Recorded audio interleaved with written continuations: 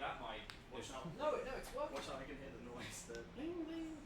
No, I can hear it. Can you hear the mic? Someone speak into it. Yeah, we can hear it in here. Yeah, testing. Hello?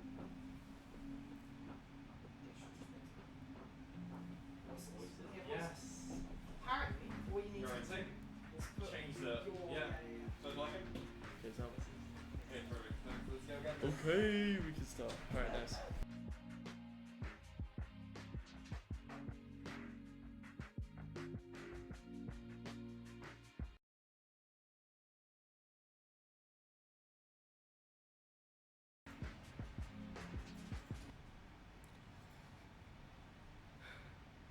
Okay.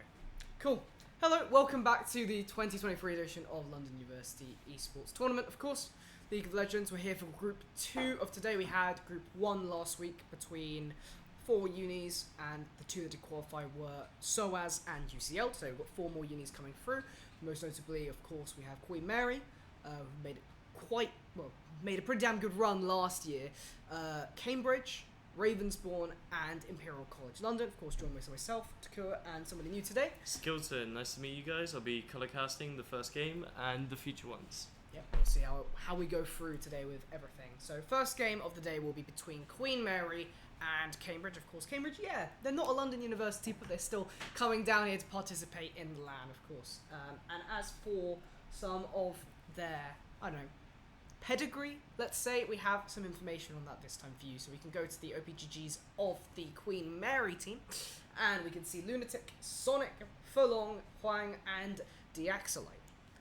Yeah, I mean, it's pretty evident to see these players are very high rankings. We have some Masters, some High Diamonds, a Plat in there, but that doesn't really change the the understanding that this is going to be a very high-level playing team, hopefully quite coordinated. One thing to observe is the amount of spam on some of these champions. We have Karthus, 8 games in a row. Diana, what looks like to be 10 games in a row. And followed by Rek'Sai. These guys, to put it lightly, may just be one tricks at what they do. But will that be a problem in draft phase? I think it will be, to be honest. What do you think? Yeah, if people did watch last year in terms of Queen Mary's own gameplay, they did actually really like this Karthus pick. Diana as well, both, but I think these two more specifically than the Rek'Sai.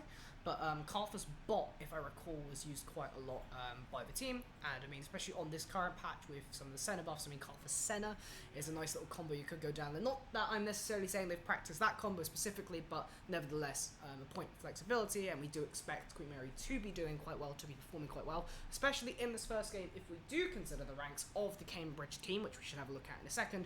But it is worth noting that rank does not necessarily matter given some of the performances last time from SOAS, but Cambridge has Acrylic Asp, Taekwondo Pig, I don't know how to pronounce that, Nymphed, Lorx, and Professor Frink. Yeah, I mean, one thing to say about these early drafts, when teams are going to be playing their first games, who knows what the hidden picks may be, because not everything is revealed just in the op.ggs. There's always more to these games. For example, there could be a flex pick through jungle and top, or support and jungle. It's who knows these at this current meta. So what we really need to look out for is the early surprising drafts that may just take QM Samurai by storm and completely get them off their guard. Yeah, it'll be interesting to see exactly what ends up getting picked. You have to remember this is a university level tournament at the end of the day, so what you may see is not necessarily equivalent to what you'd have in pro, but of course you get those pocket picks like we were talking about a little bit with Queen Mary's team. I'm sure we'll see the same thing coming out of Cambridge. I see a lot of Zoe gameplay coming out from their mid laner as well, but we'll see exactly what happens when we come into draft, because you have that disparity when you start locking in picks or bans. If they know that you are maybe a one trick or very comfortable on a particular champion, comfort picks expected to be banned now. Yeah, absolutely. And that's not to say pro play has been spicing it up recently. A great example is Carrier with the ADC supports. Completely confused in the LCK scene, but will we be seeing this in Queen Mary's and Cambridge's games? I think possibly. I mean, it's all about surprising in the first couple of matches. Once the meta between the teams has started to form after the second and third games, then that will really start to test which team is actually the better cohesive team, but for now, it's just catching people by surprise. So I think Cambridge have a good shot at this, despite the ranks, despite what seems to be the champ pools. I think they could have a really good angle if they get draft right. Yeah, draft of course only matters so much. So is that level of execution when it comes to in-game, the gameplay itself. You get some early kills, you can snowball a lead, stuff can happen. That's the other thing about this sort of level of gameplay. Yes, you have relatively decent gameplay for a university level, but the issue is that you also have, well, you're not necessarily going to be executing, you're not going to have the same expectations as direct pro play. Absolutely, yeah. But what do you think we'll be seeing here? Because Shyvana, we're seeing the Zoe picks, the Nocturne. There could be a couple flexes, I'm thinking. But what do you think is going to be the main priority bans from Cambridge's team? I mean, just coming off of what they've shown on OPGG, it's likely that they'll just try and comfort ban out Queen Mary's side, and Queen Mary, I would expect to be doing the same thing.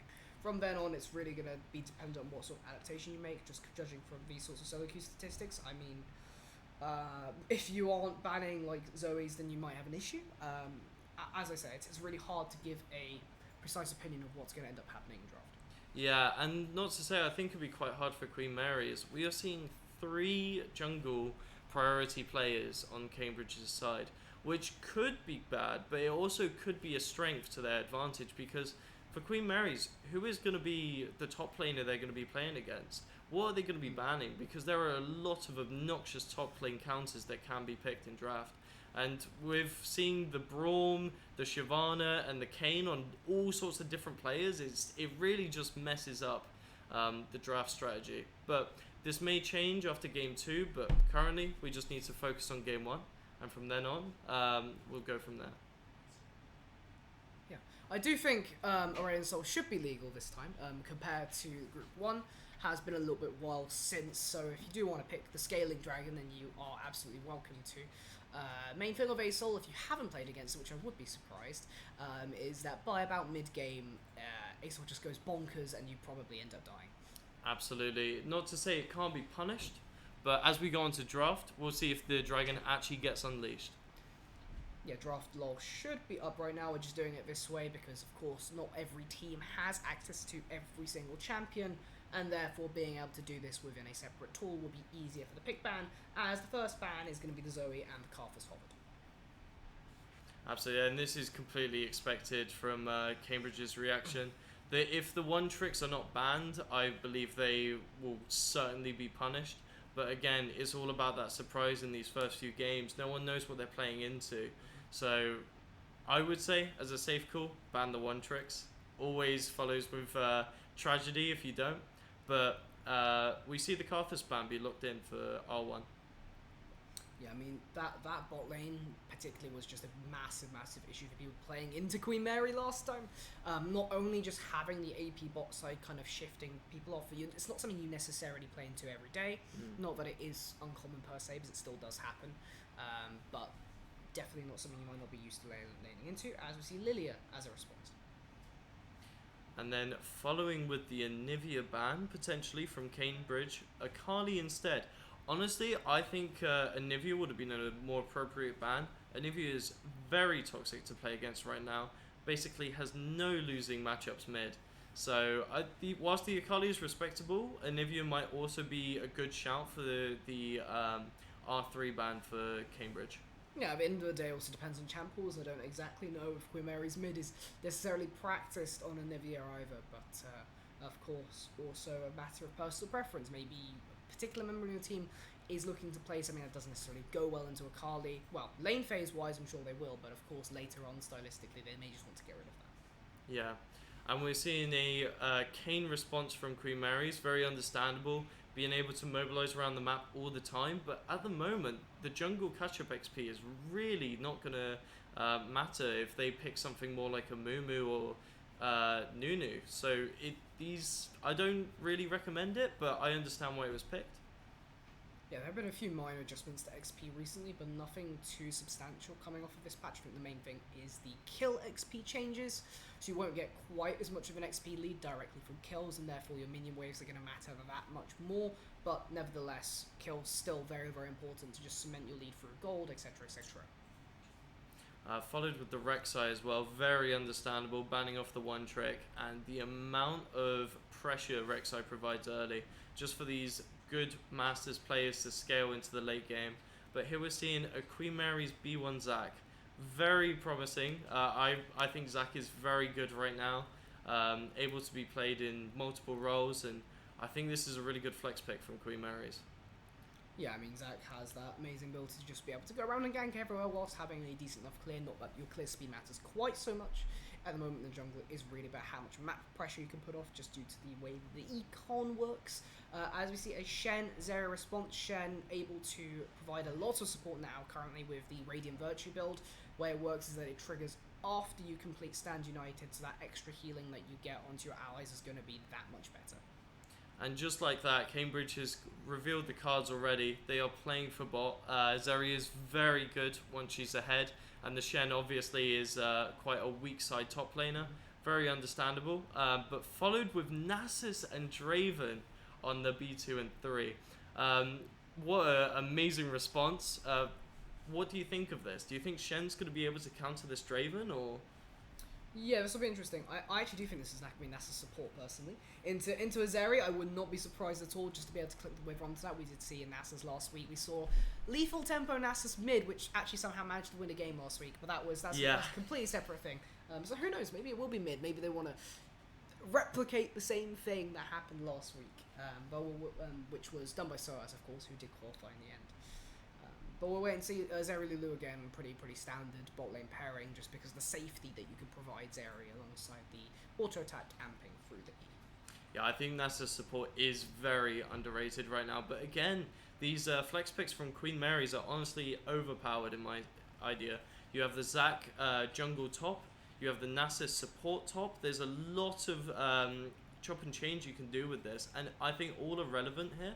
I don't think we'll be seeing Nasus into Shen, so it could very well be a support lock-in.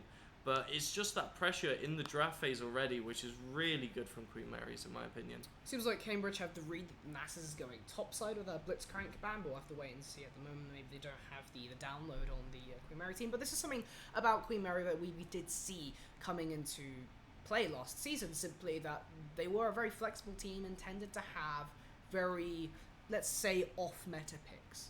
And I think that is still showing right now. Yeah, and as we see, Cambridge are starting to look for their R4 pick, usually the blind. So what do you think we're going to be seeing here? Are we going to be seeing a blind mid or a blind jungle pick? I mean, it's not exactly a blind jungle if you just pick the jungle here, because it is going into Zac. So I would just suggest picking the jungle. There is the J4 Hover, again, another good jungler at the moment for being able to provide a lot of gank potential. Gragas can do a similar thing, although I dare say not quite as well as the J4, but I guess it gives you a little bit more of a damage spread with the extra AP that you are putting into that role. I think Gragas was a really smart pick here over the Jarvan. Zarya just needs that peel to play, and I think Gragas provides a lot more utility and a bit more late game damage, which is what it seems to be they're looking for with Cambridge. So very smart, but followed up with Sylas. I think that's another great pick here. Lots of ults to take, although I don't think they're going to be very good. But with a Fiora for the B5, very interesting. So that does confirm that Nasus is support and Zac is in the jungle. Yeah, I think that was fairly easy to figure out. I mean, it seems like Cambridge just did not have the read on that at all. The double support ban, interestingly, but maybe it was just ended up being like, okay, well, they banned two support, we flex it around. Fiora should have a pretty damn good time laning in the Shen. Shen's entire role here is play for that Zarya, and it seems like the rest of the team is on board with that. So Cambridge very much are looking to scale up. Absolutely. I rate the Orianna pick. I love the Gragas pick, but together we're looking at a double AP mid and jungle, followed by Shen, who doesn't really do AD. He does more of a mix. I think it's going to be very easy for some of these players, for example the Fiora, to just maybe build some MR here. I think that might just jeopardize their comp a little bit, but since all of this is going to be funneled into the Zarya anyway, I think maybe this could still be quite a nice draft for them. Yeah, I think the key pressure point, though, is just going to be to do with how these lanes end up matching out. You have this Draven, you have a Fiora. Both these champions have, let's just say, fairly decent lane phases compared into the Shen, compared into Zarya Louis. Lulu. Lulu. I don't know why I can talk. Apparently Lulu's Louis now. Yeah. But yeah, of course. If Draven does get ahead in this sort of circumstance where you have the Zac going around and emitting that pressure, I think there's going to be a lot of counter jungle gameplay. At least that's what I would like to see. Counter ganking more specifically from Gragas. That map awareness is going to come in really, really crucial when it comes to making sure that your lanes do not fall behind too early. Yeah, absolutely. And again, if this Nasus is able to shut down the Zeri late and the Draven is able to get ahead early, it's basically the key carry of Cambridge gone. So it's going to be very rough, I think, to get this Zeri ahead. But if it happens, there is literally nothing stopping her. With the Shenol, the Orianna peel, the Gragas peel, it's looking very good if everything just forms together. If all the puzzles click, I think Cambridge have got this in the bag. Yeah. But Queen Mary's do have a comp that can possibly counter and can possibly respond just by outplaying. So it all depends. Does Cambridge have the surprise here? Well, yeah, as I say, it's going to come down to this early game. If you fall too far behind, you're just going to have an issue, especially with the Nasus in existence. So you do need to be able to scale up and also somewhat be even. So it's definitely an uphill battle, especially considering what we know about Cambridge so far. But it doesn't necessarily mean that they won't be able to execute in the end, as it is really down to how volatile it ends up being on the Rift. Absolutely.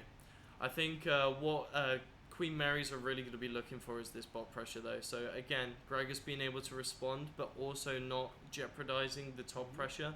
As Zac would easily be able to have pressure with the Silas. The skirmishes are really amazing here.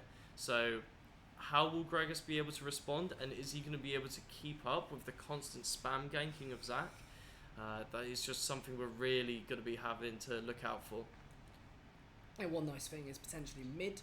Silas having that weak laning phase, I think this is an area where Queen Mary don't seem to be prioritizing, and you as Gragas Ori have potentially got pretty good skank setup into that lane. So if you do feel like your top and bot can just play safe, maybe a point where you could try and gain some momentum is there, but it is, again, going to come down to pathing, going to come down to how everything plays out in the game. But Absolutely. As of right now, I would personally favour Queen Mary, but I think that they are probably the favourites coming into this game, and arguably the group. Now, the other thing is Imperial have joined into LUE for the first time. They weren't here last time.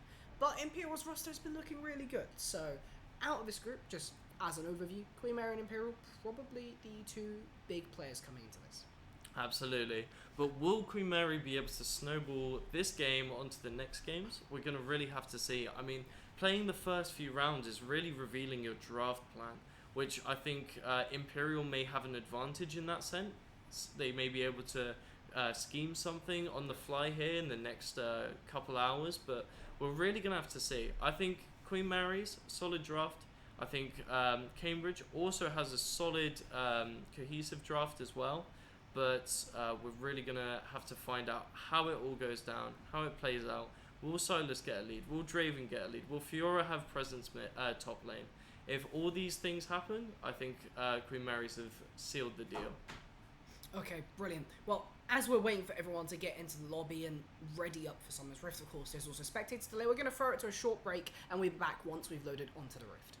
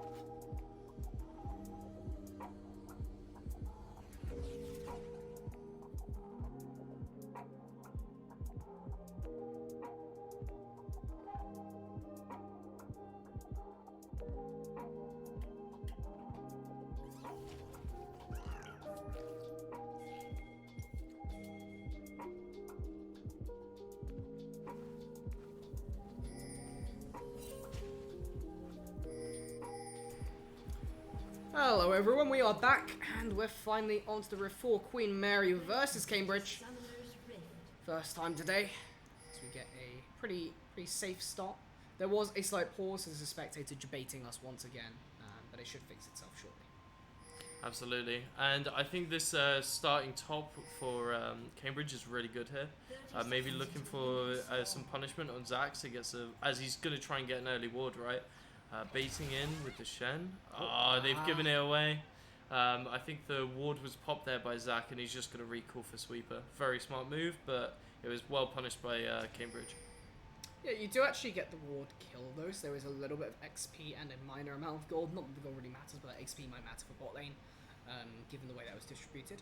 Although it was between multiple people, so I'm not sure if it will actually impact the level 2. Bot side warded out though. Absolutely. Giving it to the mid laner in this situation would have been massive, because that means they get the level 2 spike from the first wave. Unfortunately, Orianna wasn't able to collect it, so it won't change anything there. But here we see the bot lane for Queen Mary's trying to go for possibly a cheese. Yeah, they have the bush. There's look it out, they didn't get it, so there will be a slight trade there from the Spirit Fire with Nasus. Gets popped back for the Zeri, so fairly even on both sides, although favourable for Queen Mary. And the Nasus armor penetration is already starting to show off. It is obnoxious with Draven. And here we're seeing just that Arcane Comet damage as well on top of that. I think this is going to be very difficult for the Zeri Lulu. Yeah, Zeri Lulu is really going to need to respect this early game. Has a huge amount of damage potential, so definitely something to watch out for there. Fiora Shen does do pretty well early, but after a few levels, Fiora will just keep being able to basically take control over the whole lane. And what do you think of this, the shield on Zeri, by the way? I think Cleanse would have been the appropriate option here. Yeah, Cleanse for the potential of being able to cleanse the Wither, I think, is the main reason, but I think it was more of an oversight on that front. Absolutely, but it's too late now. The runes, the summoners, they're all done. It's just the game as Fiora is pushing into Shen, potentially looking for a cheater on this. But here we see some short Shen trades, but he's not going to be able to have some early pressure. Oh, the E-in was not what he wanted to do. Flash for first blood for Lunatic. Very easy there. Bit of a blunder from the Shen there to actually use the Shadow Dash in for the trade. Kind of going to be using that one to get out. Shen really needs to be respecting this top side again. The Fiora matchup is very difficult for him. He is able to score some really good trades, but just having that wave advantage for Fiora is too much. But Gragas is going in here, bot side. Yeah, okay, flashed away from the body slam. Queen Mary bot lane on something, but maybe trying to get this Draven to cash in a kill. Has with hands top lane for a little bit more of trading. I think the bot side of Queen Mary have managed to get out with the help of some suns and the jungle arriving, although Zac might be able to give them the turn. Draven flash forward, 1 axe, 2 axe, that's enough, but Zac taking both the kills. Draven is unable to cash in off of this. Both of the side lanes absolutely stacked for Queen Mary's. Oh. This is insane, and the shield is just barely able to save Zeri's life. Okay, I take it back. The shield was OP, but unfortunately, it's not OP enough to save their laning phase. Draven already has 2 assists, pushing in lane. The lane crashes, so Zeri isn't able to collect any of this, and this is a 13 CS advantage straight from the get-go. What an amazing counter gank by Zac, and what an amazing double solo bolo from the Fiora. There's another flash mid. I don't think he can kill onto an Ori here, but either way, burning that resource means the next time that Sonic comes into the mid lane, you can get something off of it. That's like going in for the all-in, although Professor Frank on the Gragas is available. Here in the mid lane, I think it's just going to make them back out of it. And no kills going to go down. 4 kills, though, in the first 4 minutes to Queen Mary. Absolutely. I think this 2v2 skirmish is very Queen Mary's favoured. Orianna needs to bristle down this Silas before they go in for an all-in. So, unfortunately, they are forced to back out, whilst Queen Mary's have the wave advantage once again. Yeah, it's going to be a bit of an uphill battle. This is the early game we're talking about, though, within draft. Queen Mary having the advantage in these lanes and the power of gank, the gank power even of Sonic being able to just exert that across the map. We're going to need to really see a bit of an adaptation coming out of Cambridge to be playing a little bit safer than they have been in the first few minutes.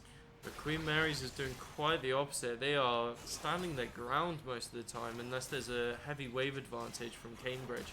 But yeah, the Draven and the Nasus, look, he's walking up completely unfazed, not scared at all. but unfortunately they That's didn't. a kill in the mid lane, actually. Ori screwing up their flash auto to finish it off, and there you go. That's that flash dip coming in from the gank earlier. So every lane has been soloed or won in duels by Queen Marys. This is such a good start, and Queen Marys are just flaunting their skill at this point. They're very confident in these matchups. The Draven and Nasus was very evident that they are ready to fight. But Gragas is coming in, but it's not enough to secure any CC. I mean, if you have the flash there, you might be able to get something off, but based on where your bot lane were, I don't think they were in a position to be able to even follow up off of Gragas' body slam if that were to actually connect with full on there outside. But again, very favourable gold lead towards Queen Mary, about 2,000 gold. I completely agree, and Gragas has now backed on Vision, so potentially this gives Zach an opportunity to look for bot, get some sort of punishment on this. The wave is pushing in, so a potential dive is here as Lulu is already on half HP from the Nasus.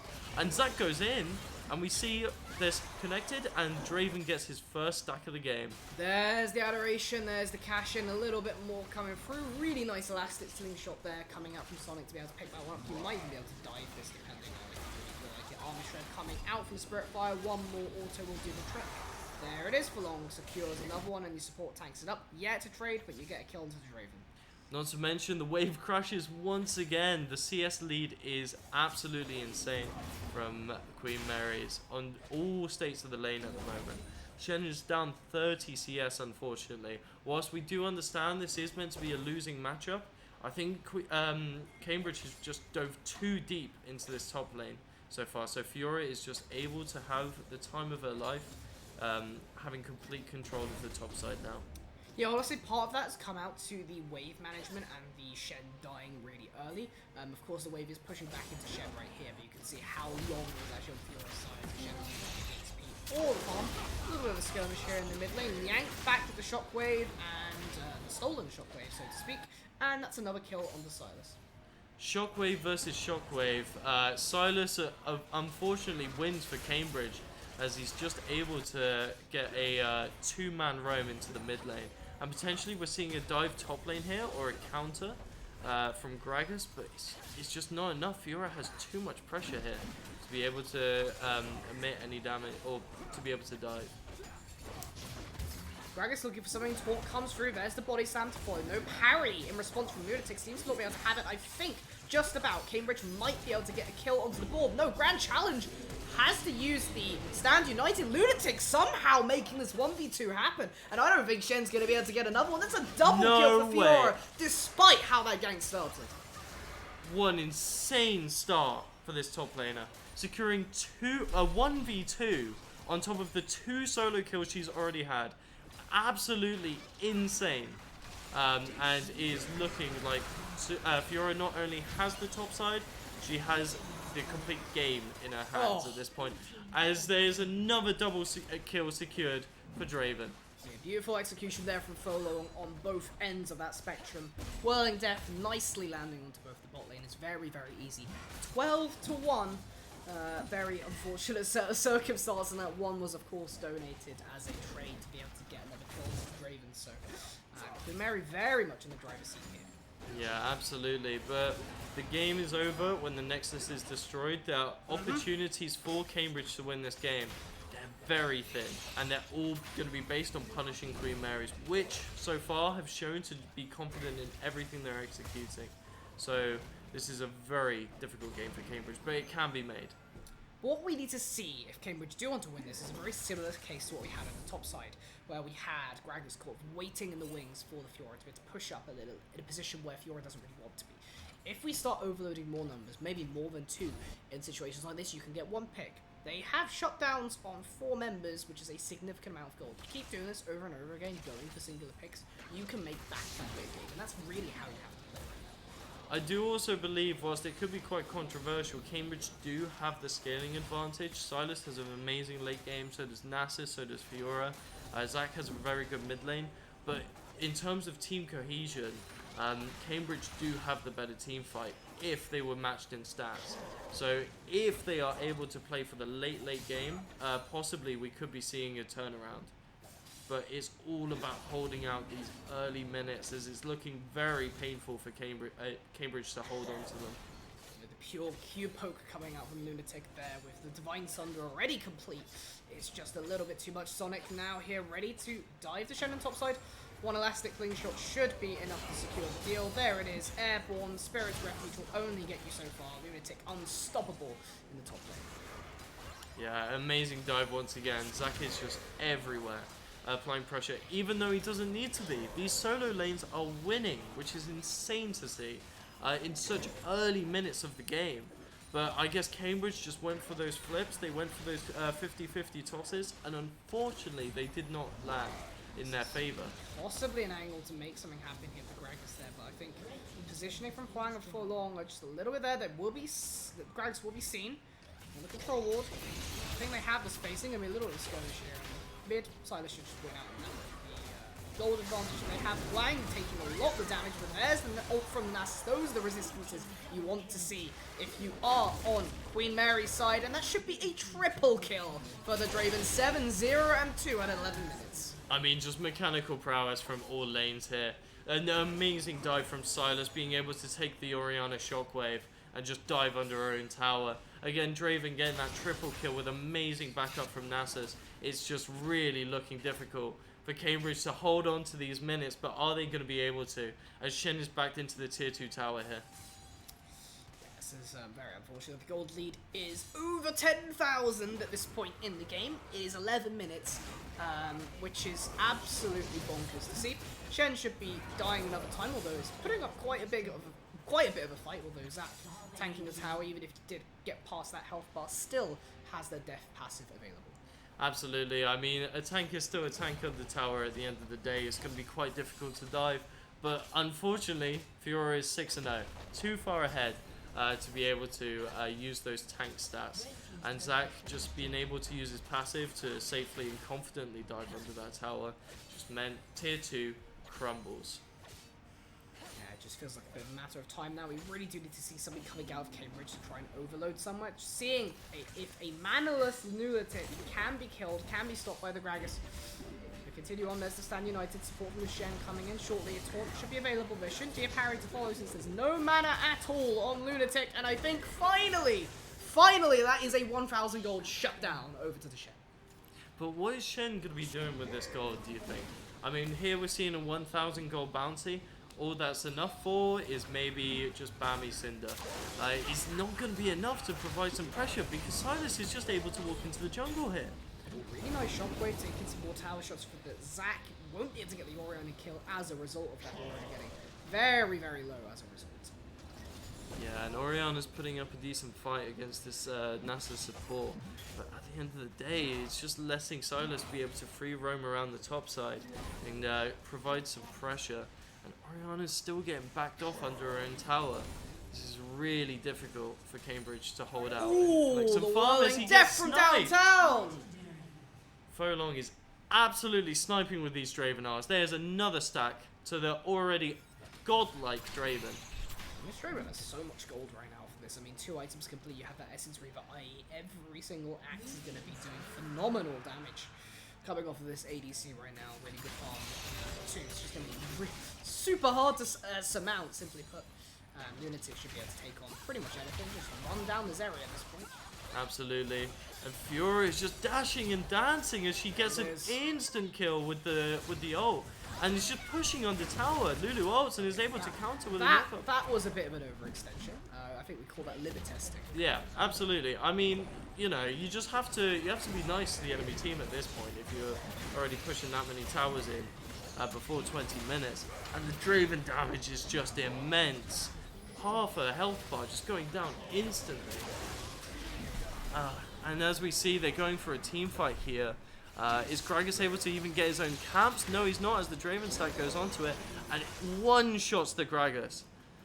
This is really looking like a lot of pressure on the side of Queen Mary's, to put it as an understatement. Yeah, very hard to deal with, to be frank. It does just feel like a matter of time now for the rest of this game. But yeah, what this does tell us is that Queen Mary very much favours from the tournament so far, coming off of this sort of performance. I think people have a lot, a lot to expect from them coming into the next few games. I mean, that's not to say Queen Marys are just very famous in the esports scene around London. They have professional facilities. They've had quite a status for quite a while in other tournaments as well. So, I mean, to expect this is very normal from Queen Marys. Here we're seeing a shockwave just to play some time here, but is it enough? No, Shen still goes down to the now 8-2 Fiora. So it is, just keep running them down. That's another one on the board. Keep pushing out the tower. You can probably just force it down their throat if you really want to. Lunatic going in for another one. Grand Challenge popped. Zeri also popped. And I think the Orianna there to follow. And the shield was just able to make another stack on Fiora's ult. Unfortunately for the Zeri. But Gragas is putting up a fight, maybe cutting it out, but just not enough. As they are now going for inhibitors. I mean, at this point, you could probably just end. You are that far ahead. Push down one minion wave, and then you're on to the Nexus turrets. 5 members of your team could go for the second inhib. But Queen Mary's going to force, because this could be, if the death timers are able to come back in time, a great possibility for Cambridge to have a comeback here. It does look like Queen Mary's are very ahead and possibly able to secure, but they are retreating and playing the safe game here. Yeah, at the end of the day, you don't want to throw your entire lead just off of one sort of forced end. You can definitely just afford to back off, spend your gold, and do the same thing again. Absolutely. Taking some jungle camp still, taking some wave, pushing in. What we want to see from Queen Mary's here is them now sinking the wave so they can push those outer lane turrets. So Fiora is able to get some presence. But if this isn't done, Queen Mary's does have an opportunity to just play it out. That, or Queen Mary's can just run it straight down mid and end, which is another possibility that I honestly would not be surprised. I think it's it's just a bit unfortunate, but we can see that the Orianna and the Zeri both lack a mythic item completed. Whereas, you look at the other side of the map, and you see items everywhere. 2 items on some champions, and the disparity is enormous. Yeah, we are looking for these very late game spikes here, which may just be a bit too late for Cambridge. But, I mean, they are still holding on to some minutes here. The 20 mark still has not been ticked, so Queen Mary's could possibly get a pre-20 win. But are they going to force it? Is it going to give Cambridge an opportunity to come back here? It could be quite possible. It does seem impending. That's another tower destroyed. Fiora going straight onto the Orianna. Flash away. A little bit of damage there. Ult stolen as well. Back it off for the time being. Re-engage, I'm sure, coming soon. Yeah, they're just stalling it out here.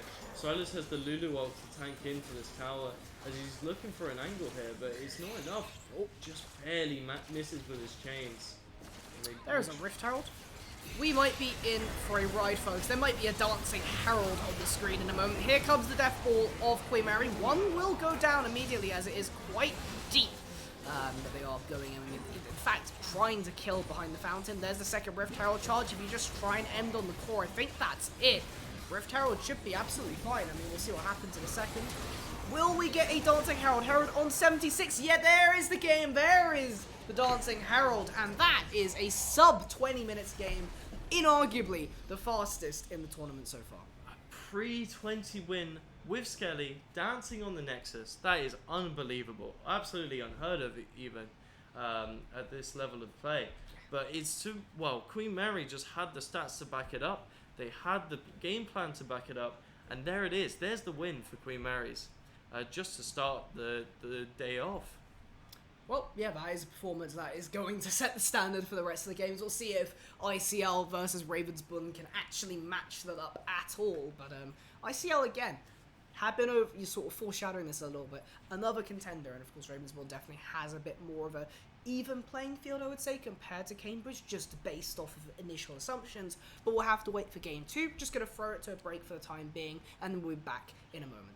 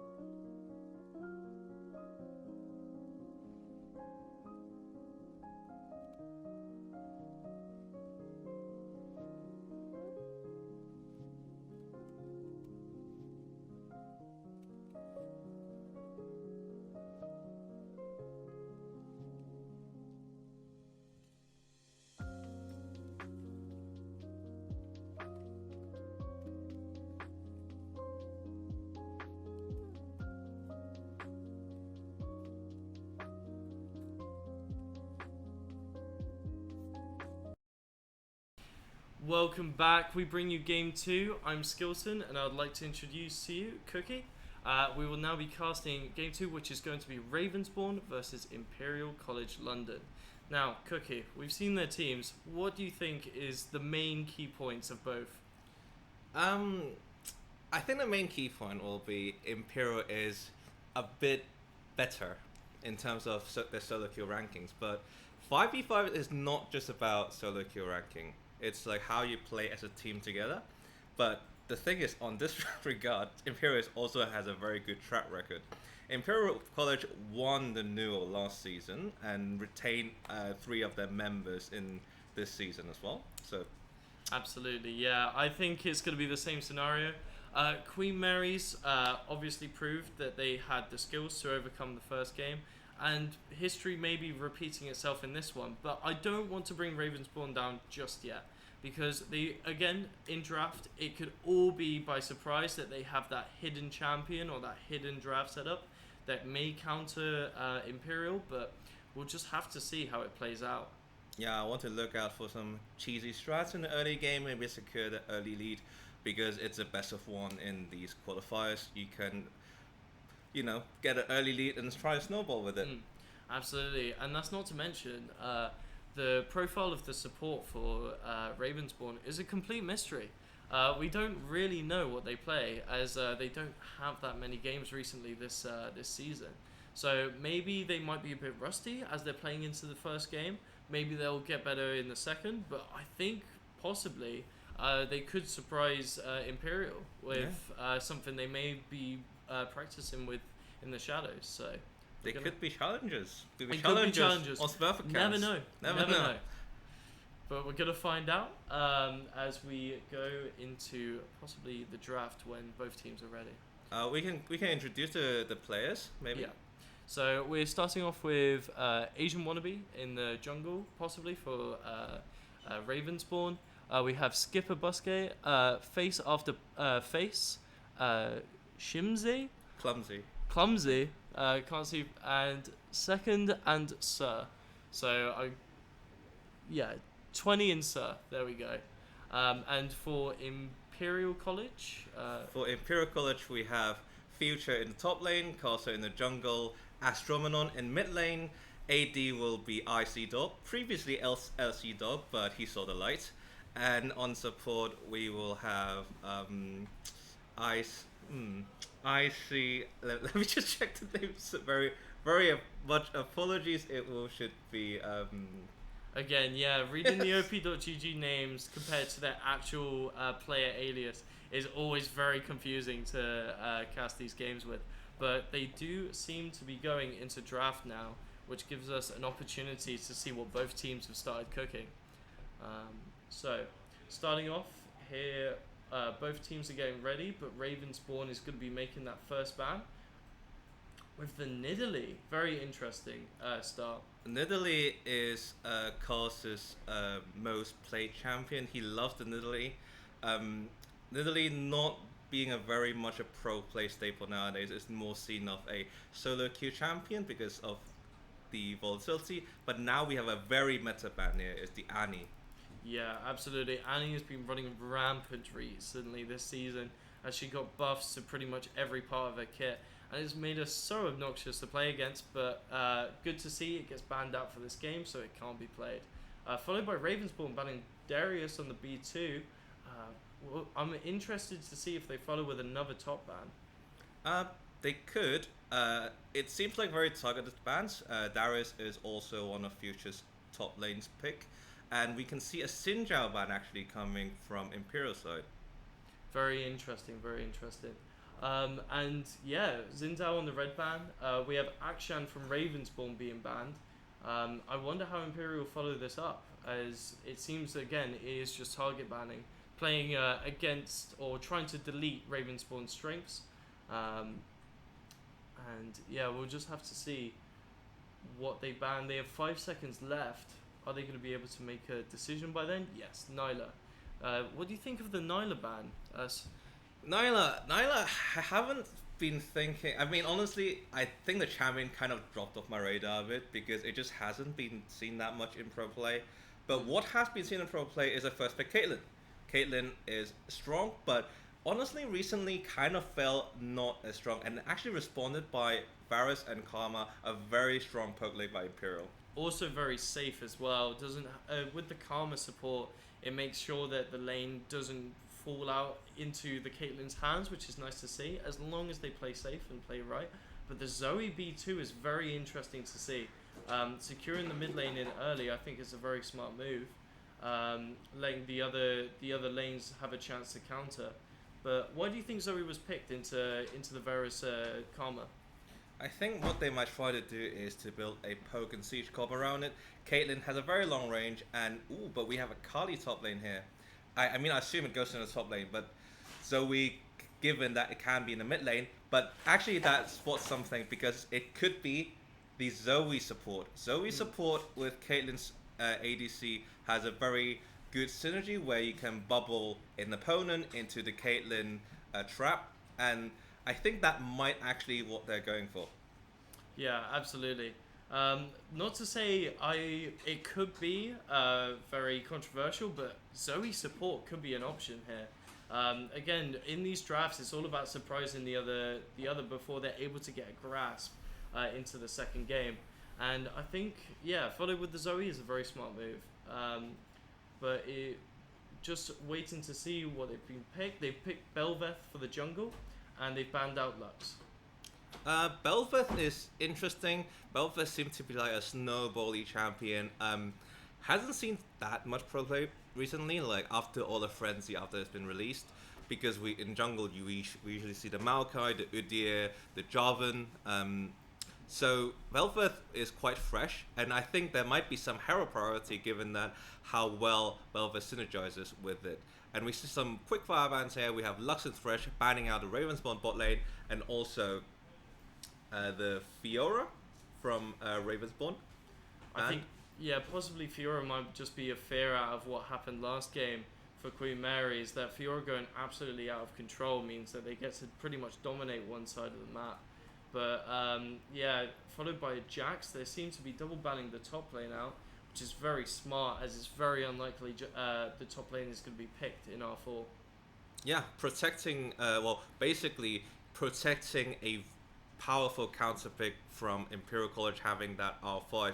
But Imperial College might go for the Renekton. We'll pick the Renekton at R4, securing that top lane pick there, and answered by Aatrox. I think Renekton could honestly be a flex here. Whilst I don't know if this is able to be executed by Imperial College's mid laner, it could be used. But here we're seeing the Aatrox followed by a Mumu. Here, I think they have a very good team fight. Very scrappy it's starting to look from Ravensborn comp. Followed by Sylas. Sylas is going to have some amazing ults here. The Amumu, the Aatrox, the Akali. Not so much from Zoe or Caitlyn, but 3 good ults from Sylas is more than enough to make some amazing plays for Imperial College. Yeah, Sylas has such a strong base kit. He just has to synergize with maybe like 2 or 3, which definitely has in this composition. But also securing the Renekton will probably going top lane into the Aatrox and Sylas into the Kali, the very classic matchup in the mid lane. I'm going to find this very interesting for Sylas. He may have to play quite safe in the early on, because being able to utilize the Zoe ult is very slim, and it's, in my opinion, not very good to execute. It can be used, But if Silas is able to go for some level 6 roams and possibly steal an ult from Amumu, that could drastically change Imperial College's playstyle in the mid lane. Yeah, that is if Zoe goes mid lane and not the supporter we were talking about. Oh, absolutely. Yeah, that's a very good point. So we're seeing Amumu jungle, Aatrox top, Akali mid, Zoe support, of course, yeah. Okay, right. So a very interesting comp by Ravenspawn, to say the least. I didn't even notice that into the B4 and 5. It's going to be very interesting how it plays out with this Karma peel. I think it's a very... Like, remember when we talk about how Ravensborn is, it on paper has less tools. I think they kind of made it harder for themselves, going for really hard champions. Except for Amumu and perhaps Caitlyn, I think all the other champions are actually quite difficult to play. And honestly, I would have loved to see some more proactive early game comp, which they kind of don't have. Caitlyn and Zoe could be playing for lane pressure, but also into the Varus combat is quite difficult. And Akali is a very skill dependent champion, and Aatrox as well. So I would have liked to see something else, but Yeah. here we go. Here we are. No, I completely understand what you're saying. Imperial followed with a really good comp. It synergizes very well. But at the same time, if Ravenspawn snowball here, the Aatrox is very good at snowballing. The Zoe is very good at snowballing. The Caitlyn is obviously amazing at snowballing. Akali is also really good for those scrappy fights that may be very present into the Bel'Veth for an excellent Silas here. We're just going to have to see how it all gets executed if Ravenspawn are able to match their timers together, but we're just going to have to find out. So we're going to bring you over to the break as we wait for the game to start, so we'll be back with you very shortly.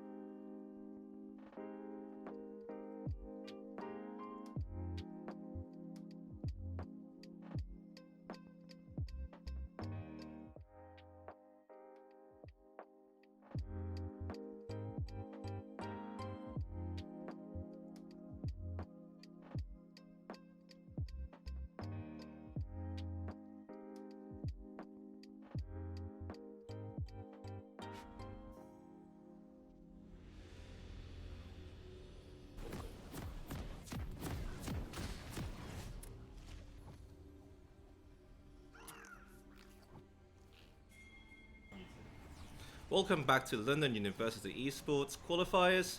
We have Ravensbourne in blue side and Imperial College on red side.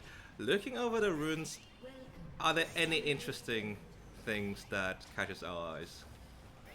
Nothing too interesting. Maybe the Renekton going TP is, it's standard for Renekton to take Ignite into most matchups, but considering we're in a team environment here, this isn't solo queue.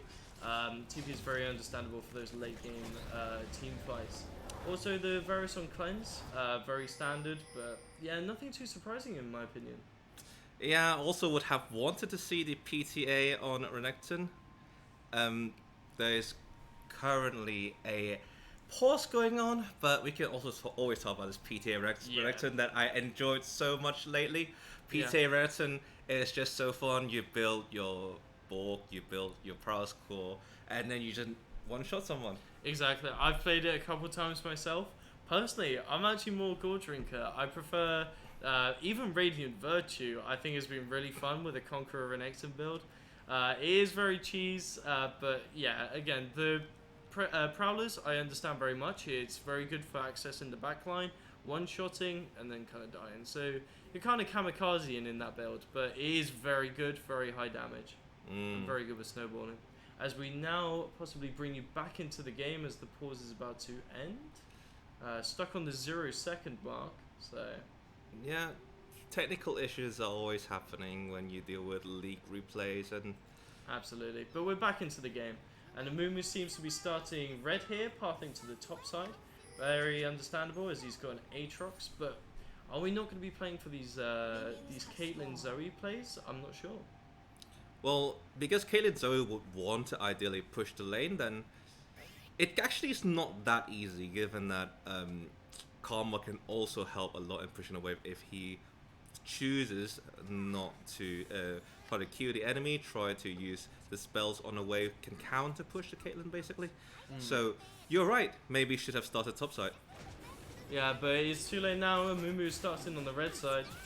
He's made the choice as Belveth also starts on the opposite side of the jungle. So they're going to be going for the... Belveth is going to be going for bot side scuttle, and Amumu will be going for top side scuttle. I'll be very interested. Do you think Amumu is going to full clear or 3 jam? I would think they would full clear. Yeah, but we'll just have to see how this goes. Ooh, some trading going on already in the bot side and the top side of the map. Yeah, and we're seeing some small poke in the bot lane as well. Karma and Zoe kind of having a 1v1 in the bushes, and Renekton's getting some nice little poke off, potentially going for an all-in later on before Aatrox gets that level 6 power spike. Yeah, the emote game on point as well for both bot laners. Level 2 on Renekton.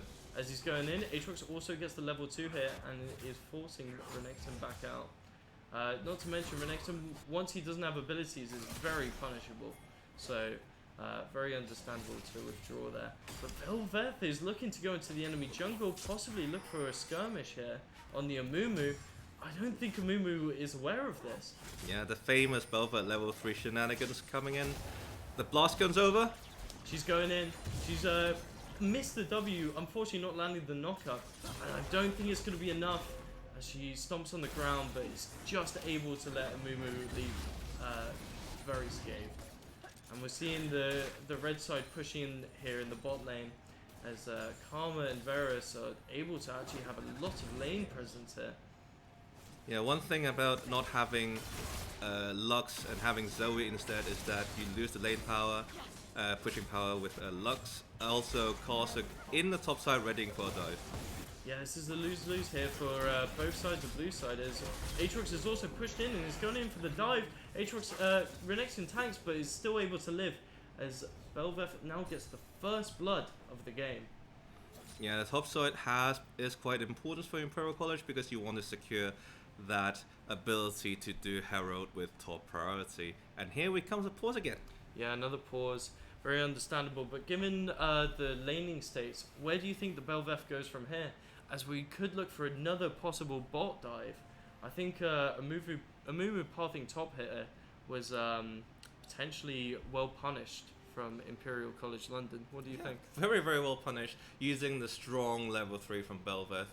This charm in once you hit or unlock all the abilities is quite nuts, and obviously it kind of falls off a bit later on until you get the enlarged form, enlarged form, the queen form of the of Belveth. Going back into the game unpaused. Yeah, we see a short pause, potentially going back into the game soon. But I think the Belveth skirmish was really smart. Even though she didn't get to kill Amumu, it was the fact she was able to pressure him out to recall and then go for that top dive. I think the top dive, or being able to skirmish in the first place, was really important, as it meant Amumu wasn't able to match, which led to Aatrox falling under the tower. But we're going back into the game here, and we see Akali is now starting to get some trades onto the Silas, and Silas is following back. Yes, both sides. Oh, Casa just walking through mid lane, probably helping Ashwell to push out the lane a bit, but more importantly, walking over support lane to counter what Amumu is trying to do.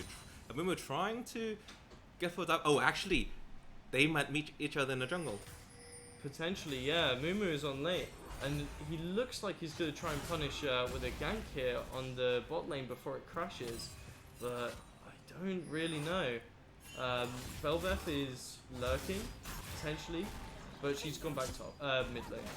Akali is able to get out quite cleanly. Some pretty heavy trades for the Akali as she tries to 1v2 in the mid lane. Aatrox is landing some poke as the wave is about to crash, and Renekton isn't really able to trade back here.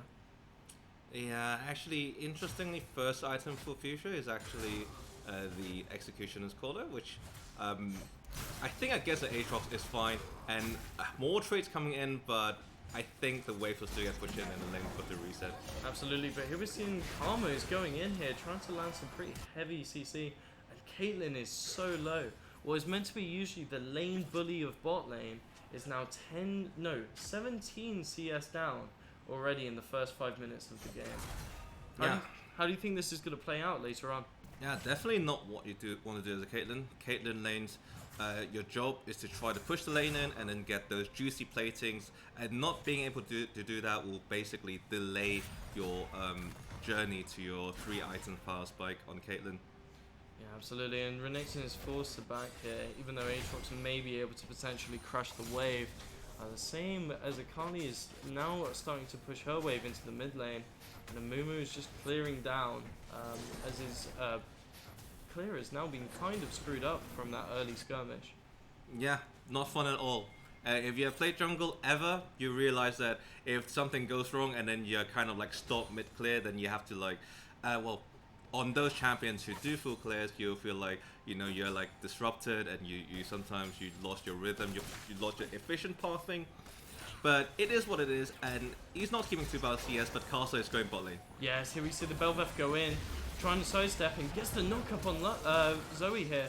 Zoe flashes, but is still rooted by the Karma as she's low, and Belveth is able to clean up and take the kill onto Zoe. 2 kills up onto the enemy jungler. Amumu is now kind of going to have to find some angles here, otherwise Belveth will be able to take this game by storm. As Amumu, it's okay to wait for level 6, but also your early strength with the double bandage torch is actually quite strong, so you do want to try to use that to your advantage. Dragon looks like started by Imperial College here. Yeah, absolutely.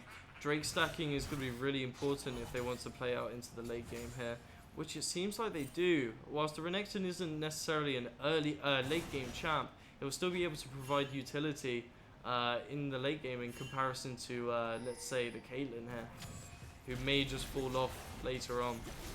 But yeah, here we see Karma is zoning out the Akali, so she's not able to get any presence, and the first dragon is slaughtered and is given to the Imperial College. Asian wanna be looking at the top lane. Blast comes over, trying for a gank here. Asian wanna be landing the first chain, and Renekton now ults as he potentially looks for some burst onto Aatrox, but it's just not enough, and he's going back in and he dashes and gets the first kill on face after face. So face after face is now down on 2 deaths, and Renekton is able to secure his first. Very nice for the snowball lead of Renekton.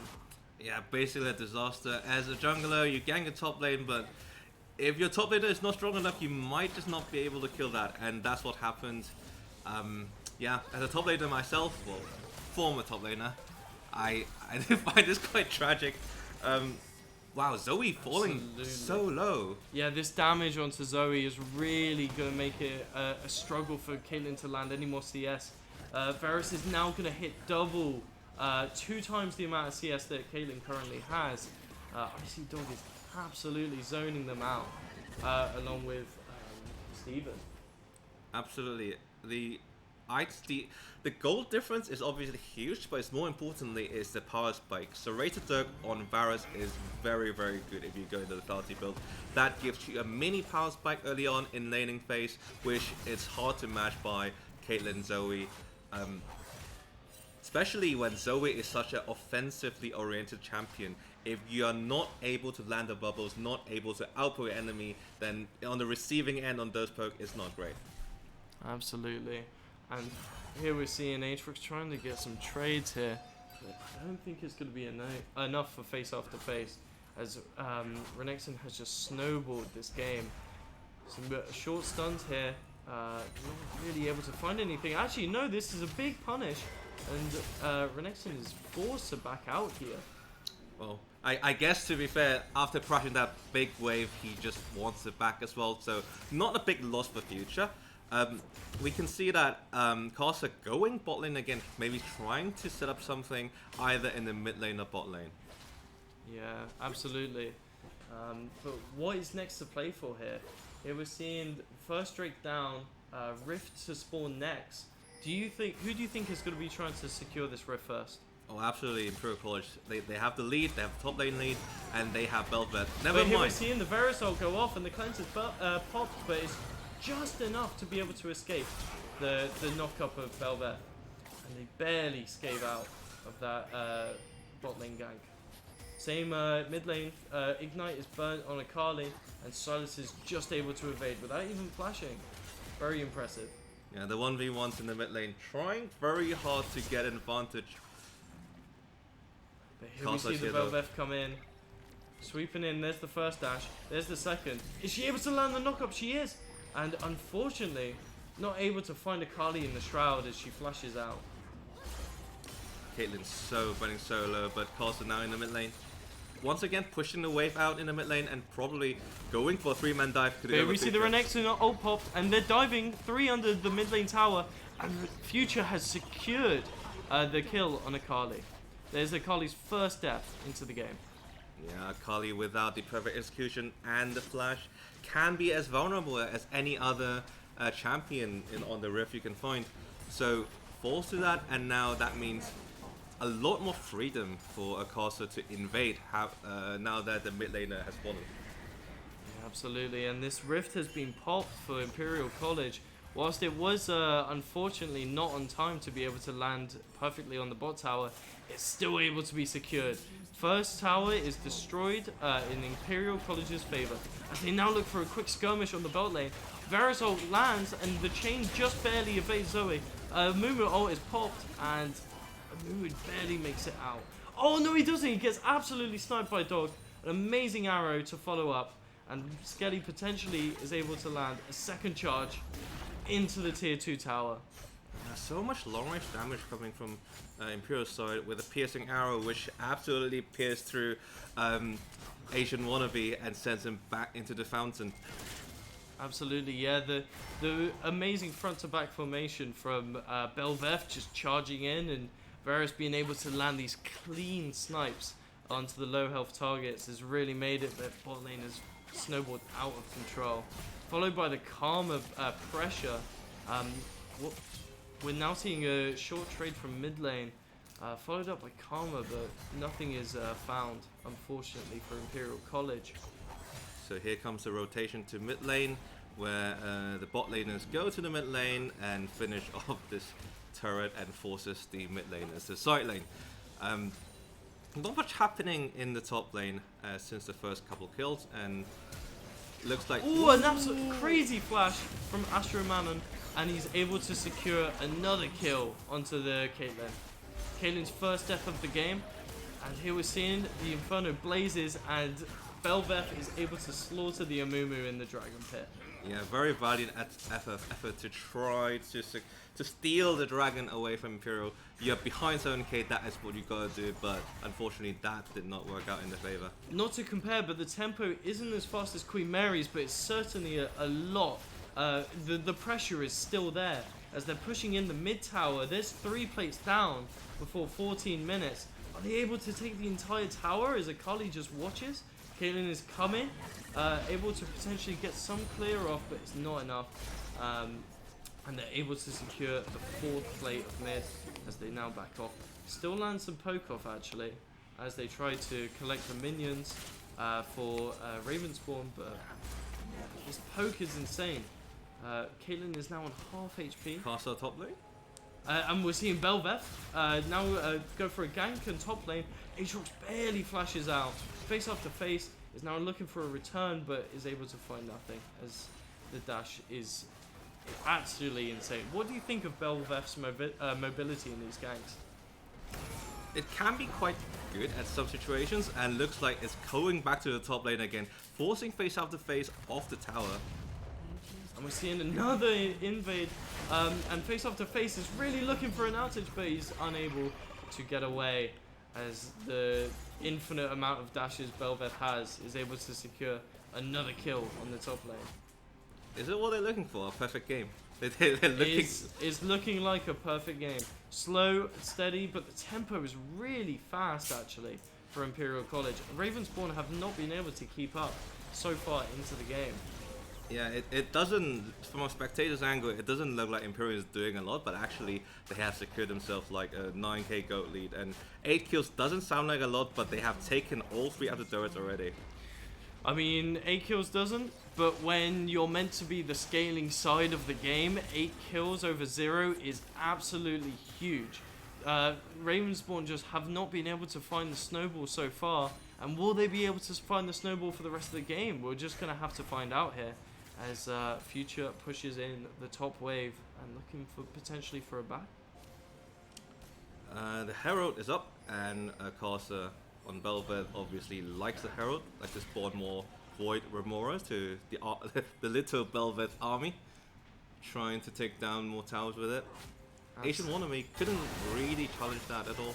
Oh, here we're seeing a bot lane in 1v1 with the mid laners here. Silas going in, but also it's chaotic here as Belveth is also getting a pick on Amumu, who was able to secure the bot kill as Belveth is still going in the mid lane. Zoe barely scaling out as she has to burn flash. And Silas is able to, is still chasing in the bot lane actually, as the mid lane is being sieged by Imperial College. This could be game. This could be the game right here. Potentially another Skelly end, we don't know. And Caitlyn is trying to step up here, trying to potentially kill this Rift Herald.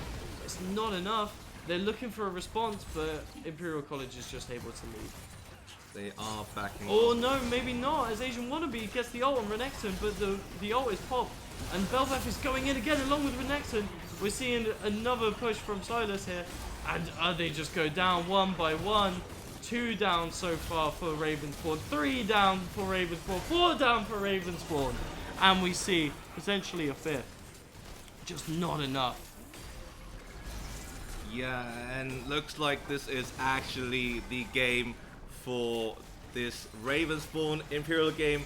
In 17 minutes and 13 kills to 0, it's a perfect game for Imperial. Never mind, I jinxed it. Is it a perfect game? No, it's not, as Caitlyn's able to secure a shutdown, a second shutdown even, onto the Renekton as well. Are they still able to end? Yes, they are.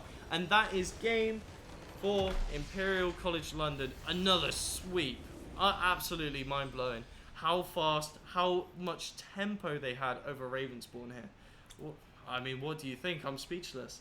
I wasn't too surprised given that we looked at the LPGs before, but also I'm quite happy with how they played.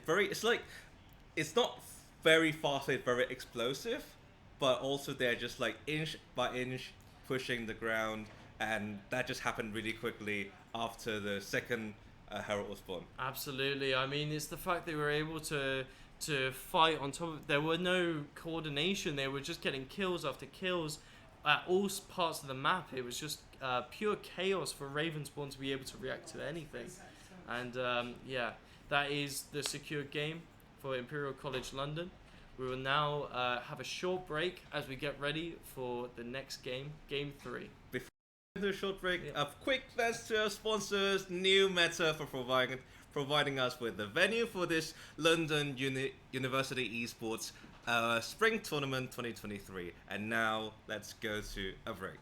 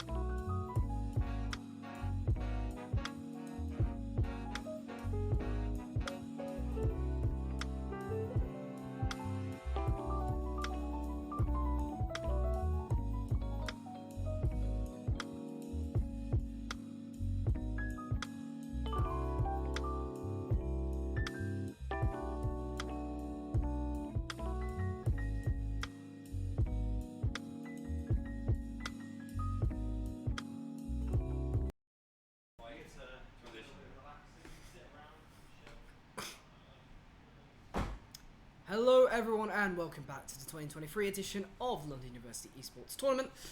Here again, myself, Takua, and Cookie, here to bring you the third game, which will be Ravensbourne versus Cambridge. So I expect to be a pretty chaotic game, to say the least, and perhaps a little bit more even than the last few we've just seen. Yeah, I think if you have seen the last two games, you will know that Queen Mary and Imperial College are the more advanced team. Yeah. And I would say Cambridge and Ravensbourne will be, they kind of got slaughtered playing against those two elite teams. Unfortunately so. It's just the matter of the way this group is going to go, but whoever does come out top on this group, they may have a chance of being able to qualify. So it still does matter to a great deal, especially for these two. I mean, you can say maybe the best of the underdogs, let's say. Yeah, the best of the underdogs. Yeah. I like how you put it. Yeah. And I do want to see these two teams trying to just play their pocket play something different from what we usually see in the pro play scene, because sometimes it gets a bit boring seeing the same champions getting played again and again and again, and hopefully they can bring something new. Yeah, it should be a good bit of fun to see the gameplay here, but of course still be a little bit before we get into the pro draft. I mean, as for expectations, we did see a few things last time. We had the Zeri Lulu come out from, it would have been Cambridge. And then Ravensbourne this time was just a little bit unfortunate versus ICL with the Caitlyn lane there. I totally love the idea of Caitlyn Zoe. I think everyone is still a bit undecided how good Caitlyn Zoe is, but I do think Caitlyn Zoe, there's a lot of potential in it. But I think the execution it still has to be honed by the players themselves.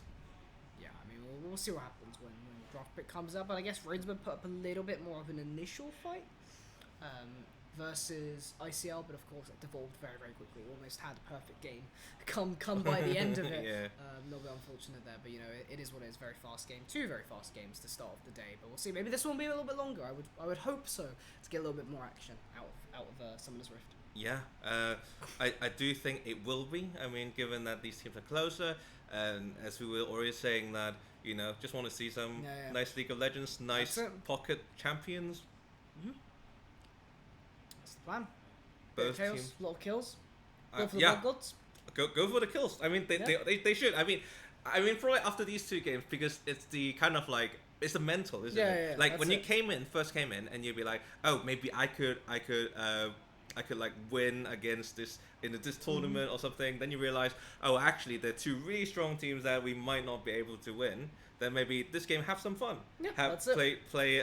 This game is your only chance. Yep. Not only. I mean, well, it might be your only chance. Possibly your only chance, because if you do lose this game, you are basically out. Yeah. Out of at least qualifying out the group. So, but it's still fun to be able to play as a 5-stack in person. With the setups, the environment itself is something very different to just being able to play Null at home. Yeah, absolutely. Like having played LAN, it's like two totally different experiences. It's like you can hear the sounds through your headset because the headsets are not fully soundproof, and you can actually feel the environment, like your teammates shouting. You can hear teammates shouting through your headphones, but like in real person, it feels differently. The acoustics it's definitely quite different. Yeah. I mean, the atmosphere as well is also another fun thing, is being able to glance at your teammates' screens, actually. Oh, yeah. If you are able to do that. But, like, you can, there is camera manipulation, but you can see a bit more information than you might otherwise. Yeah, something like, it's actually really helpful, like, in like something like Mordekaiser, you want to see outside, just like halfway through 1v1, just like take a sneak peek. Or like Nocturnal is another good Nocturnal, example of that. Nocturnal doesn't blind everyone, I mean, it does, but some champions like Gangplank you can use orange to remove the blind, or something if you have a Banshee spell that removes the Banshee spell instead of blinding you, or something like, I can't think of any other ideas. I don't know how Malzahar's shield works with that, actually. I don't think it does, because it's just damage instances rather than anything like that. But there's some other there might be some other interactions. I'm not a Nocturne main, so I don't know. But then being able to like look at your teammate's screen, you don't do that very often, but it's sometimes quite fun. And obviously after playing a tournament, going out for some food, it's just like, basically it's just touching grass, Yeah. It's like going out a bit more. And therefore is a very unusual experience for your typical League of Legends player. So to say, unless they're an Ivern main, well, that might be a little bit different. But anyway, we can have a look at the OPGs that we have available. Just a quick little glance over to the Cambridge side first, as that's what we had first. I believe this was the side that was spamming even like Zoe. Zoe was banned versus them in the first game, if I remember correctly. So actually, Zoe, a pick that may be contested. Yeah, so this is the Cambridge side. Zoe is... It is on the screen, actually. Zoe is being played by Acrylic Apps quite a lot. So that's why the bans were attracted that way. Otherwise, actually, Shyvana is banned by NTHND quite a lot as well. We're just going to get onto the draft floor now, though, because the players have decided to start with the draft. And the first ban will be the Aatrox we did see coming out from Ravensbourne last game, actually matching in quite well to the Renekton in the early stages of the game, surprisingly. So definitely worth banning away a little bit of comfort. Yeah, Aatrox actually did quite well into the Renekton until Jungler came. That is the story of top lane, as we all know. That is how top lane works. The Nautilus ban coming out from Ravensbourne might be a target ban, but Nautilus after the 13.4 patch, which is today, I believe? Yeah, it's out. The 13.4 patch has a lot of higher priority given the Relic Shield changes. Add plus 25% of health regen on that item can be very useful. Like Nautilus always looking for angles to hook. At the process will take some poke down. And Xin Zhao banned from Cambridge. I mean, the thing about Nautilus also is just the ability to just be able to click with the depth charge and then be able to single someone out with that. But yeah, Xin, the jungler's kind of just been sitting around every so often ever since they actually did a mini rework on him. In the jungle, just functions really well on low econ and is able to provide fairly good gank setup. Yeah, and Jarvan as well. It kind of fits in the same category. Jarvan seen a bit more than Xin Zhao. Xin Zhao it's only seen, I think, in that period of pro playtime where everyone was spamming everyone it. was spamming it. Yeah, It's yeah. fallen off a little bit since, but still very much viable. Jarvan is the staple. Is the current patch very strong as well. Recently buffed, and also already really good into immobile comms. That's it. So that is a good ban. Given that jungle, Akali ban by Cambridge. Interesting. Yeah, it seems like a lot of teams have been just trying to get rid of the champion recently. Not necessarily super strong, but you don't really like being a Khalid on. Sometimes you have those like really flashy kills where the Khalid's and Zonya's waits for CDs and just one-shot somebody. Happens every so often. So, Amumu will be first pick locked in, and we did see this from Ravensbourne last time rather than Cambridge, but they're going to just take away the steal, and Kai'Sa has a response. Amumu is, as a first pick, I don't quite like that, but you can argue that it's a strong pick and it's also a flex pick. Yeah. You can play in support and you can play in top lane as well. I recently played a top lane Amumu game, and then what you do with Amumu is you proxy. You proxy with your E, and then you dodge your first 3 levels, which is like your kind of like weakest time. And actually you have very, very good damage, so it can function as a flex. Well, there you go. We do see Lee Sin come up from Ravensbourne side. Alright, looking for some picks maybe. I mean, just the ability, playmaking ability is generally what you value out of Lee Sin. But of course, right now, with the way the jungle meta is, being able to gank all, every so often is pretty damn good.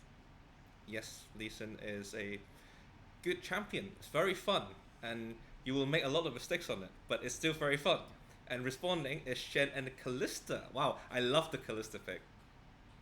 Yeah, I mean, Kalista here able to shunt a particular member of your team into the enemy team as an engage tool. And we have also seen it in support recently, Trim replaying that in the LEC, which was not the best position for it, but nonetheless, it was picked in support. But no, Shen as well, being able to provide support. We'll see what ends up being the main carry of the team, whether it'll be sort of bots over mid lane sort of playthrough. Annie picked by Ravensbourne, the #1 OP champ this patch. I highly recommend anyone who hasn't played it yet to play it.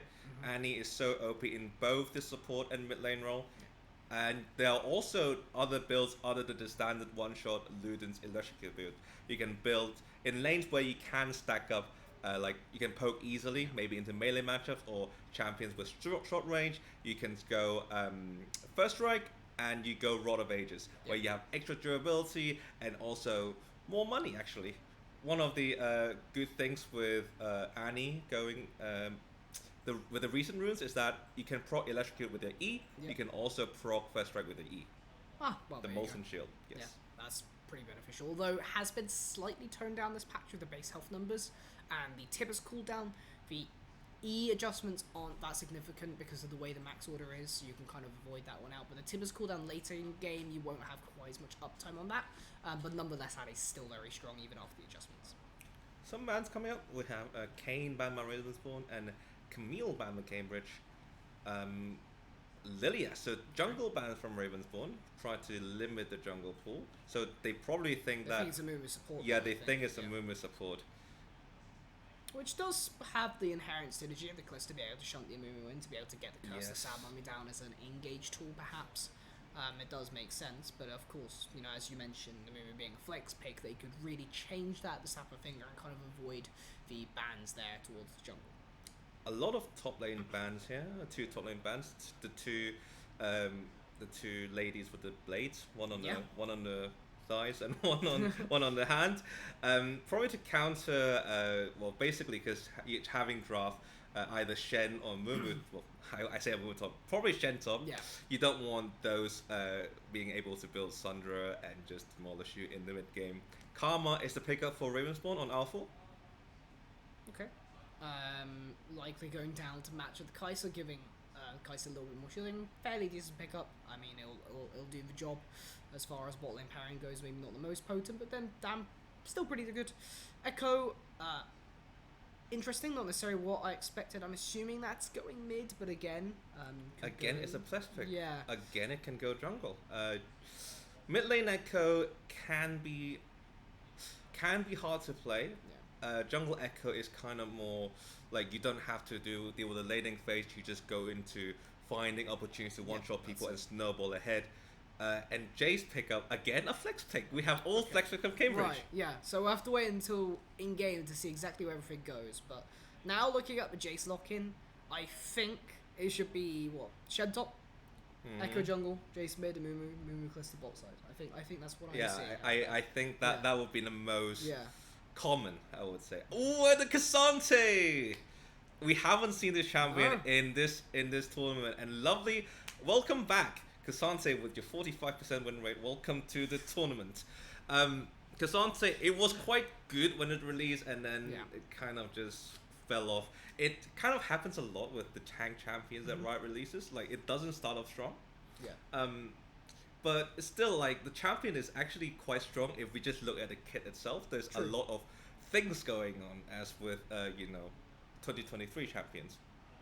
There's actually thinking about it. I think it was Ellis who said Cassante is a better champion in the mid lane, which I kind of agree.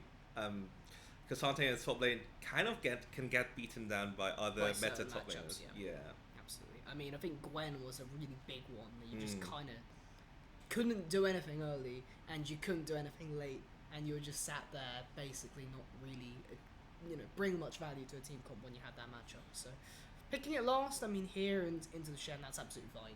So not a terrible spot. You can single people out. I mean, there's a lot of pick potentially combined with Lee Sin and Annie. So we'll see how that plays out.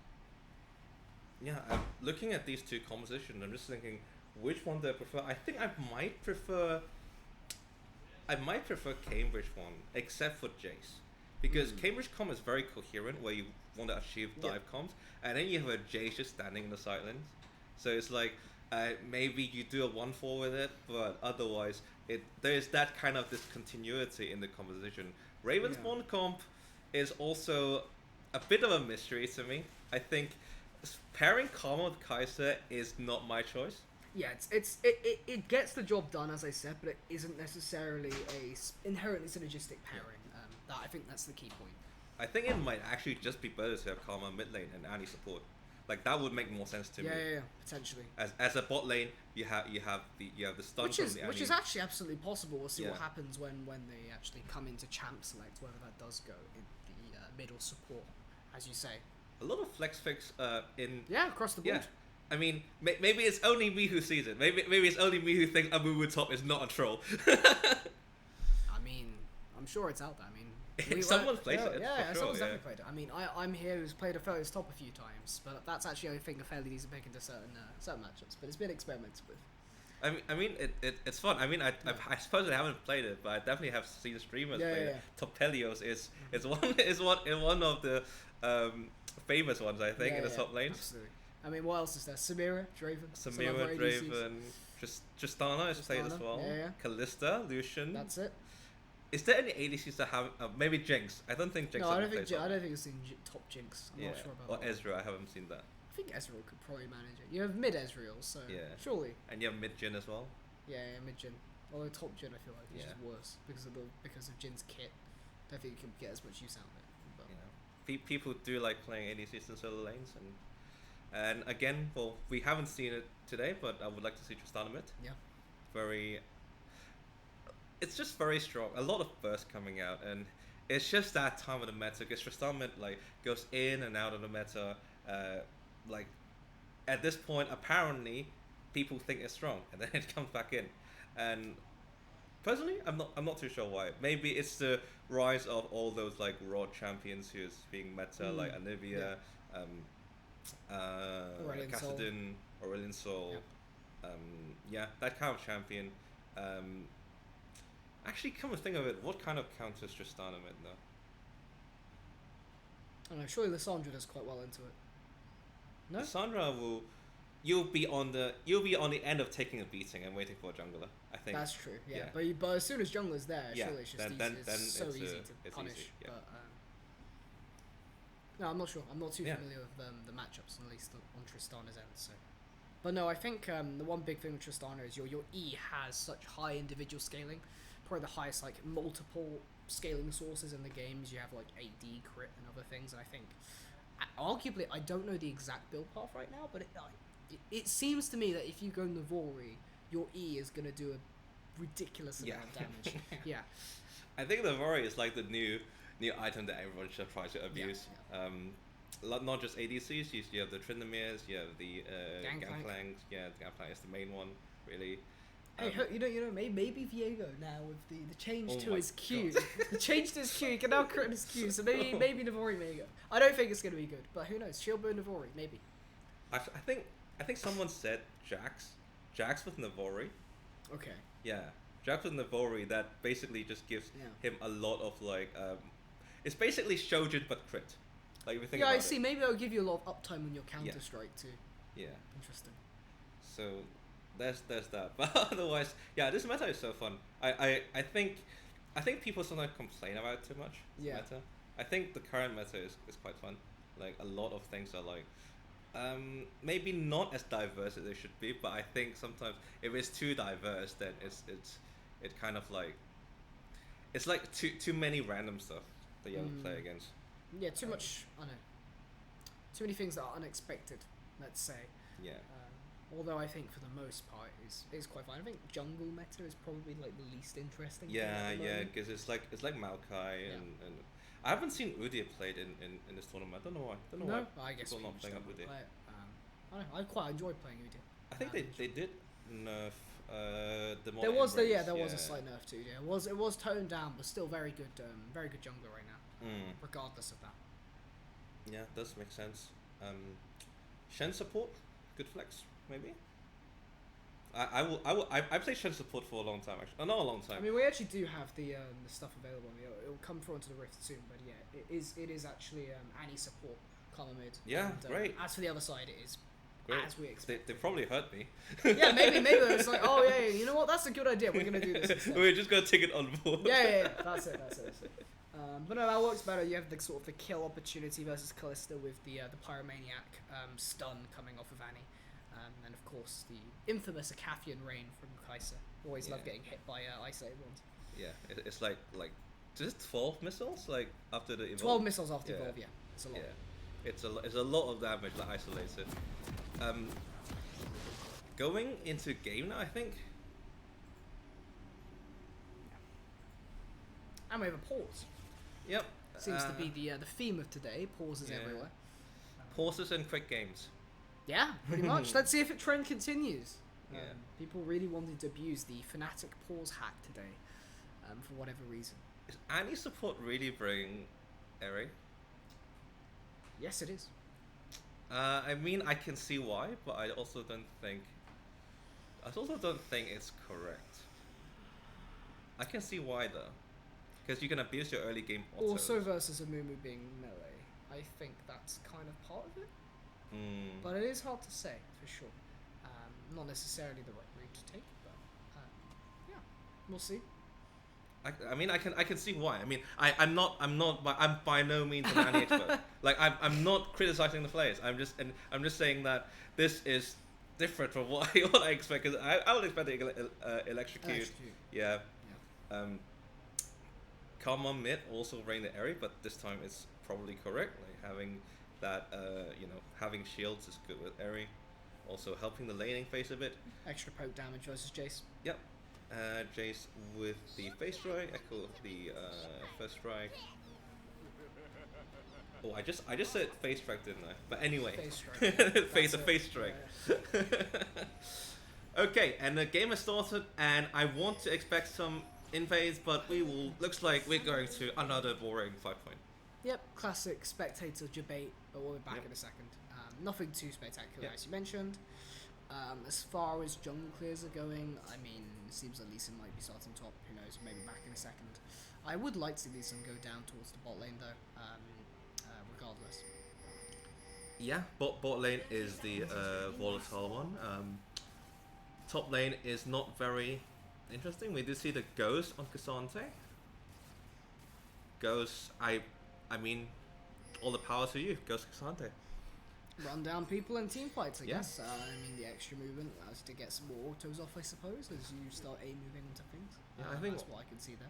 probably especially against Shen, you don't, even when you get ganked, you just walk out, like, it's not like they have damage. Minions have spawned. I'm very negative of Shen, but but that's because I hate playing Shen in the top lane. Because like, Oh, really? yeah, because it's like after teleporting out, and I realized, wow, I just lost 20 CS top lane, Yeah. and then I lost a bunch of plating, so I just don't Yeah. want to play anymore. and that's my general experience. I used to love Shen top lane, then I realized there are just other champions to play. But Shen support is fun. I know. I encourage everyone to try it. What about jungle Shen? The river Shen. The jungle Shen.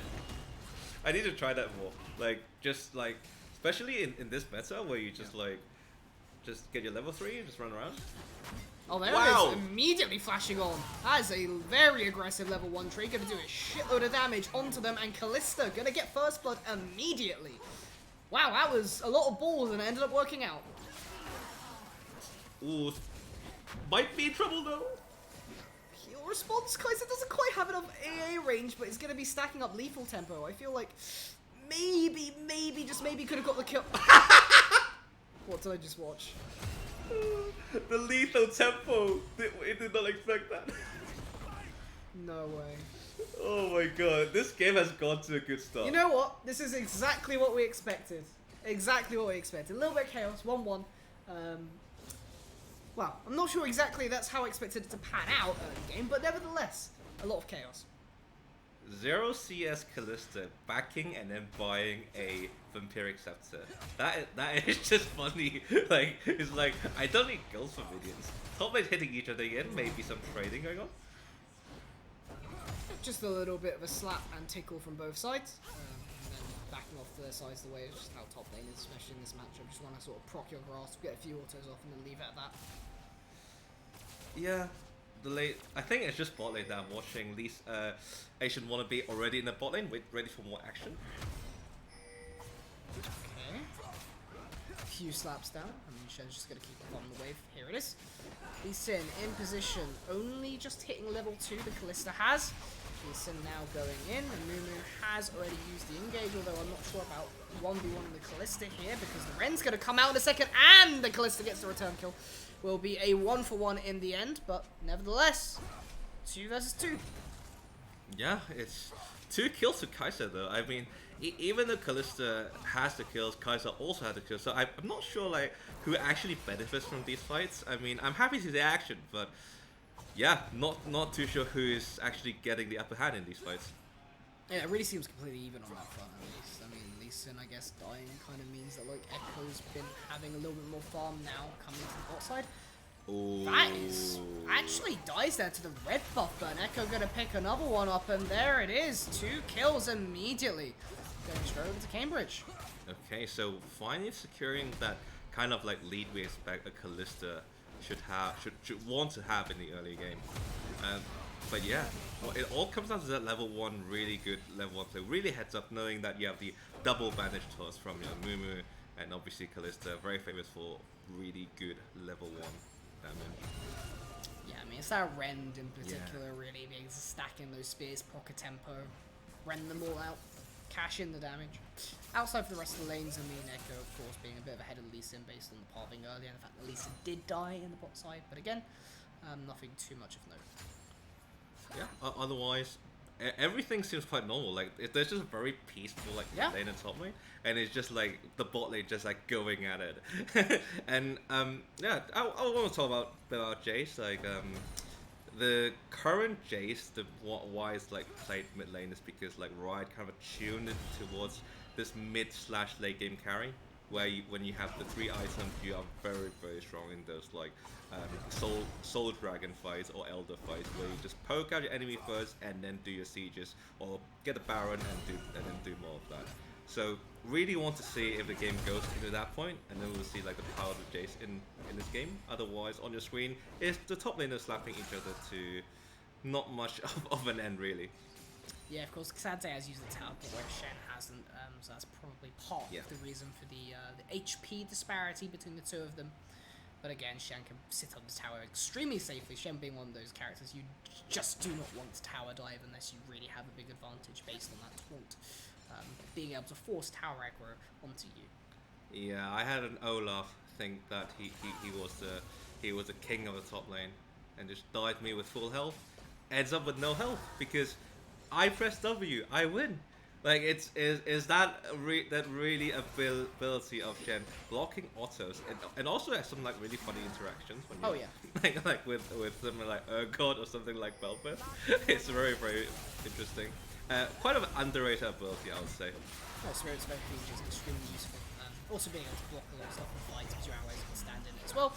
Spears come through, there's the slow load of Ren stacks into Kai'Sa, but no kill to come, just a burn of the heal spell. Yeah, it's still crucial though, so Kai'Sa has now no flash. Well, no, the flash is coming out in probably, like, I think, 8 seconds, quite soon. Both junglers still hovering bot side, still looking for more explosive actions and leaving the other lanes alone. Asian wannabe had enough of it and just going back to his jungle and top side. There it is. Slight gold lead over to Cambridge. Not too much though, nothing too significant. Of course, all in the Callista pretty much. Only 36 farm though, but it has been a lot of fighting in the bot side, so much minions have been missed. Yeah, it's As we get more fighting, there's the flash, did not land the bandage toss, unfortunately. That one went wide, there's the cleanse through, there's another kill. Lork's on a killing spree, can we get the Annie instead? Gonna leap forward a little bit, there's the Ren damage, but nope, just the one kill. Yeah, this is the moment when you tell teammates that no one saw that. Like no one saw a bad choice. The job was done. That's it. We didn't talk about it. You got the kill. That was it. That's all you needed to know. Yeah. The flash was worth because you got the kill, not because you landed the bandage toss. What happens in bot lane stays in bot lane. No one has to know. Mid lane is so peaceful actually. There's some trading going on, but I think you kind of expect that, Karma being one of the safe mid lanes, but also Professor Frank is waiting the side. Oh, there's the taunt. I expect the all out to come very soon. Professor Frank looking for it, and there is the ultimate response to get out there alongside the Ghost. A bit of a laugh at top lane, like knowing that he cannot be killed. But Frank coming back though, maybe. I mean, if you stay too far in lane, you will get killed, given where the Echo currently is sat in the bush. But face off to face is going to give the necessary respect to the enemy jungle. Yeah, I wonder will the dragon be started off by red side? Maybe, but yep, having seen the junglers and the mid laner in the top side, dragon will be started by. Is that Cambridge in the red side? No, that is Ravensbourne. Yeah, it will be started by Ravensbourne. Yep, and it will be secure. That's at least a little bit of a consolation prize for the way that this game has been going for them so far. Getting that Infernal Dragon, a little bit of Dragon stacking started, very much a win condition potentially for the team. Yeah, Infernal Dragon, I mean, no one hates it really. Oh, never mind. There's the bandage shot, lands this time, but there is a Lee Sin waiting in the wings. Yet to take the Sonic Wave, takes it now. Fate's Call gonna bring the Nunu back, maybe looking for a pick back. There goes the engage, there is the ultimate, and the Rens follow. 1 kill to Lux. Gonna be traded back by the side of Ravensburn. Kalista looking for another one, that's the Ren. Maybe a triple kill. It will be a triple kill for Lux. The Ren damage just a little bit too much for Ravensburn to handle. Very patient by nothing ND as well. It's, oh, now my mid lane action. Yeah, I think this is going to be pretty close where Karma can actually get a kill, but Echo providing the necessary support to keep Jason out. Yeah, but nothing ND had a very, very patient curse of the side on me. Like, waiting until everyone is in range to pop that, allowing Logs to secure the triple kill. And now, the 7 kill Kalista can be very, very scary. I can't wait for this Kalista. I mean, he's not even going to reset just yet. Going to get even more gold into this AD carry right now with that Rift Herald going down. Although Lorx has to be a little bit careful not to die before they're able to reset. But yeah, there's that 600 gold bounty. Just waiting on to see exactly what will be picked up. Probably the, obviously the shield bow. Whatever else comes next. Yeah, the Immortal Shield Bow is the preferred item in Kalista. I don't see much of others being picked up. Have you seen Kraken? I haven't seen Kraken. Yeah. The Shield Bow is kind of the item for Kalista. Not that much of a choice.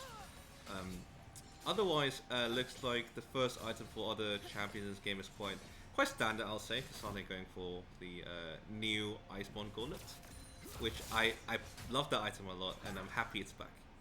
Yeah, it's nice to have that Sheen item for tanks finally back in the game again.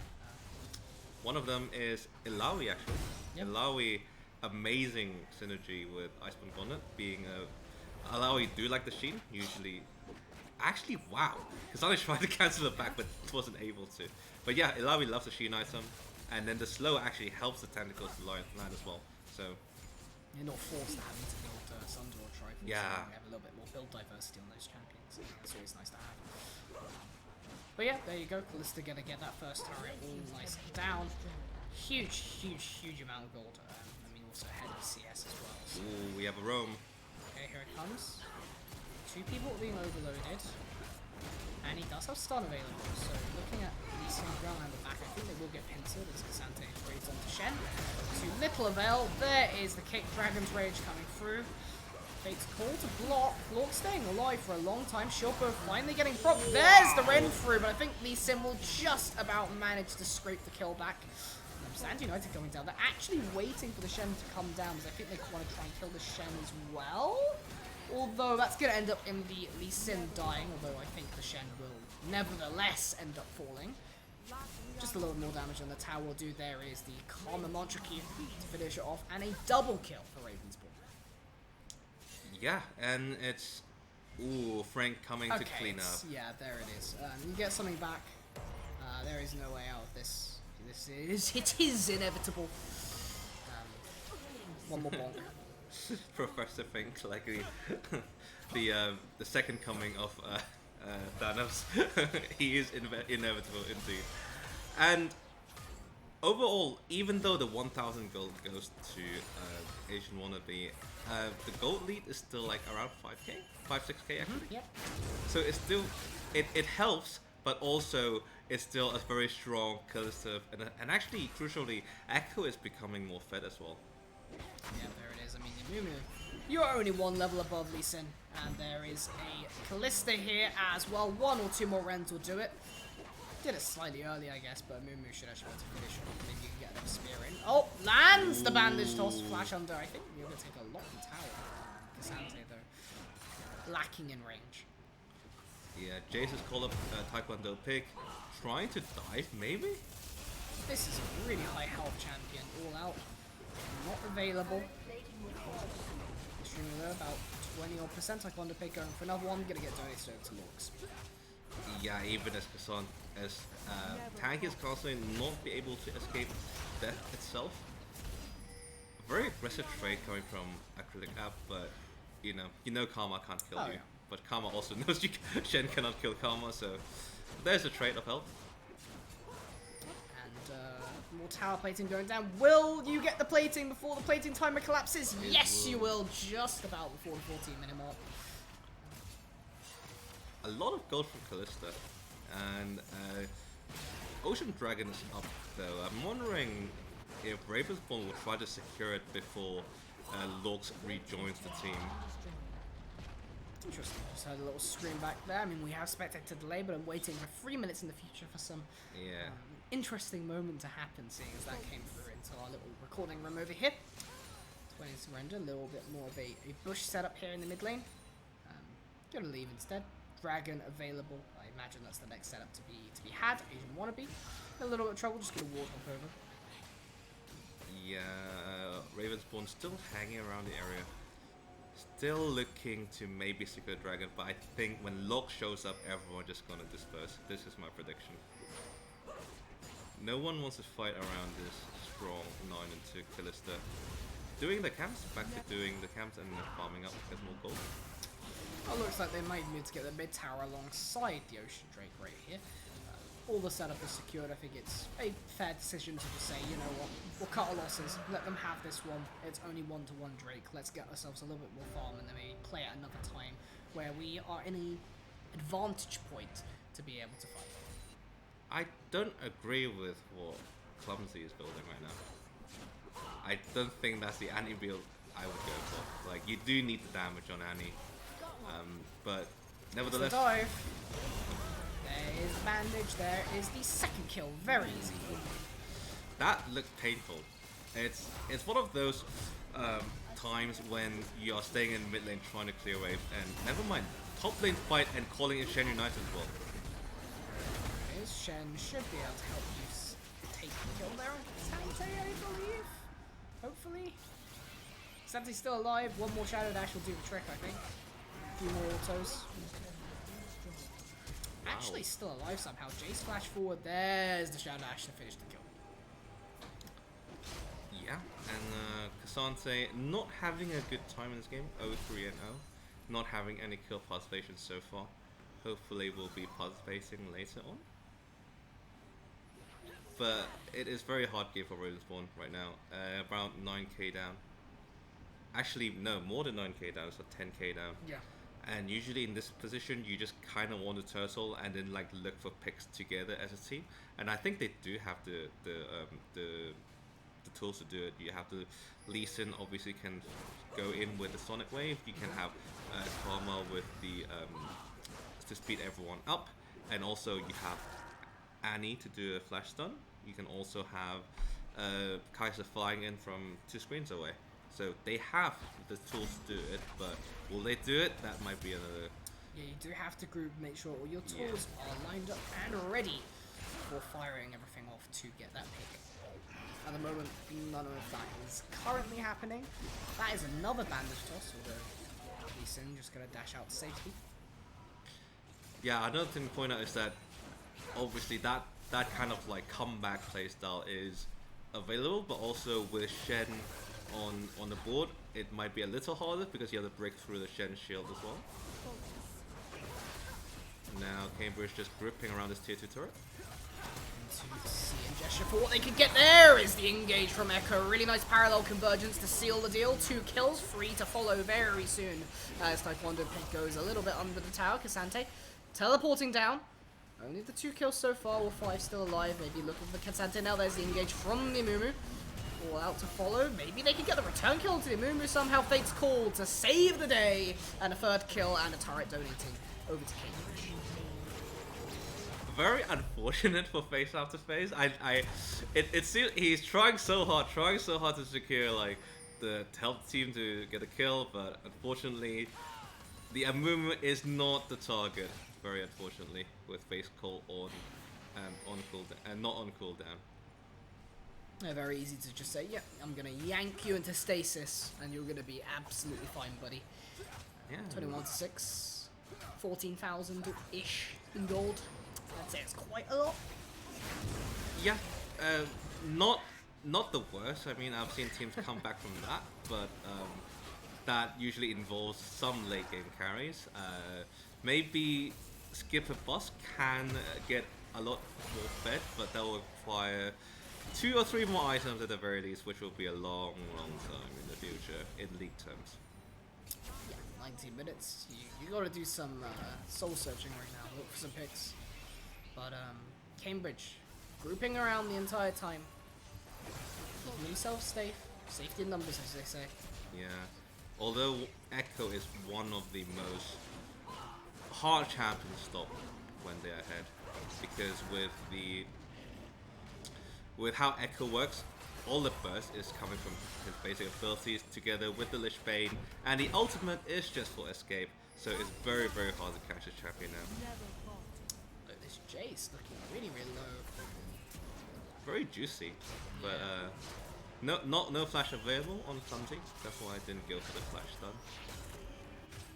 Otherwise it would have been extremely easy to pull off there. Cassante now going for the Shen. There's a little bit of an overload, maybe a Critic Asp can actually go down.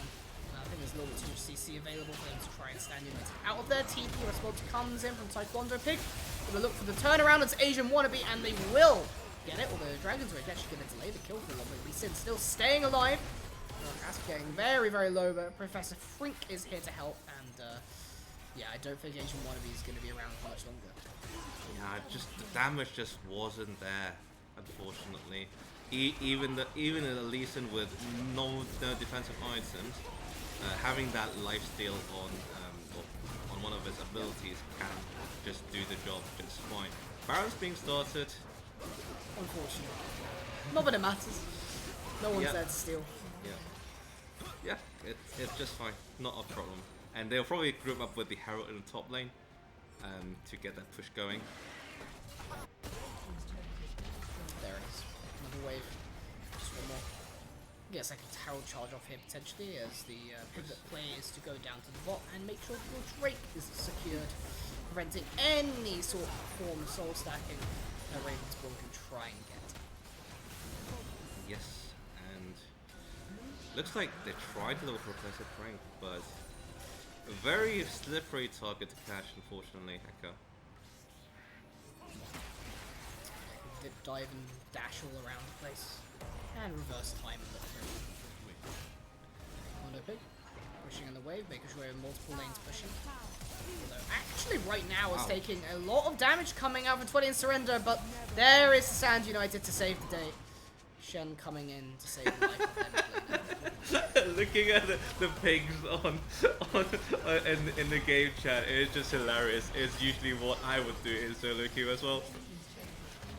Just playing the ultimate is down and maybe oh, there we go. A nice little comeback kill there from Asian Wannabe, but the mid lane's getting sieged. Echo's got a double kill. Your base is in shambles, and soon will be your Nexus. yes, and 2 inhibitors is very hard to come back from, but looks like they're not even going to go for that, going for the dive. Fatal gives you the engage, that's all you needed. Professor Freak though actually might die here, yep, going to die. Will be able to execute, however. So that gold did not go to anybody's pocket. Yeah, we're in the ending stage of the game. Oh, baby. I don't know if you wanted to land that bandage, to be frank, but this Callista is incredibly strong, and that is a plethora of minions laying siege to the base. We'll back off though. That was one bandage too far, unfortunately, for nothing ending. And that stops the game ending play, and looks like Cambridge will take a base and come back stronger. No objectives on the board in the near future, so I'm looking to see what these two teams will do in the next 3 minutes. Yeah, I think fall over at some point is what I would suggest. You never know. Maybe you stall out long enough to the point where Cambridge blunder a fight and you come out with a bunch of bounty calls. Although somehow, I doubt that is going to happen. Yeah, somehow I doubt that was going to happen either. Usually with 2 inhibitors broken, it's the standard play of saying you can go for the other inhibitor because your other 2 lanes have super minions streaming in, and you can just focus on the one left. And see if Cambridge will be doing that. Karma in the wrong spot, not on the right side. Professor going for the engage, shoving in another wave. There is no duration left on the Baron buff though, so So we'll be No back empowered now minions. once again. Taekwondo pick in the top lane, damaging the top lane inhibitor. Few autos. Lee Sin coming in, maybe looking for a kill, gets knocked back. Gonna go back in though. Dragon's Rage surely soon follows. No, not even needed. Just the Tibbers and a few autos. That's some money, but at the same time, Cassante also calls to Echo, the very third Echo. Oh! That is a very juicy engager. That will also seal the deal for Cambridge to win this game. And you know what? Gives them a chance to be able to qualify at the end of the day. Cambridge coming out as the top dog of the underdogs. Certain. I mean, look at that Callista. 16, 2, and 7. Absolutely massive. That was such a good ending. Like, a sick ending. The parallel conversions into the curse of the... Sad Mummy, that's it. Yeah. And beautiful ending to this very entertaining game. Yeah, I think that's the best way to see it. I think the level 1 really set the bar with the flash engage from Mumu. And then the return kill coming off from Kai'Sa with the lethal tempo, extended range. Callista just apparently didn't expect to just get autoed over the wave. Yeah, something you can't forget and provides us with a lot of entertainment. And once again, thank you, New Meta, for providing the venue for this tournament, for this London University Esports Spring Tournament 2023. New Meta, located in Angel, accessible by the Northern Line. I welcome all of you to come and have play with the games, have some drinks from the counter, and they offer some food as well. And or just sit on the couch and watch the competition in person. So do come every Thursday, London University Esports. That's it, that's the plug. Yeah. For now though, we are just going to pop it to a short break as we get everything set up for the next game. But of course, we'll see you shortly.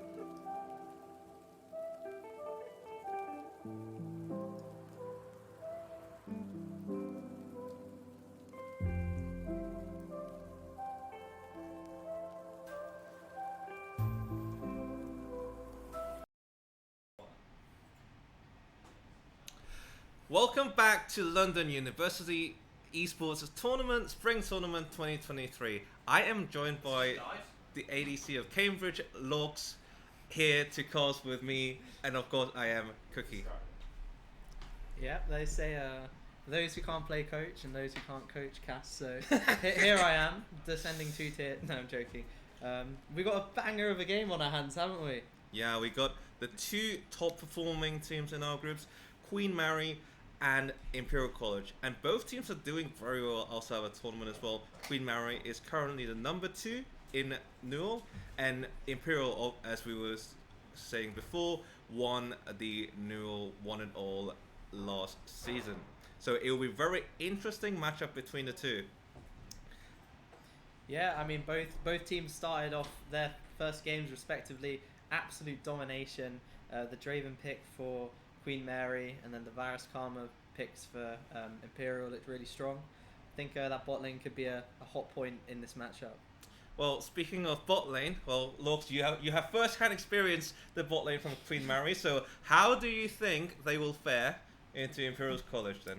I mean, I think both are pretty strong teams. Both opted for quite strong laning champions in the AD role. I think the Nasus was just into Zeri. So I think maybe they'll pick up a more aggressive support champion this game, because if they opt for the Nasus again, I imagine it won't go quite as well. Yeah, I agree. Nasus is quite a peculiar pick, and I think it's only been. I remember it being played in the LSE and absolutely like kind of bombed. But I heard it's quite good into some matchups like the Callista. So there's that. Yeah, it's certainly viable into Zeri Callista. I think the lane in our first game should have gone a bit different if we played level 1 better, but the interaction stays the same. You with a Zeri, with a Callista, and then it becomes a bit harder for her to play. So yeah, it'll be an interesting one. I think also Imperial's first game, they had quite a strong jungle performance with the Belveth. I don't think she probably shouldn't be able to take over the game as well, but I guess we'll wait and see with that one. So so which team do you think will win? Oh, weighing up all the kind of like the different lanes, the different players. Who do you think will win? I mean, I think overall Imperial had a better draft, more conventional. The Varus Karma easily gets prio into pretty much every lane. They're playing, very aggressive with the Belveth, and they were on track for a perfect game until maybe the last minute. So I'd give Imperial a slight edge, but I think it's going to be a close one. How do you think the draft will go? Do you think both team do you think Imperial will stick with the Varus Karma to kind of poke bot lane, or do you think they will probably change it up a bit? I think there's no reason to change it. Varus Karma are premier picks on the patch. Caitlyn also strong. We didn't see any Lucian Nami or Zeri Lulu on these teams. But yeah, I'm not too sure what we'll see, to be honest. Yeah, there are definitely a lot of different duos out there for teams to pick up.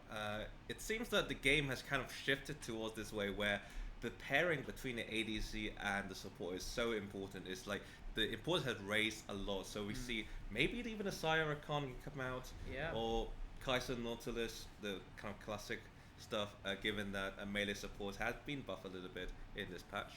Yeah, I think that's worth noting that we are playing on 13.4, so melee support or the relic items have been buffed on the health regen. The AP and AD ones have been nerfed, and just as we're saying that, we're jumping into Champ Select here. Imperial College on the blue side, going to be taking away the Karthus, it seems, from Queen Mary. Imperial College just banned Karthus. Karthus is one of my favorite champions, and it's a champion that I play in top, mid, jungle, and AD carry. I haven't played Karthus support yet, and it's very flexible, but obviously in a kind of a team game it's less flexible. Karthus jungle can be quite strong, but it kind of haven't seen it quite so much in the pro play lately. Pro play is quite dominated by the Maokai, the Jarvans, who do you like? Yeah, I mean, also worth noting on this patch, the Maokai and all the demonic champions being nerfed, a pick like Karthus could rise up in priority. And yeah, there are some high elo players, Veigar V2 is one who likes to play Karthus in the mid lane, in the bot lane. But obviously that being taken away, and the Respect Varus ban here coming out from Imperial, who actually played the champ last time, maybe looking for a first pick Caitlyn with that ban. I think it's a very much a targeted ban, because as I just remembered, Queen Mary's AD Hualong actually does play the card as bot lane, card as ADC.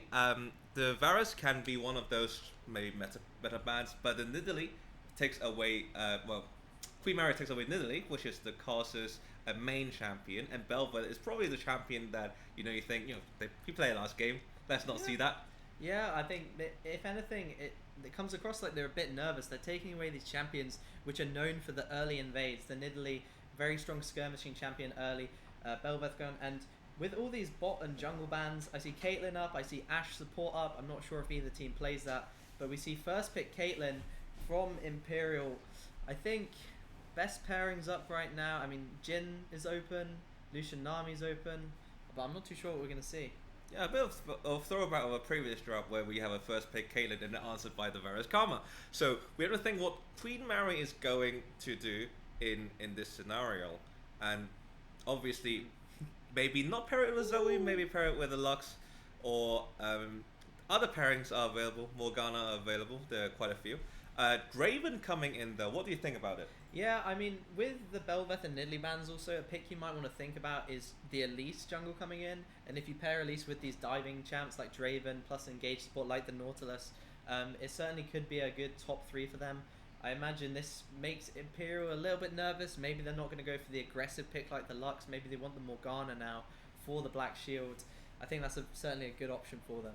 Yeah, I honestly, like, whenever I play ADC, I do feel like I will just look at the enemy champions and think, how did they kill me? And I would definitely want a Morgana right now. But Jarvan coming in, it's just a hover and locked in, is a very, pro play staple basically. And knowing that Draven has no escapes, Jarvan looks perfect. Yeah, it's a good champ into the AD. I think usually you can drop the champ, and Renata, always a good counter engage option if you have a team that wants to go in. But actually picking Jarvan Renata this early, I think can be punished quite easily. You can go for mobile mid, mobile top, pick a lot of range. So perhaps an early committal decision by Imperial with the Jarvan Renata. But certainly good if Queen Mary continues to draft a comp which wants to go into them. Yeah. You have mentioned this as a very good adaptation by Queen Mary, maybe dropping some mobility, and Zach coming in, maybe further enhancing the theme of trying to dive in then. Yeah, I think this Renata is it's getting exponential value the further we go into this. Zach did get some nerfs on 13.3 on his AP ratios, so most likely we'll see this in top or jungle going a support, like more tanky build. But certainly not completely dead in mid lane if they did want to put there with the AP items. Bans, we're seeing a Jax ban coming in, certainly one of the strongest picks. We're seeing that all over the world in the top leagues right now. So I'm intrigued to see if Imperial will look for mid or top bans here. Yes, it can be either, honestly. It is an Anivia, one of those like really strong champions that kind of get like overseen, like underrated. Another thing about Anivia is that it has the wall is quite good as a tool into force other champion choke points, and obviously when you have the Zac, when you have the Nautilus pair up with the AoE damage, kind of Anivia can be quite strong. Queen Mary has a ban here, and the ban will be Cassiopeia. Yeah, I mean, that signals to me, looking at the comp already, they just want a mid laner that's going to push and be able to move down for those dives. Cassiopeia ban, they're obviously looking for a Ryze pick, maybe in a Sylas here. Those would be the standout options for me. Cassiopeia always been a traditional counter to the Ryze, and it just works so well with the Draven Nautilus that wants to dive you on repeat. Yeah, Ryze sounds like it might be the pick, and just waiting for Queen Mary to decide which lane to blind pick. And the Sylas. As I said, the Sylas coming in, Sylas having quite a few options of the ultimate already on the board. You have the hostile takeover and the cataclysm. I have to see what Imperial College can react with this. Yeah, I mean, I think it was, the Cassiopeia ban, Ryze or Sylas is the typical picks you're looking for. This matchup is completely unplayable for the Sylas, and again, Cassiopeia against a low range comp, but Ryze actually for Imperial could actually bail out that bot lane. is Renata W also called Bailout or something? Renata W is Bailout. Bailout, yes. yeah. So the Bailout pick coming in mid lane for the Bailout champion in Renata here. Rai's going to be looking to get that push and prevent the dives happening by the Draven, Nautilus, and the Zac here. And 5 pick, a lot of top laners open, just the sort of premier carry champions and the Jackson Fiora out. Sion's up, very strong champion, and Set. Could this be a Set flex into the Sylas? It could be, but Rise is probably the better laning pick into the Sylas. I mean, Set can do very well in a very, very early game into denying XP. It's very hard to deny XP mid lane, to be honest. It can work, but also Rise in the mid lane probably already have a good matchup and probably can roam around. So I would expect the Rise will stay in the mid lane. Yeah, I think that the Sylas pick is actually going to end up having a relatively hard time here. If they put the Set mid, it's very unplayable. The Rise also a good pick, and actually they've opted into a bit of a self-counter pick with the Ornn. Queen Mary opting for a team fight in composition, rounding out with the Ornn, and also very heavy magic damage here. So Draven going to be that solo AD threat, and you do worry if this Set gets some magic resist, who's going to be able to stop him on the side lane? Yeah, and also one thing to point out is that Set has like 2 ways of stopping the Zac engages or the Nautilus engages or the Ornn engages as well. Is a very good, well, the ultimate is a lot more reliable in stopping those engages, but otherwise the Facebreaker can also work. So it's like one of those champion that can kind of peel your way out of those engages and then just wait for the Renata All-Star Takeover to come over to, well, bail you out. And looking at this comp, which would you rather play in? I mean, I enjoy playing Draven more than I do Caitlyn, but I think Imperial have the slight edge. As I said, there's a very high magic damage profile, and then Queen Mary have opted into 2 losing solo lanes with a Draven lane, so they're not really going to have that mid push and be able to bring 4 people down. I think if Queen Mary took the Rise on 4 themselves, this could be a different story, but right now I think Imperial probably have the edge in draft. Yeah, I totally agree. There is if your only your Draven lane is winning, that means you kind of have to invest a lot in it, and also your solo laners will be less able to help because, well, they are locked under the turret basically. And yeah, and that's how I think about it as well, where you kind of have all your baskets on your Draven and also having all your dive champions into a Renata Glass is not something that I personally want. No, I agree completely. I'll be interested to see what these teams do level 1. Obviously, we saw Imperial do the 5-man bot to get the ward. They did then walk into the 3rd brush, perhaps something Queen Mary can look to abuse here. But early game, what I'd actually like to see, I think a level 2 gank from Jarvan could really turn this bot lane on its head, give Caitlyn and Renata that safety, and Zac really not known for invading early. So if we see a level 2 gank from Jarvan red into bot, then I think that could be a very good option for Imperial here. We'll have to see if they do that. And what kind of other interesting things do you think this kind of like in the early game will happen apart from the early Jarvan gank? Yeah, I think both junglers looking to gank more than farm here overall. Zac and Jarvan, although they do benefit from level 6, they are known as these ganking champions. Bot lane, certainly going to be the point of contest. Draven Nautilus is always a lane that you have your eyes on. But also in the top lane, Set is a strong laner into the Ornn. He has got some degree of kill pressure, but I don't think we'll see any kills outside of when the junglers interact. Alright, so now we will take it to a break and stay tuned. We'll come back very, very soon as the game starts.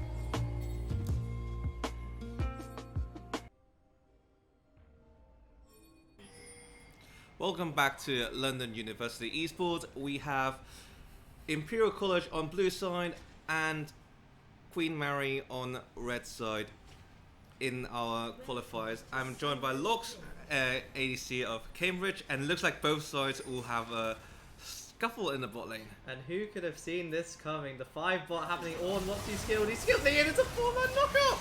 Oh my god, looking at this, a big set W though, and wow, escaping with 1 health, far along, trying to secure the first blood, not the first blood, the one kill, and will fall down to the Jarvan flag. And overall, oh my god, a flash auto into securing the... Oh, it's over. Oh it's my over. god, securing It's the passive from over. Sonic, and also taking down someone else in the meantime. And it is a 4 versus 1 start Oh, in God. favor of Imperial. If this happens in a scrim, it's an instant remake. It's an absolute disaster here. And I said the game looked hard for the red side for Queen Mary in draft. I said there's going to be something spicy level 1. They didn't disappoint. And the game, oh my god. How do you play through bot lane when they have 3 kills? Ruby Crystal Rush on Renata, very interesting. Not the best early item. Double Ruby would be way better, but we move here. And this is exactly what we expected the top lane set, just instantly going to run at the horn. Yes, and just trying to deny that XP from Lunatic. And I guess the silver lining is, trying really hard to get XP. Ooh. And actually, that is a good point. Both of these champions in the top lane taking suboptimal level 1 skill points. And actually the Draven lane picking up the priority early, not what I'd expect in the Caitlyn Renata, but perhaps they're looking for an early play here. No flash on the Draven. The Jarvan actually just going to go for the full clear, doing his three camps on his red side. I think it's certainly worth him considering an invade here. He is the stronger champ earlier. Zac no flash. Let's see where he goes. Yes, I guess the silver lining for Queen Mary is that 2 kills have gone to IC Steven, and which is a support which is like the least impactful role with gold, I suppose. Yeah, that's true. I think obviously when you're playing a kill lane and you pick up early HP, it's certainly very good in negating it. But actually, Jarvan looking for the early invade. We knew this champ is stronger. He's picked up an early kill, and he's going to take away the blue buff by the looks of things. And now as you see, priority for Caitlyn Renata. He's relatively safe, just chilling in Zac's jungle. And maybe Zac's even going to face check him. Oh no. There's some fighting going on in the blue buff, which the observer has decided not to show us because it's too horrible for us. We instead look at the top lane where 2 tanks battle each other, in the mid lane as well, where in any case, in a bit of trouble, Casa trying to get out of his stick. Never mind. Actually goes back for the offense and takes down Huang and takes down Sonic, and now takes down Hualong once again. Hualong not happy in this bot lane, and a solo queue in the top lane as well. Future solo queue Lunatic, ending with the set W, which is called not Favors Breaker, it's the Haymaker. Oh no, I don't know if I want to play versus this team next. They're looking absolutely dominant. I mean, again, is this a remake angle? They've got pretty much double their gold nearly. It's a 3,000, I can't do maths. 3,000 gold lead at 4 minutes! Yeah, while Lux is rethinking his life choices about playing in this tournament, we look back at the game, and yes, teleport coming in from future, just going to secure that wave. Sonic in a top side jungle, not gonna be able to do much, and a reset coming from the mid laners, the bot laners. Many people going for the reset and buying items. Yeah, I mean the only saving grace is a lot of the gold has gone onto the Jarvan and the Renata, not the Caitlyn and Ryze, but all of the lanes looking pretty rough here. I don't really know what Queen Mary can do from this point. You have to give me something. You have to tell me what can Queen Mary do to get out of this rut. There must be some way, some kind of pick, maybe some kind of some kind of like multi-members coming into trying to gank a lane. there should be something that Queen Mary can do. Yeah, I mean, they just need to make plays on the opposite side. Clearly, if you match 3 versus 3, 2 versus 2, you know, anything like this, you're going to lose at this point. So, really, Queen Mary are waiting for this Jarvan to cross to the other side of the map, and then hopefully just basically make a play where Imperial isn't. But I have to say, this one's looking pretty rough. But Draven, in terms of effective gold, pretty much the same items as the Caitlyn. So perhaps if they can't crash this way. Top lane in a big trouble. Lunatic falling very low. The flash Haymaker does not secure the kill, but flash traded by Fuchsia and Lunatic. Yeah, and everything it's falling apart again. Flash for flash trade. Maybe Set could have taken the small win and looked for the kill the second time around, but he wants more. Gonna force that flash away from the Ornn. And as we say this, also Dragon going over to Imperial here. Excellent early game for them. They're going to be very happy. Yes, with the early Dragon securing your basically long-term investments, you can always go back to the Dragon stacking strategies. And looking at how ahead Imperial is at this point, looks like they should be able to secure their second and third Dragons. Yeah, I think really that the name of the game is scaling. If you win later, I mean, the Caitlyn's going to outrange absolutely everyone. And Jarvan just looking for a lane gank. Yeah, Corsa looking, trying to make something happen. Oh, Not quite. gank Ooh, there might. Zac counter gank comes in and lands knockup on 3. Will flash out though, seeing there's so much damage coming their side. Astromanon on the right, on the flank, trying to do something. Cancel the base of Sonic, and Sonic in trouble. Why does he flash for the passive? The passive is up, saving Zac's life for the moment, nice and Draven a bit of a interrupt. problem. The bailout coming on, but not actually getting it. Now getting it, and actually getting the assist on Sonic to finish. Well, to finish him and also get a bailout. Hostile takeover taken, and Silas trying to do something. Kills one. Can he kill one more? No. Will be taken down by Icy Dog. Oh my god, the jungle performance from this Jarvan. 5-0-5 at 7 minutes. It's now a 5,000 gold lead here, and just more and more plates going over to the side of Imperial. This Rift Herald's probably going to be uncontested for them as well. It's just looking really dire for Queen Mary. And I didn't expect this. It was very, very surprising, right? Sonic went into the counter gank and flashing away, thinking, oh, here we okay, Astro coming in, getting the passive with a flash, and then Corsa actually getting the revive from the bailout because of that assist. It's all calculated. It's crazy. I thought the bailout lasts for so long. I thought for sure he was dead. I thought it timed out, but clearly not. And actually the level difference making a huge difference there. Renata having the ultimate, Nautilus not having the ultimate, Draven not having the ultimate. Just this level discrepancy is so huge right now. Sonic trying to go for top lane, but wisely not going for it. And an Ornn and a Zac not dealing the most damage into Fuchsia, who's on the set. So wisely backing off there and finding other opportunities. Corsa is right next to him though, so ooh. Try a lot of people in the mid lane. Trying for something. Corsa flags and drags out to safety, and nothing is to be found by Queen Mary. Yeah, and they use all their time there. The bot lane moves up. They're sacrificing even more. Another wave lost to the tower. But it's they have to try and make some play. So I respect that they're going for something. But Imperial just looks so strong, completely safe. And even if they got on Jarvan, I don't know if they kill him. He has a gore drinker already. 9 minutes into the game. I think he even got that maybe 90 seconds ago. And another try comes through mid here. Astro Manon in some trouble, but dodges Abscombat Duck maybe still in a bit of trouble. A lot of damage coming in. Actually, not that much. He's still on half health. Closing the remote. I see Steven coming in with the hostile takeover. It might get, well, basically getting Astro out of danger here.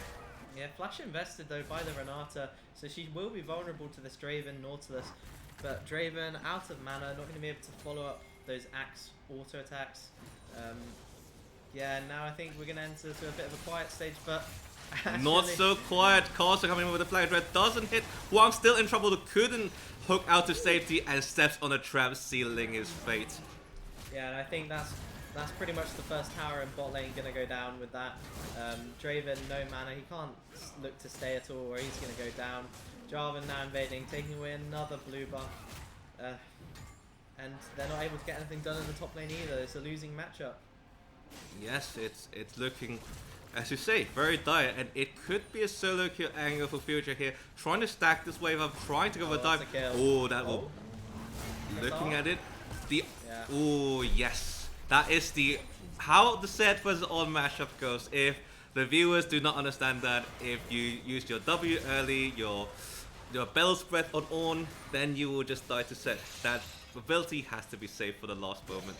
To be honest, I don't even think at this point it makes a difference. He was so low HP. Set had flash and ultimate available. That's 2 more plates going down now in the top lane. So at least 7 plates going down. I don't know if there's been one in the mid, maybe 8 in total. And the Herald hasn't even been used yet. Yeah, so they have basically more gold for Imperial to secure here. Yeah, and I really like this rotation. The bot tower's gone down. You're already getting priority in the mid, and Caitlyn's so strong. So why not send her to mid lane? Really odd itemization choice if I'm being picky here. Caitlyn looking for the rapid fire cannon second, despite outranging everyone on the enemy team. This certainly could be Infinity Edge or Lord Dom second, but you know, it's a luxury buy. She's super ahead, and second rate goes over to Imperial in the meantime. I see Steven getting caught up a little bit, gonna blow the hostile takeover into the air, but well, ultimately they are still safe. Yeah, but again, Jarvan's still not even having to use that Rift Herald, so there's going to be at least a few hundred more gold going over into Imperial's pockets. Already at an 8k lead, that will probably balloon to 10k if they win one more fight. And there's the Cataclysm. Oh my goodness, that is far long is not long for this world. Just got deleted right away in the Cataclysm. And again, the FF feature being at 15 minutes has to be on the minds of Queen Mary, saving the mental. I think they have one more game to play in the final game of the day, but I think they'll appreciate the break after this one. Yeah, sometimes mental is the thing in LAN tournaments, in 5v5 games. After heavy loss, all you want to do is probably go home. But Queen Mary will probably not give up that easily, and will play on, but they will need a mental reset for that, for sure. This game is, although Queen Mary can still come back, for sure, but it's a 10k gold lead, and I have seen 10k gold lead come back, but it's a bit too early in the game. I mean, who could forget the infamous SKT comeback at MSI? Twitch, Rakan, Orianna, probably one of the greatest wombo combos we've seen in League of Legends, probably nearly 10 years ago. It's 5 to 10 years ago now, it's been so long. But, yeah. I mean, you don't really have the chance for a mad wombo here. Here's a desperation play. Yeah, Sonic trying to go for Casa here, but Casa gold ring because Flaxen drags out. Looks like probably in safety, getting the bell out, and on two hits, actually killing Casa in the meantime. Oh. The bailout doesn't work when you can't get an assist. Sniped by Lunatic. Yeah, I actually didn't notice he was going down here, but in the meantime, Ryze just off on the side lane doing what Ryze does, playing the vegan build here, going as all Ryzes do. Rod of Ages, Seraph taking his time to ramp up. Same with the Silas actually, going vegan build. But yeah, Ryze very happy to just sit on that side lane, pick up more waves, pick up more gold, and that one certainly can't match him right now. It's the first time I've heard of that term, by the way. I have never heard of that term being described, but I do get the sentiment. Having that Rod of Ages just allows you to scale up a bit. Future, being surrounded by 4 people, is he aware? Is he like scared? Probably not though. The Haymaker. Win this one. The Haymaker still in. No. Oh my god, set all into 4, and a big Haymaker, not that big, not being able to finish for long, but still secures the team fight with the Super Slam. Yeah, and oh, could we see an all in? No ultimate available actually, so that's not going to be happening. But again, Draven losing both summoners versus a Jarvan. He is not long for this world. Are we going to see a solo kill here? It could be just dashed out of safety. Oh wow, Icy Dot in a little bit of trouble. Silas. Oh, nice Oh, flash. flashes over the wall and Silas isn't able to follow. Future teleporting in to help his comrade Casa. Flex and drags for the assist. And Silas And he says, TY for leash. Another Yeah. kill goes over to them. 11,000 gold lead, 15 minutes. I'm wondering if we're going to get a close game today. Yes, it's maybe we won't have a close game today. Maybe it will be all quick 20-25 minute games. And at this point, is there anything Queen Mary could do I at mean, all? they just have to wait for a mistake here. They're realistically not going to be able to contest anything on their own.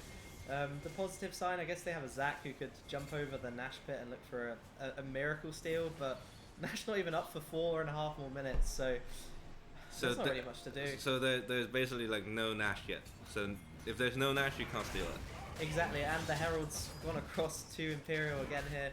They're just going to break down another tier 2 on the side lane, pick up another 600 gold. And yeah, as I said, not the highest damage builds on the side of Imperial. So maybe when the Draven hits 2 items, when the Zac gets 1 item, maybe they could look for a fight. But it's just so difficult right now. Yeah, you're right. I don't have the time for this item spikes. As you were saying, maybe the 2 item spike for Draven is the best. It's the best bet they've got to try to burst down one target and just run away really fast. Yeah, if we could look at the gold observers, that'd be really nice. As we're having a look at, okay, I said Draven get 2 items, but he's just picked up a crit cloak and he's only on 400 gold, so we're at least, I don't know, 1,500, probably more off that Infinity Edge, assuming that's what he's looking for. As third dragon going over. Yeah, third dragon going over. I guess luckily for it is a Cloud Soul. A bit of trading here. Future, Lunatic, bashing at Here each we other. go. Desperation Sonic play. coming, trying to get Future. The stretchy arms stretch Future back into the team. Lunatic taken quite low by the fist of Future, but Future will probably fall. The Haymaker back in, doesn't land on Lunatic, and Future, although surviving for a long time, will eventually fall. But at the same time, Casa just dunks on Farlong, and Farlong, it's not Farlong. And Silas, thinking should he be do another sacrifice and help the team? Thinking, but not. Wow. Probably just Really taking nice. the Herald.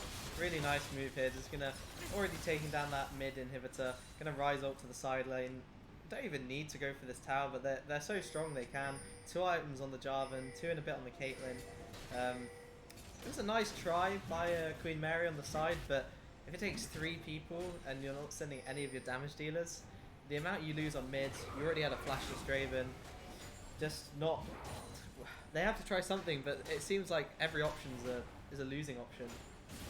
Well, if you are down 12k, I think that we will find that be very common. You'll find that be very, very common. As you were saying, they want to look for a mistake, but a mistake is what Imperial is not giving. Yeah. Yep. Yeah, really clean game from them. I guess, if we're being picky against dying on the side lane, but, at that point they get a mid inhibitor for it. It really doesn't matter.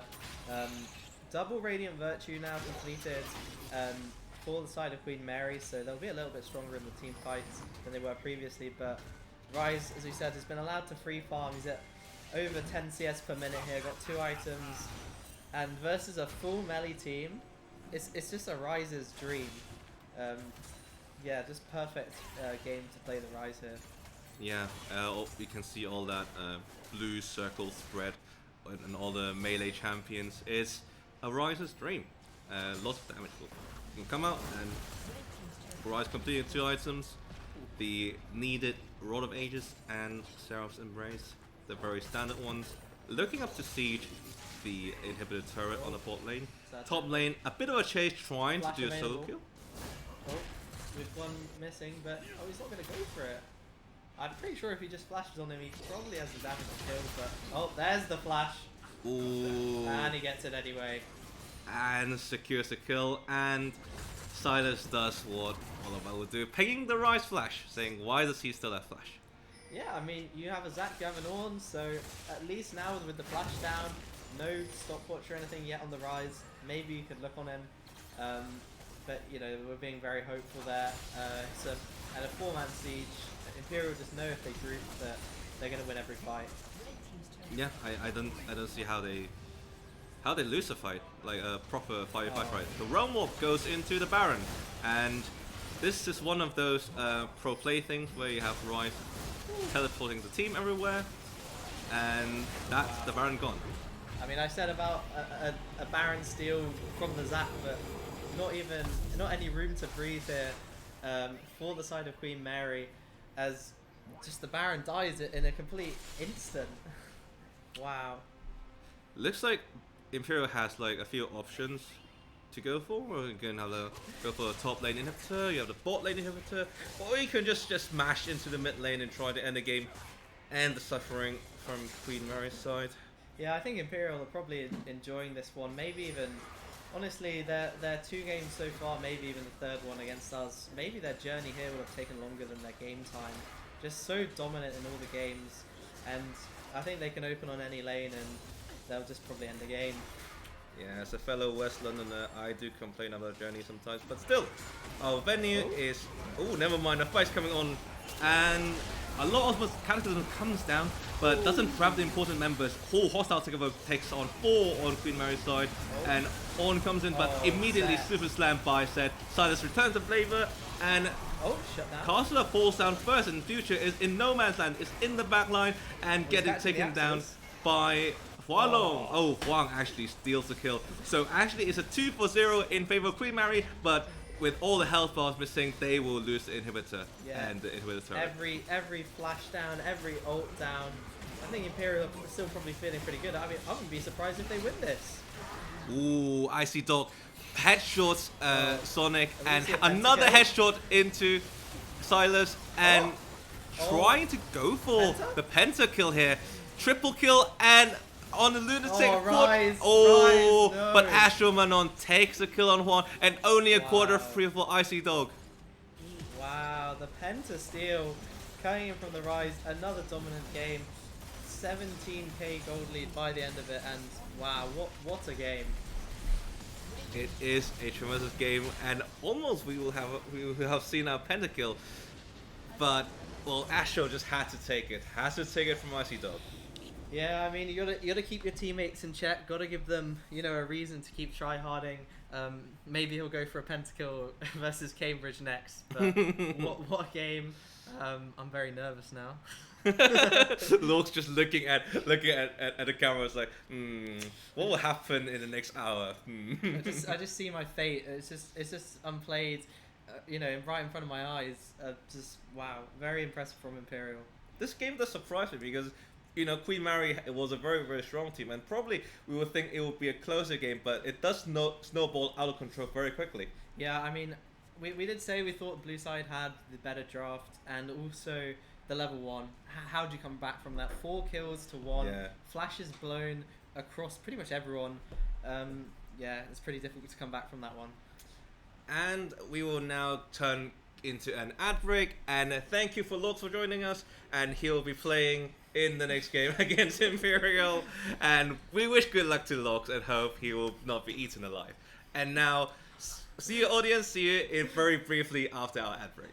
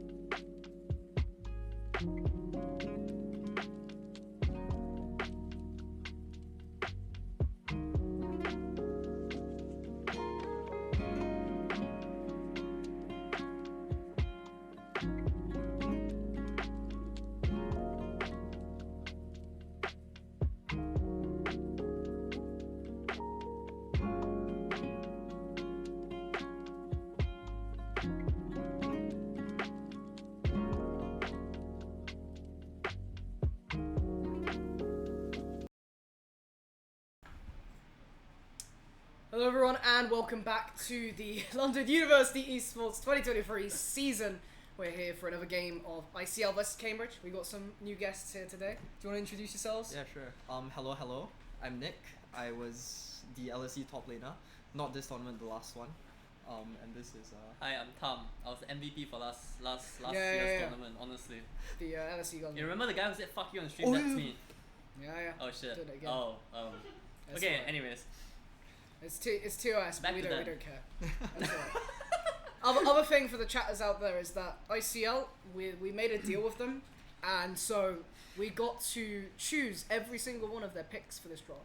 So you'll wait to see it a little moment on the pro draft. It should be pretty good chaos. yeah. I think it'll be what, Kalista top. and Kalista top. What else? Nunu What mid. do I- Nunu Should mid? be Nunu mid. Should be Nunu mid. And Blitzcrank jungle. Yep. And then I Draven. don't know what the ball is. It was Draven something. Yeah, Draven something. Yeah. Yeah. Something funny. Are they actually doing that? Because Yeah. I thought we think switched so. the deal with them. I don't know. That's fine. I think we're meant to have a We'll figure deal. it out. We'll see in a moment. It's okay. If they don't stay to their, if they're not truthful to their word, then we have an issue. Yeah. Should win though. Well, yeah, I mean, Should win. Fingers I crossed. say that, yeah. You never know. Maybe Cambridge makes the upset. Cambridge how goes how crazy. was crazy. So, I Cambridge mean- anyways? Because I didn't see any of their games. Yeah, well, I mean, Cambridge had a 12 and 2 Callista, so yeah. But actually, wait, no, they'll get Callista picked away, so. Oh yeah, that's true. True. Well, we did give him the second option. That was Bart top. He Bart wasn't top. very happy about it, but maybe. Bard or Yubi? Bart or Yumi, that's Or true. Timo. One of those. Good pick. I Good like all question. of them. So, what do you guys think about this match? No Going in? clue. Do they win? Does How, when is the game gonna end? How fast is the game gonna be? I'll give it 20 25 minutes. minutes. 20. 25 minutes, 20? Yeah. Hey, no, actually 22. 22. 25. Judging by how slow they played last game, it has to be like 25, 30 minutes. Because those 20. guys could have ended that game in 15 minutes and they decided not to, so I don't know. How What's about you? that? 23. 23, Put it in the 22, middle. 23, 25. Alright, Yeah. bets are in. Yeah. That's horrible. I'm always gonna win. I'll be closest because it's gonna go over 25. 100%. Trust. We have faith in Imperial. Our ex-teammate, IC Dog. Alright, well, Crazy. we have the We're pick in band. draft. A few seconds before we find out what the band's gonna be. I mean, we'll just watch when Cambridge just bans out the entire 5 that we picked. And we just can't do it. I hope they saw something out funny. They should. Oh yeah, funny bands, yeah. Yeah, funny What bands. was it? Oh yeah, we got to show our sponsor. Bosch, not Bosch Drill. No, it's Olympia Tools. Why can't I turn it on? I think it's best for I'm us. staring I again. think it's best Oh, for that's our safety tragic. today. What's tragic? Alright, Oh. this is my drill. I'm not sure you should be putting it. Okay, yeah. Are they not? They're not Huh? drafting? No, wait. There's no No, ban. they're restarting the project. Oh, they're restarting the. Okay. Yeah, it's starting now. Okay. Is it? Unless Cambridge has missed out a ban. I don't know. I mean, they don't need if bans. we are memeing, I guess we just go 5 no bans, right? Yeah, true. Yeah. No, you go Nidalee. The first ban is Italy. Ah, I see. Okay. Diddley, Belveth. They're really scared of. Wait, why did Imperial Oh, ban Imperial ban their Italy? own Diddley. Alright, Imperial so ban Italy. Why Cam- not? Cambridge looking to take the Belveth away from Carl. How do you feel about that Balveth? Oh my, that was disgusting. It was actually Oh, he played goddamn Babette just now? disgusting. No, I think that was first game, right? Oh. Level 3 invader, Mumu couldn't do anything the rest of the game. Yeah, that sounds actually a kill if you hit the W though. Mm-hmm. But, IC Dogs, Caitlyn taken away. Honestly, wasn't impressed by him last game. His build was awful. Nidalee Shanamumu. Yeah, no, rapid fire. Yeah, Interesting. Kirchi's shot must be like one of the worst components in the entire game. Yeah. It used to be good. Then they nerfed Well, yeah, it. but I mean at the moment. Yeah. Ah, it's terrible. Now it's horrible. Yeah. So, that's Cambridge. Alright. Cambridge Tristana. played first game, right? Ooh, just on They a did, bit. right? Yeah, they played first yeah. game. Yeah, So they had the Shen. yeah they had the Shen. Nah. Wait. Oh, it's a Kalista top. Yeah. Kalista top. It is Draven Kalista AD. top. It is Correct. Kalista top. Good job. There it is. Okay. You know, now Cambridge are really confused. Yeah, because they're probably thinking like it's Kalista support or something. Kalista support, yeah. Yeah. The Trimby special. No, it came from LCK. Yeah, well, It was a true. carrier Carrier special. special. Wow, yeah, true. Yeah, carrier played Unfortunately, everything. it didn't look very good on Trimby. No. It was a shit spot for it in draft though. Nah, I mean he had 5 kills at like 10 minutes. He should have fucking carried the game. I don't Well, know. I mean, Oh yeah, right. I'm supposed to be not Alright, swearing. let's see. That's really hard. My vocabulary is pretty well, bad. it's alright, it's alright, it's alright. Soraka. Could be a Tristana mid, I honestly. mean, if they think that Kalista is bot lane, then I don't think Soraka so. is a good pick. I think, because Soraka actually kind how of. does Draven do beats- into Soraka? Tristana? Tristana is a Tristana mid. There's no way it's Tristana bot. If it's Tristana Yeah. bot, Draven just wins. Like it's not even That's close. true. And Draven Soraka is not enough pressure because the Imperial's support is like an engaged player, so they probably just win just off level 1, level 2. I mean, that seems to be the case so Yeah. far. No, Oh, why they no, take it? no, don't no. take the note. Yes! No! Astro! Astro! Okay, FF, man. Okay, he was meant to Astro- play Nunu. Astro was meant to play Nunu. Yeah. It's wait, alright. wait. It's a decent draft though. What if it's like Azir jungle or something? Who Could knows? be. Oh, Azir support! Azir support! Is this support would be very Yeah, interesting. I'd say yeah. it's good, yeah. Yeah! You shuffle them in. Anything but That's Azir mid and I'll A bit be hard happy. to poke out the. Soraka. Yeah. I know. Nah, it's not Just too play bad. better. Early game it is if they know how to play Azir. Jax ban, Malphite ban. Okay, rightly No so. Nasus. Yeah, Malphite No ban. Nasus. Nasus, Malphite, correct. This is just for Good Kalista bans, good top. bans. As in, at the same time, it's like Draven, Azir, Yeah, yeah, Kalista. It's yeah, really hard to yeah. play with Yeah. Malphite, right? Yeah, it is. Oh, no, it's Dangerous. Azir mid! Astro Wait, Jhin? Manon is just disappointing us, man. It's alright, it's alright. Oh. We actually have Jin. Jhin! Jhin support, maybe? Yeah, Jhin Jhin support, support, it has yeah. to be. So it's probably like Kalista top, Azir mid, Jhin, Draven bot. Yeah. Yeah, something like that. Okay, that's kind of boring actually. Don't- It's don't- alright. The only fun factor of this game is just That's watching free ADCs. watching IC Dog play Draven. That's Imagine literally the they only pick a fun of fourth. this game. Is there any AD that can Call. jungle? Yeah? Ezreal can jungle, Lucian can jungle, Vega can jungle. I don't know if you call it I'd be ADC. happy to see a Ezreal jungle. Yeah. I mean, I did play Vega in the charity game that we played at. Yeah, I For remember. LSE, that. yeah. Yeah. I did really well. Not in the first few minutes, but yeah, after that. Hey, come on. I started the game 0-4 and I somehow managed to carry that game still, okay? Irelia, top. I thought it was good actually. Irelia into It's good to Kalista is Kalista, a yeah. very hard winning matchup. If Kalista doesn't screw it up. I mean, Okay. it depends on the stun. I think it's a skill matchup. Yeah, it Yeah. depends on whether Kalista Alright, screws well, it what up. do you want to Skill see matchup. come out from ICL then to finish us off? This would be jungle pick, right? I want to see Blitzcrank Nunu. angle. Nunu on Blitzcrank. Okay, Nunu Blitzcrank. I'm down for Okay. either. I'm also down for Vega jungle angle. I got buffed on this patch. No, next patch. No, it's. Oh, is it patched out, 7.4 yeah, already? Okay. Poppy. okay. Ah. Nah. He I mean, ends Poppy the, is pretty good he here. Oh, is it ends the Poppy? game with Pop. He ends the Is it game Poppy with top? Nah. Oh. And yeah. Kalista jungle. Oh. Yes! It's a Kaisa jungle. Wait, Kaisa jungle? Wait, Yeah, who's their I'm jungle? down for That that. was Kaiser Jungle. no? Kaisa jungle. Yeah. I mean, Passive works, yeah. Draven Right. can also be played jungle, by the way. We're gonna see There's a very no way. entertaining game, I think. Stop playing the drill. Technically, it is a marksman, so it is a proper fire marksman comp. Close enough. Yeah, close. I think they I could've don't taken like a- Azir, man. That's Maybe all an I'm gonna say. Aphelios mid. Yeah. Akshan mid would have worked as well. Mhm. Boring, but still would have Yeah, I don't know, man. Astra's the disappointment. worked. Alright, Amazing. Okay. very fun. Alright. So, So looking now- at the lanes, how's In Azir the doing to lanes. Akali? Azir loses, huh? Hard winning Post six. matchup early game. Level Post 6, six, he just has hard. to be careful, but I think he should be fine. I mean, it's Astro, he's probably the best mid in this tournament, except for that one challenger guy. Wait, but it's actually Tristana bot. What the I think Kalista. Okay, the bot lane should still win though. Bot lane should hard win for. Tristana. for Yeah, Imperial. yeah, of course. Imperial's hard winning bot. I mean, then again, it's also IC Dogs Draven, so we'll find out. I mean, it's still you know, a million AD in the bot side. Top lane's a skill matchup, so we'll figure that out later. Very much. But I think it's a Kalista favorite if he doesn't mess up early game. Because realistically, Irelia needs to let her E, get 4 stacks off. If Kalista controls the wave well, if Kalista spaces well, should be easy matchup for her. Jungle, I mean. Where do you want to see Nocturne Parvin? Where? Yeah. Honestly, you can gang any lane. Okay, top or bot, He should preferably. just run top. You should I run don't- I top. don't Not think there's mid. Okay, you run top. Mid's a bit Yeah. slightly difficult, honestly. Mid's dead, no point. You honestly here, you run top. You pray that your Irelia is able to get the push early. Yeah. If the Kalista doesn't play well, your Irelia should get a push early. Stack 2 or 3 waves and then look for dive. Oh, yeah, I guess. Yeah, because honestly, yeah, Kalista is yeah. so hard to survive early, right? It depends on when he takes exhaust or what. It's Like under a tower. skill matchup. It's yeah, obviously it's yeah. skill matchup. But But if he's able Kalista to get a should, bit of a chunk. Kalista should be able to win the early game. That's the thing. Yeah, Like, she as in he should never have push. like yeah. Irelia should never have push. Yeah, But yeah, if they're able to do that Yeah, and they dive, game's over for, yeah. for Kalista. I think honestly. I think they can just run top. They should Yeah. buff top because Kalista cannot crash the wave at 3. Yeah. So she has major pushing problems. But So, Kalista should Well, it should depends win. how the lane's going. Should win. yeah. Looking at how ICL's top is playing. Yeah, yeah. Should Yeah, they can't gank Should bot anyways. It's impossible. What's very hard to get?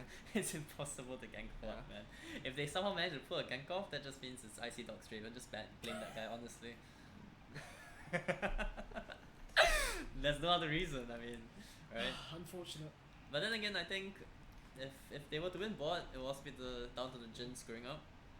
Okay. Yeah, Because I but- think Jin just gets jumped on, he just dies instantly. Mm. Not really instantly, honestly. I don't know if Tristana really has enough damage. Probably not, especially she doesn't No, break without not, Hail- not early Hail game. You Blades. need, Yeah. you need Hail eyes. Blades or PTA. With Halo Blades, maybe she Yeah. can. With PTA, Yeah, yeah. maybe she can. But it's a big maybe, and then you're kind of stranded in like. Or if you don't get the kill, nothingness. then you're dead. Yeah, Yeah, exactly. that's true. No, if you don't get your bomb down, then you're. Well, yeah, yeah, you don't yeah. get your bomb like fourth prop Right. of your dead. Because you can't jump away. I don't know. Okay, into proper draft. So Alright. what's Cambridge's record now?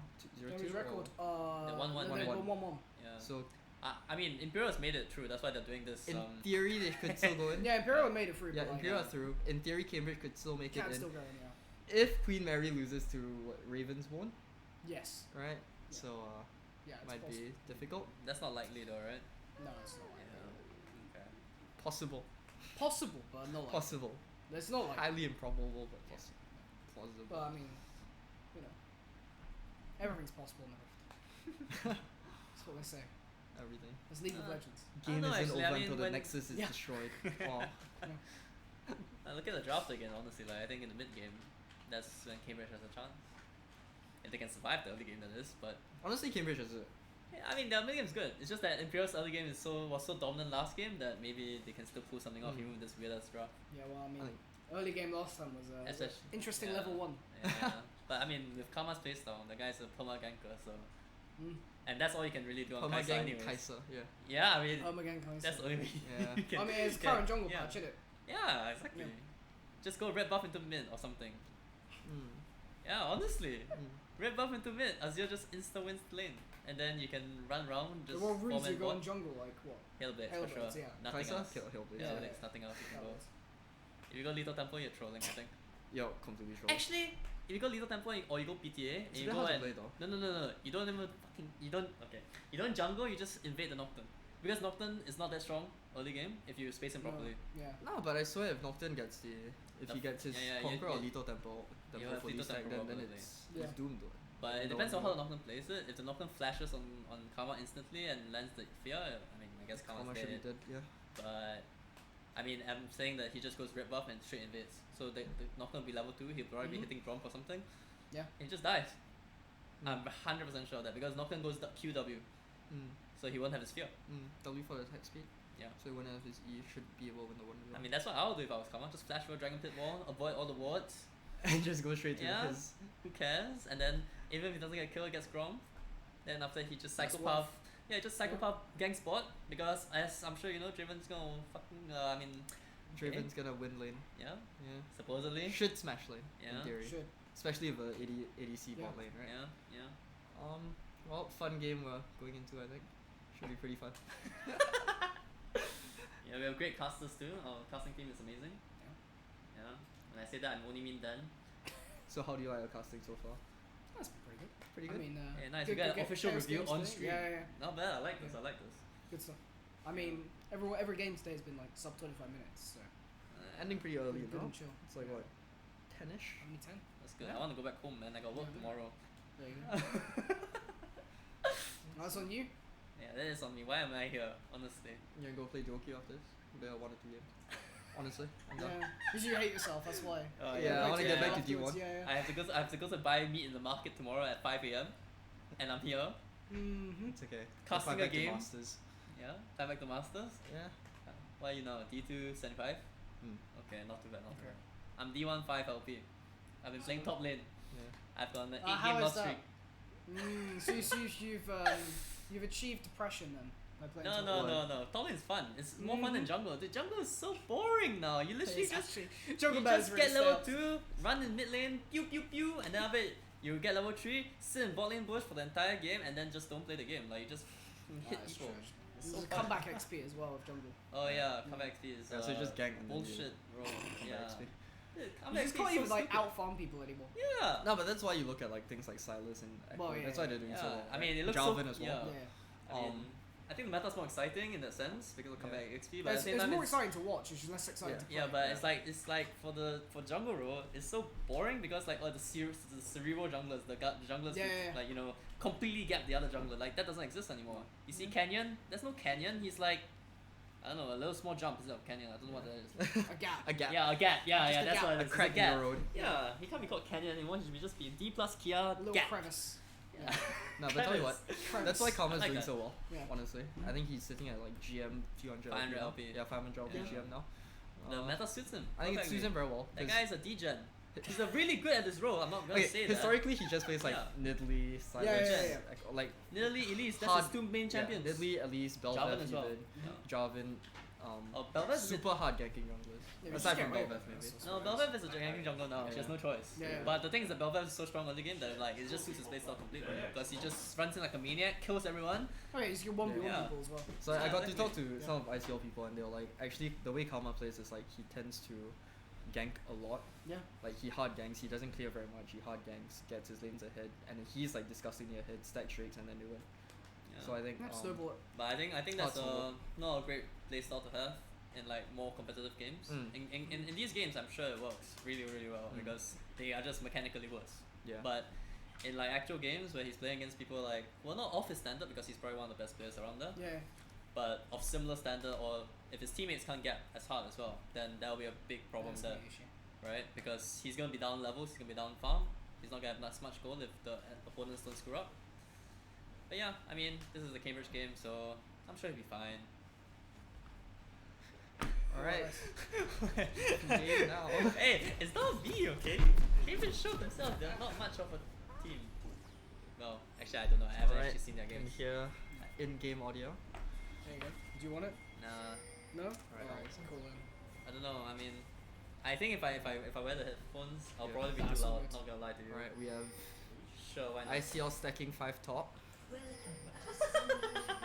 Oh, Yeah, maybe not.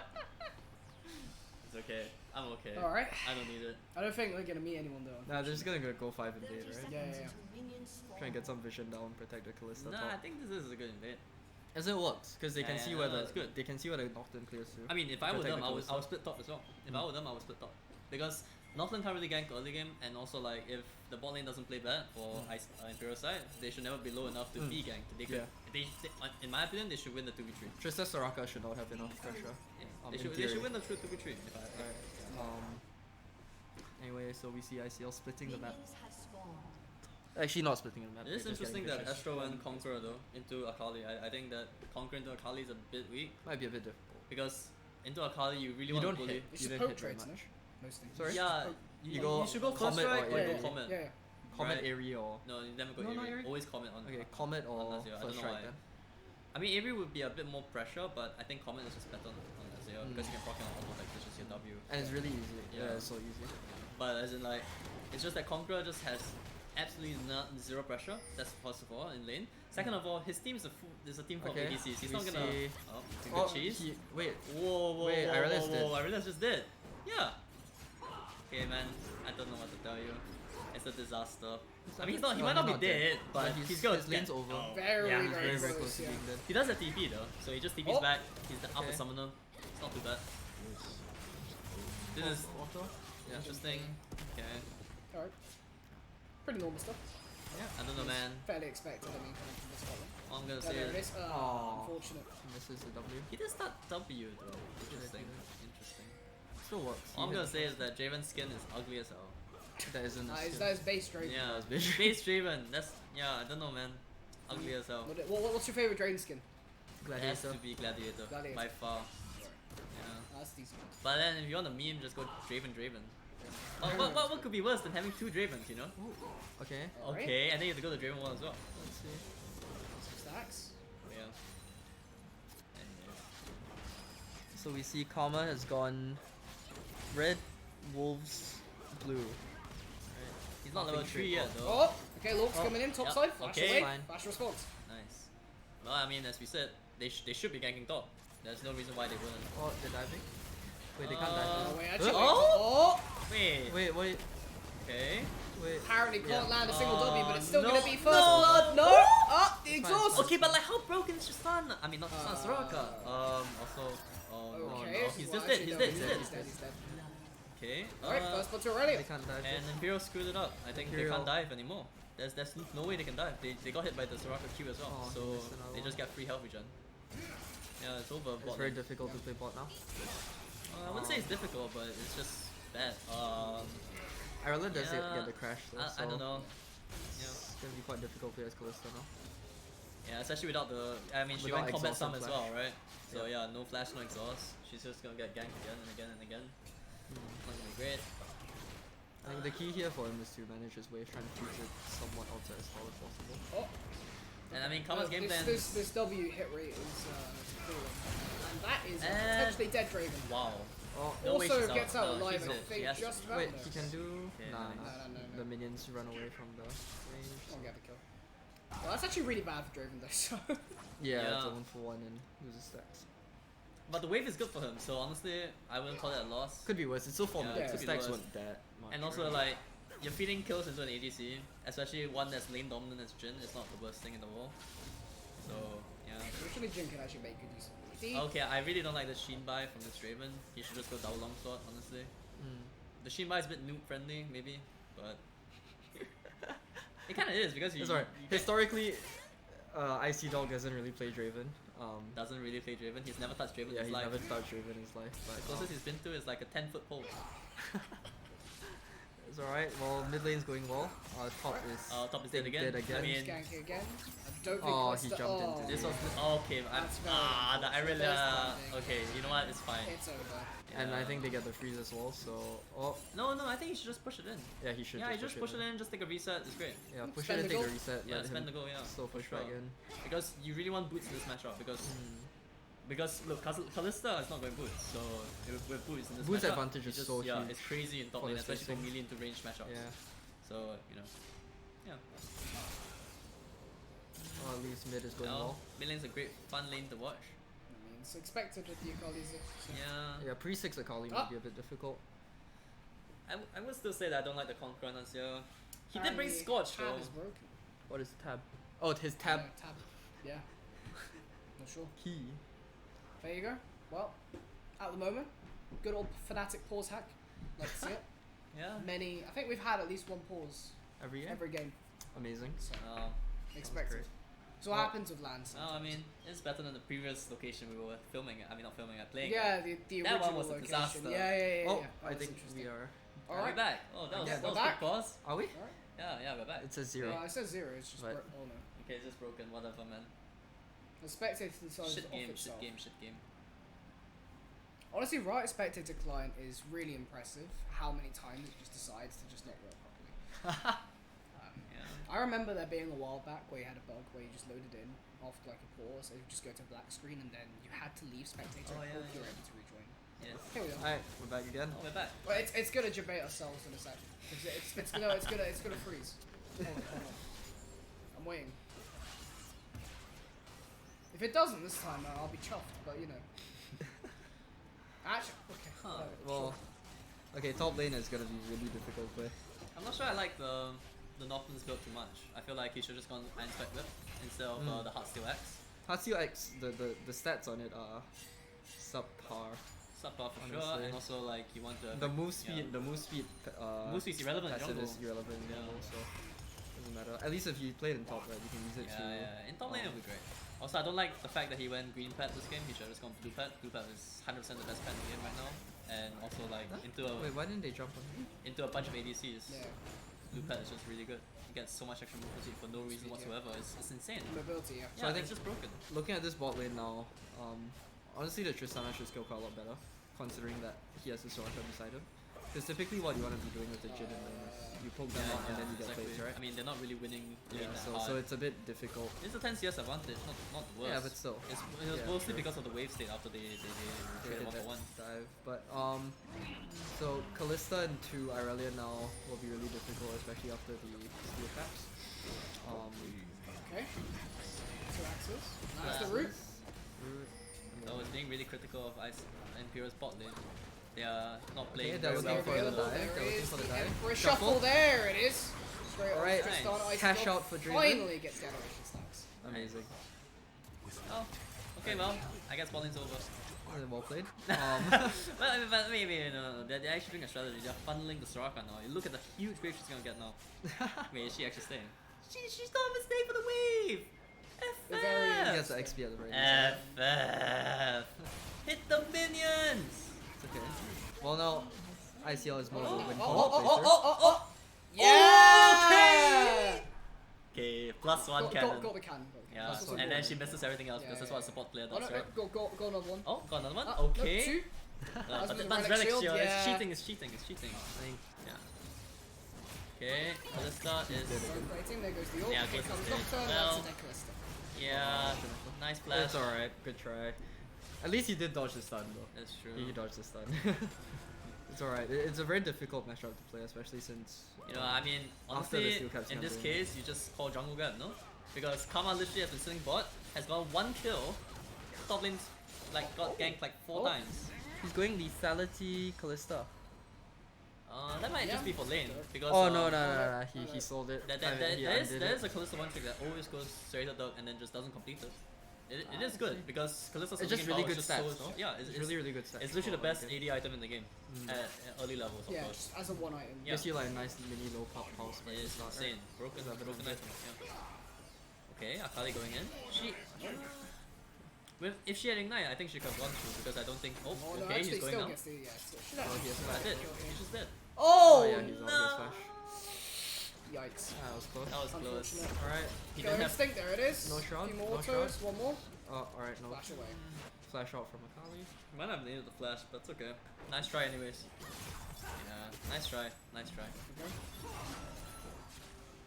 Right, getting a bit of trading off. I think. Alright, run through. Actually, the- Did he get the cooldown?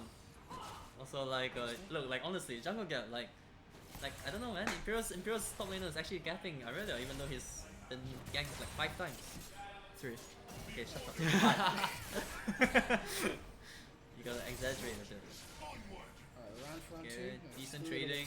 5-point strike through. Unfortunately, I'm not sure the trading was really that necessary because that's not gonna help soon because I can't see.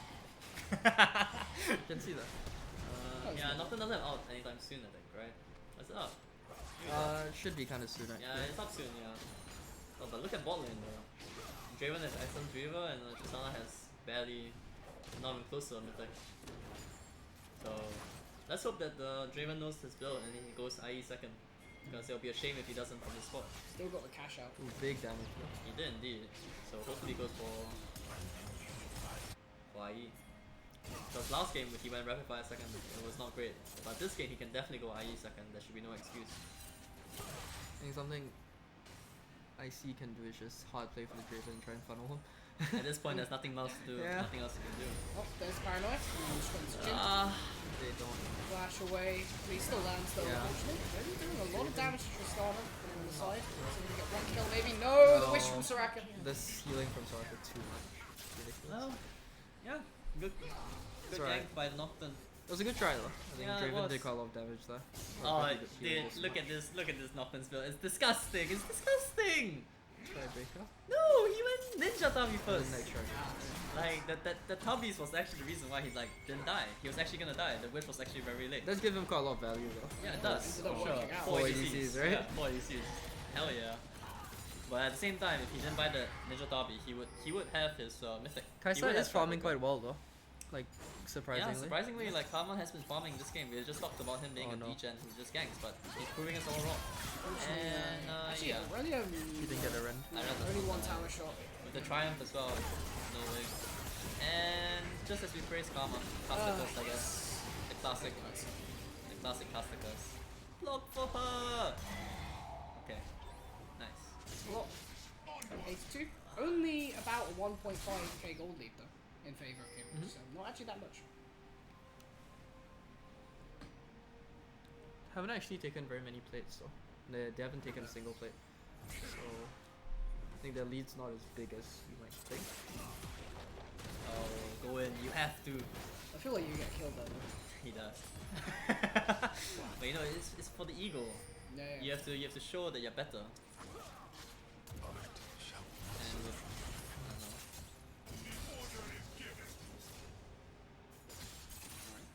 Right, getting back into a bit of a lull state. Dragon's up in about a minute. Lull state. Alright. Okay, can she Nocturne get the does wins? have ult though, so he Nah, can but- actually look bot again. And try to Okay. set up for the Drake. There's a slow push But here. Kaisa is bot as well. Without the The ult, Fnatic though, Death so it might be a Buff. bit difficult. Is it gonna work? Okay, well, Why actually, does- Soraka should just be dead. Alright, Flash away. flash out from Soraka, Enough distance. jump out from There's the rocket jump. Tristana.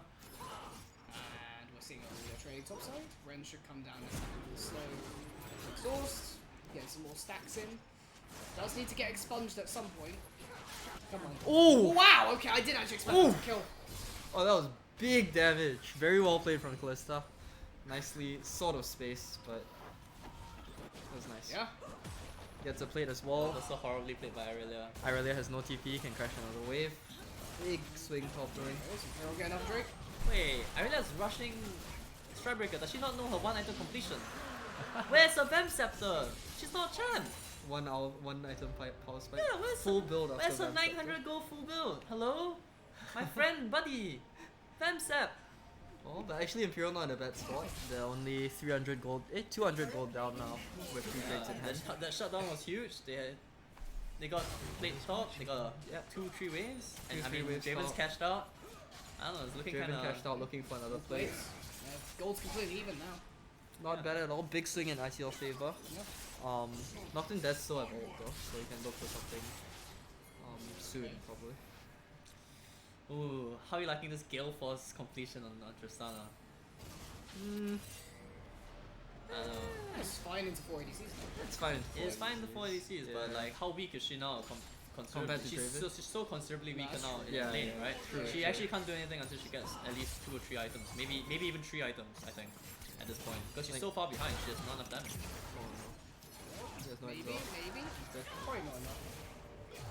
She did. One shot. Oh, one more. Oh! Oh. He is not the American Flash over Smite. the no. wall. Caffeine Rain gets the kill. Can he Oh, get yeah, out? so- Ah, yeah, close. just gotta keep pressing. Nocturne on a rampage. That's the boot stiff. Finish the Strikebreaker. Yeah. Very, very good item into. I said they get the Kraken though, so Yeah. she'll be strong soon. And look at that, it is an Lethality Callista. What in the... I mean, once he gets his evolution on his Q, I think he'll be quite strong. You know what Kai'Sa, right? Yeah. Okay, Cambridge does get the bottom power though. Sort of evening out on gold. And you know what? Draven is going IE. I like it. There it Who do is. you think wins out on scaling here? Scaling. I mean, dude, you have 5 ADCs on the Imperial side. How can you lose in No, scaling? but how do they play team fights though? How? Like if they get on top of them, it's very difficult. You have Azir to shuffle, you have Kai'Sa for repositioning, Draven has his stand side. I mean, the main thing is you have to get objective set Yeah. first. If you don't, But then they you always can get just- objectives set up, I think. I Because mean, yeah, they sure. have but if you- insane push. If They you're in a just. situation where you don't, then you're in Yeah. trouble. Top lane. I think the only problem that they Taking a low have is trade. It should just be another kill. Another kill for kill. Karma. good Ren, good kiting. I mean, The Kai'Sa is getting quite a lot of Yeah. what do you call that? He's gotten 2 treasure hunter stacks already, so that's pretty good. I mean, I think the biggest problem here that Imperial have, I mean not Imperial, Cambridge has, is that Irelia got capped and she just is useless. She went Strikebreaker first, which maybe she thought was a good item, but it really isn't. I think because- maybe the rationale behind it was that he didn't want to have the bulk max health damage. But I think even Yeah, then maybe. it's so strong and Yeah. such Well, a it's strong just item. very Irelia. synergistic. It's with probably the champion. best item for her, Yeah. right? And also the fact is that you get the slow. Mm. I mean, Strikebreaker gives you the slow too, but you might as well go the higher damage item and get the slow as well, Mm. right?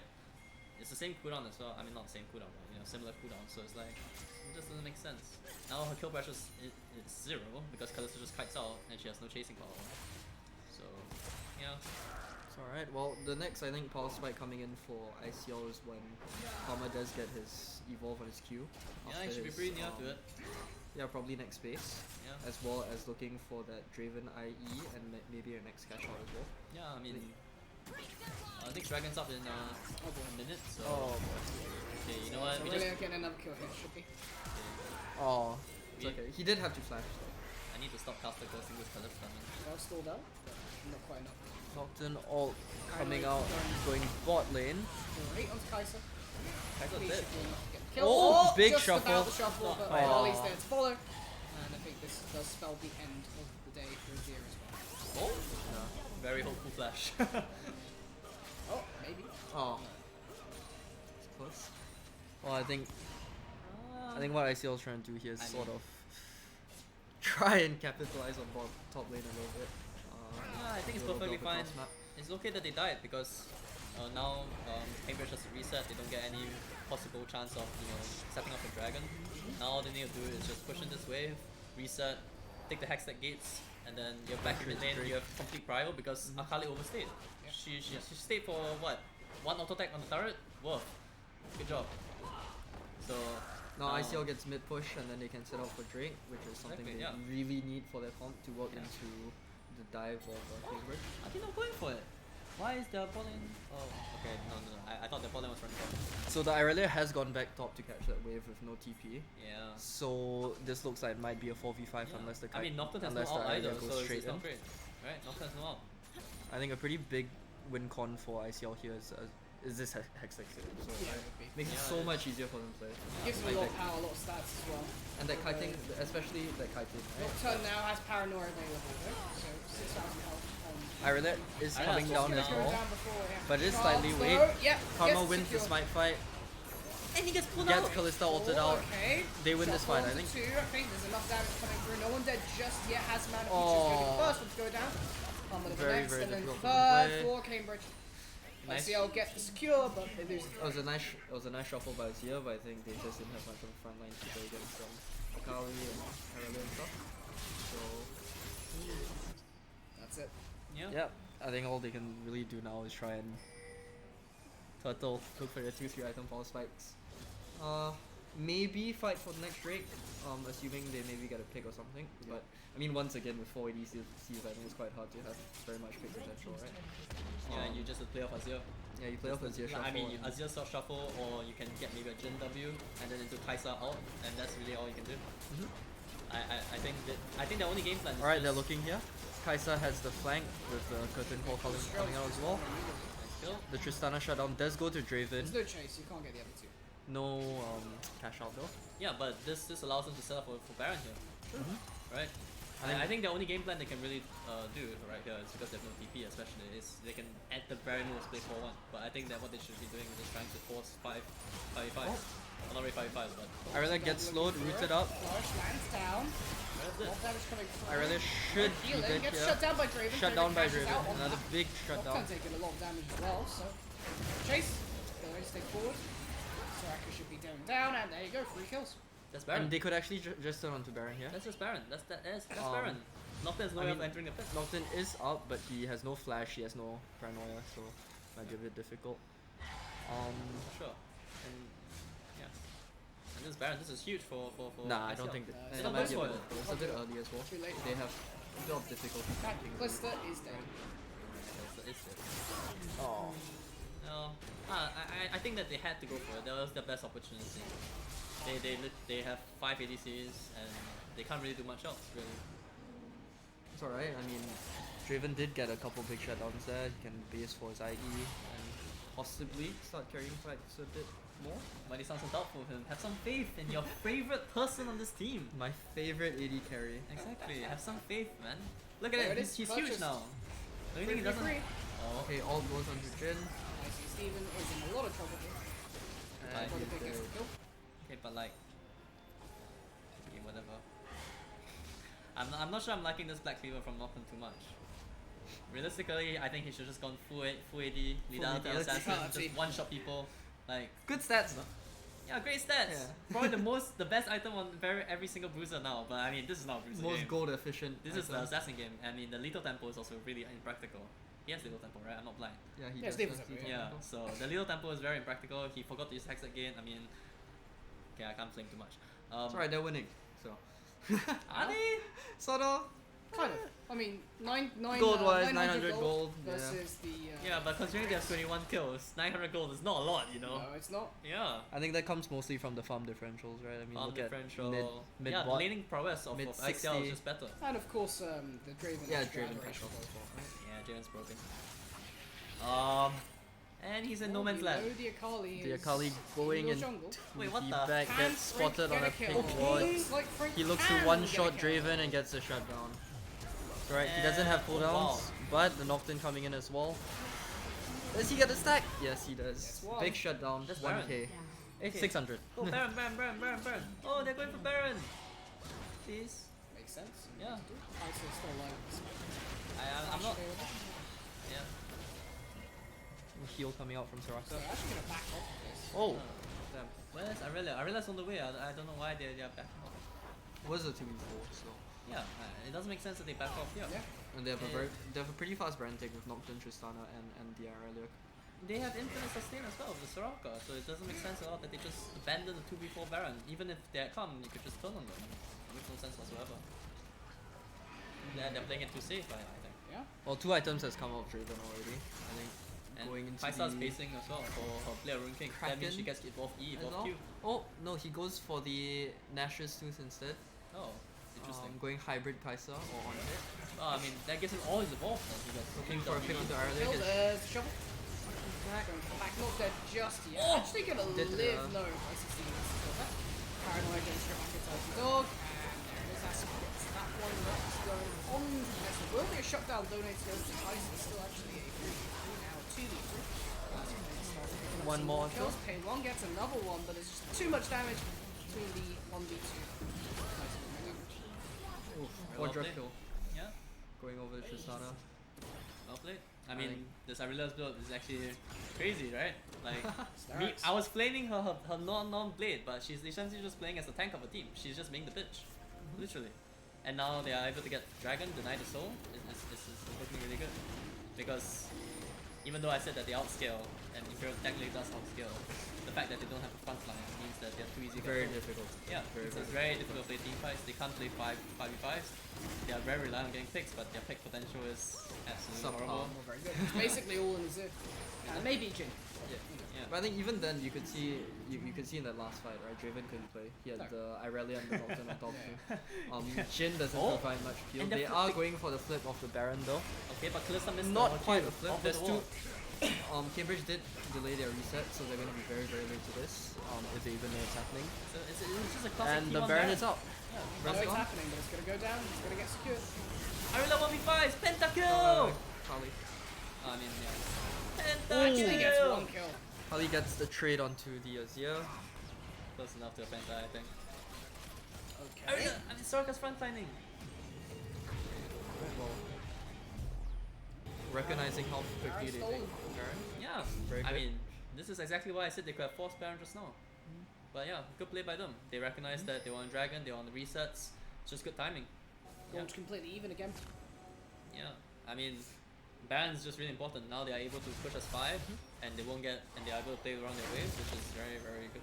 Huge for them. Yeah, I Because mean, now that- what they can actually do is looking at the champions on ICL, right? I think a lot of them have very big 3 items fights, right? As with most.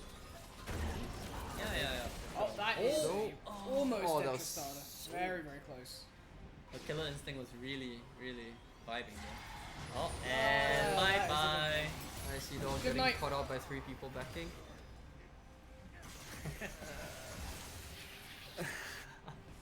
Little emo So what do coming you guys out. think of this Kai'Sa build, by the way? She's going IE third, I think. After going National second. And go back to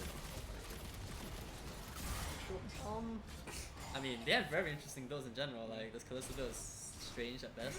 He does Kai'Sa get the build Q is- evolve of the. I swear No, Navori's she better already than has Aeon Evolve. Kai'Sa. Yeah. I swear. Navori? Oh no, for sure. Yeah, it's Yeah. Navori. Oh, maybe Navori she is going. Maybe she Navori is going. so Navori. much She is Navori. going Yeah, Navori. it's Yeah, Navori. yeah. Navori is amazing on Kai'Sa. I'm not sure about the Nashers, but I mean maybe it's some new technology that I haven't heard of I yet. guess your W. Yeah, you get W evolve, but W evolve isn't very Well, yeah. but useful to be honest, Maybe especially like- since you'll be spamming your Q most of That's the time. You know. So yeah. He should have his evolve on his Q off of this. No, he does. He does. Yeah, has He it? has Yeah, evolved he since already- ever he got his His pickaxe. Warhammer. Yeah, pickaxe. Yeah, pickaxe. yeah. Once he got his pickaxe, he got it. And There's he's the Mort. looking again for another kill. Alright, trading the exhaust. The Both. Avengers have arrived! Double teleport. The Avengers have coming in. arrived! Oh, Oh, no! unfortunate. Dude, jungle gap! Man! Double TP coming out. Like, the if- whirling death. Oh. Very close. I think he hit the first part just not Ah, enough. Going on to Good night. Draven once again. Actually, no, just about gets the Okay. space in. Okay! Gonna go and Shuffle! shuffles one. Oh, that's very Three items, underwhelming. probably the most powerful It's alright, team the right Kai'Sa. now. Able to do damage, Arena goes down. Okay. ICC is now the one in trouble, and Kai'Sa has it. As I always say, jungle gap. And look at that, Scuttle Crab just challenged her. Oh, going for it?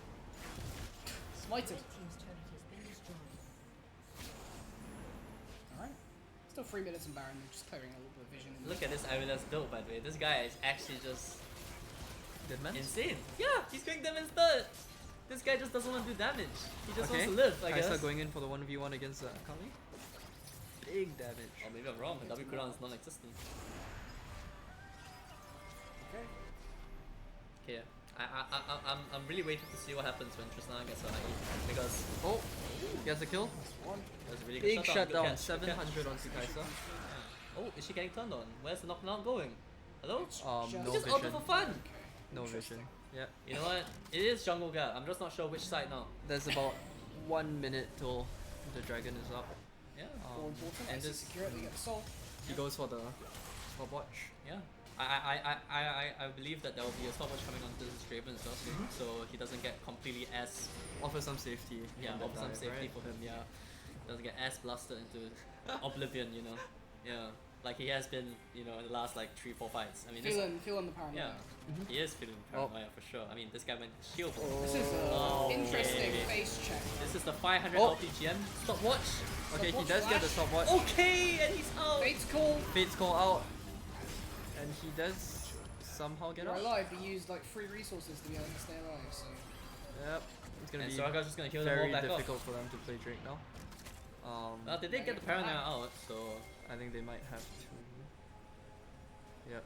They can't fight this anymore. Might actually be caught out as well. Good jukes. you know what? I don't actually mind them giving up Drake. Look at where they're going. They're just running mid. There's Okay, running mid. Maybe they're not running mid. They are running mid. Yeah, No, they're Kalista's running running mid. mid. One top. Draven's going top. I actually don't mind this at all. This is still a good play by them. Even though, I mean, obviously it's not the best outcome. Because I'm not sure why Astro I went don't to think try you and can help. actually get the inhib though. Tristan's coming. They might have been able to if Azir hadn't just run it down. I don't know why he ran into 5 people for no reason after his Oh, save and he support. got one shot. And they get top lane turret, so honestly the influx of goal is not too bad. But yeah, oh, Kalista. Nice try. Good try. Soraka's just too broken, honestly. Also, none of them have Healing. LVR, and they have like 5 ninja tabis except this Akali. They have 4 ninja tabis. I think something that Zia could have done was. What do you think about Morello second? With the flat 10. I don't know, man.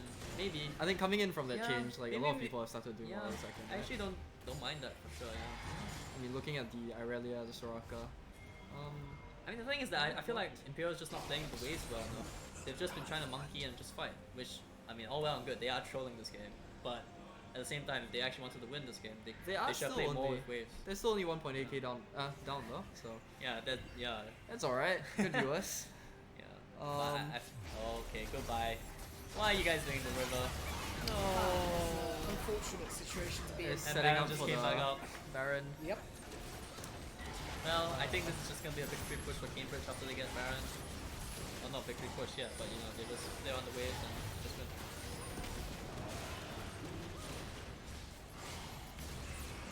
Nice. Oh, Kaisa, Killer Instinct? Don't think you could get steal there. Killer Instinct, Killer Instinct? Oh no. Silence Jungle. by Soraka. Equinox. Oh. Jungle Gap.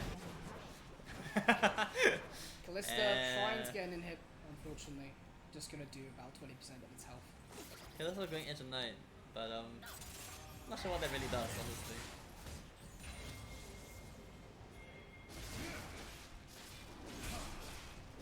Okay. I Red don't know. buff going I mean, over to Astro. yeah. I just feel like the early game was just a bit too rough, so not keeping their Callista in. It's just fatal. Alright, shuffle. Oh, the wish comes And in. the wish Flash coming Gale out, they Force. do not know where she has gone. Redemption, paranoia, all the tools coming out. And Strength on a rampage. 1, 2 kills, maybe 3 next on the plate. This is also been kind of fire. That's it. and that's just it. I think. And Yeah. I think that might be game. You know what? If maybe. Nah, I think they get like top inhib. Then Yeah, if you want to force it, it's possible. Well, given our arch nemesis is Q Mary, I hope they lose next game so that Cambridge can make it. last Wow, time wow. we did lose to Queen Mary. We dropped one game. Yeah, only game we dropped. And I'm gonna tell you, it's not my fault. It was team gap. You heard it here first. That's all they say. Alright, looking for the end. And, Irelis, oh, paranoia. that's miss. Drones are close. Now coming out, they go for Nice the actually, end, Momo and took it a is kill. Oh, no, flash away. Pentakill! game Won't be over. able to. Game over, GG's. Jungle Gap indeed, Cambridge. With the Nocturne of 11, 1, and 17. Just a little bit too strong for ICL to deal with, although, of course, 4 ADCs maybe not the composition of all time. But it was a composition of all time. Was it?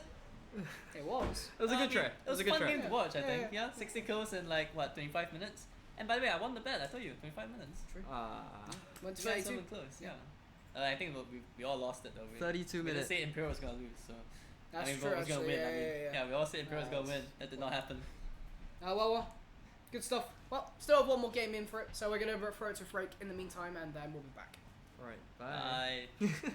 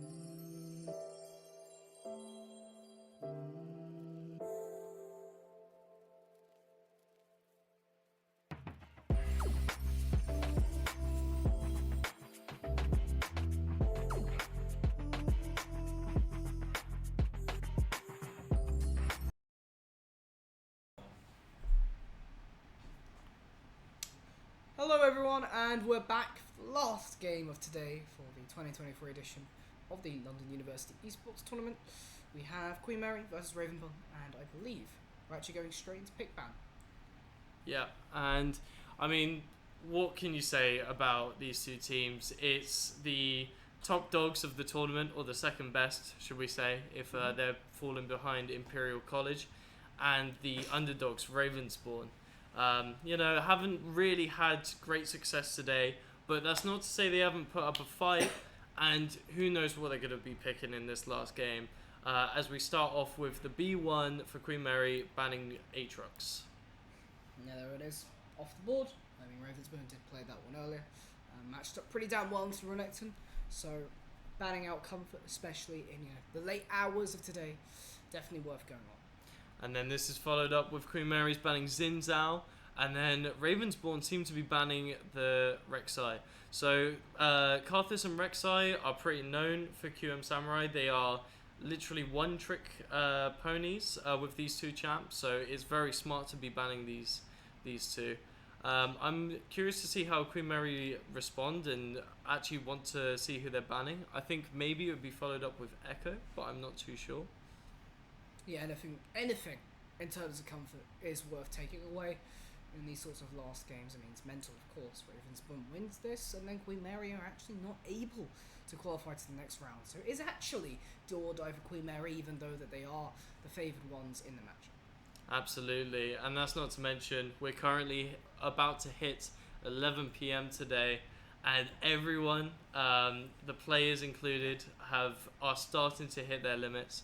So potentially Queen Mary's could be making a lot of misplays in this final match, and if they do, that gives Ravensbourne the perfect opportunity to make their comeback. Alright, Carly, Zed locked in. Two assassins right off the bat. Could be interesting. Mid matchup already secured in.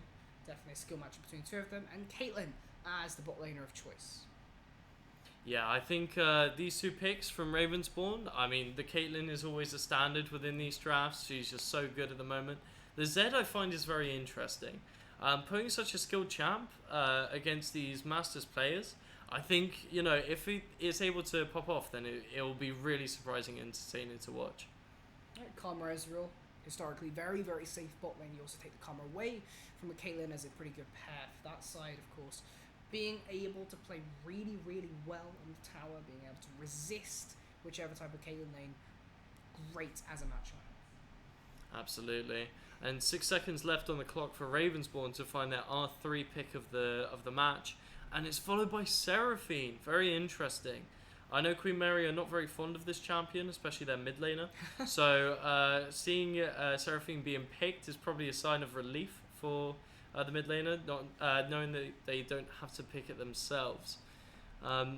So we're starting to see that possibly the top lanes being banned here for both teams, as it's still left open and they want to make sure they get that nice counter pick. The Darius, very smart. There it is, going away. One thing about picking the Seraphine at this point is that it's not really going to be a flex. It is pretty much forced in support unless you want to swap Caitlyn and Seraphine around, but that just doesn't really seem like something you want to do, even though it is possible. In terms of who gets the farm, you'd still rather have Caitlyn have the brunt of the gold. Darius is still pretty frustrating top laner to a lot of champions. And the Shen again banned out as comfort pick for these players. Not to say that it can't be a Zed jungle, but it definitely would be a really exotic pick we'd be seeing here.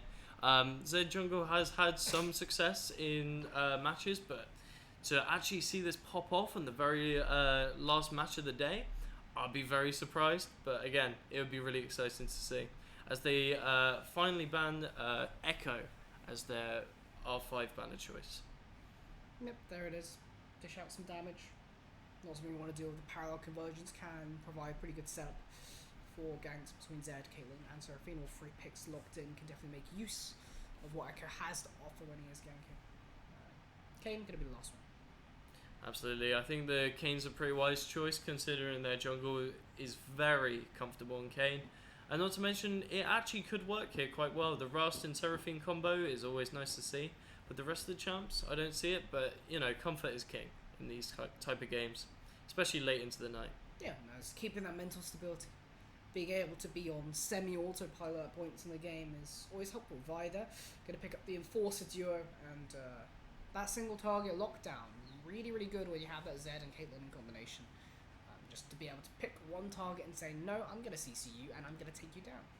Absolutely, and not to say Vi is just a menace, building Radiant Virtue, Black Cleaver, maybe even going Divine or Eclipse. There's so many build options so they can react to the final picks of the game. But I'm going to predict this being a Radiant Virtue build, just based on the team comp. And this is responded with Silas. I think this is a really good choice. The Seraphine and Vi ults are really going to be great for Silas later on into the game, picking off the Caitlyn. Followed by Kindred. Very interesting. Kindred actually really good here to be able to stop some of the executability that Ravensburn has. Just in team fights in general, Lamb's Respect being such a powerful ultimate. And of course, you have your Karma already, so the supporting elements of your team can help out having that double ADC. Absolutely. I'm really interested. It seems Ravensborn have gone for a full pick comp, apart from the Seraphine being their only source of peel here, really. Against the kind of safe, CG, team fighty comp that is kind of being shown in Queen Mary's.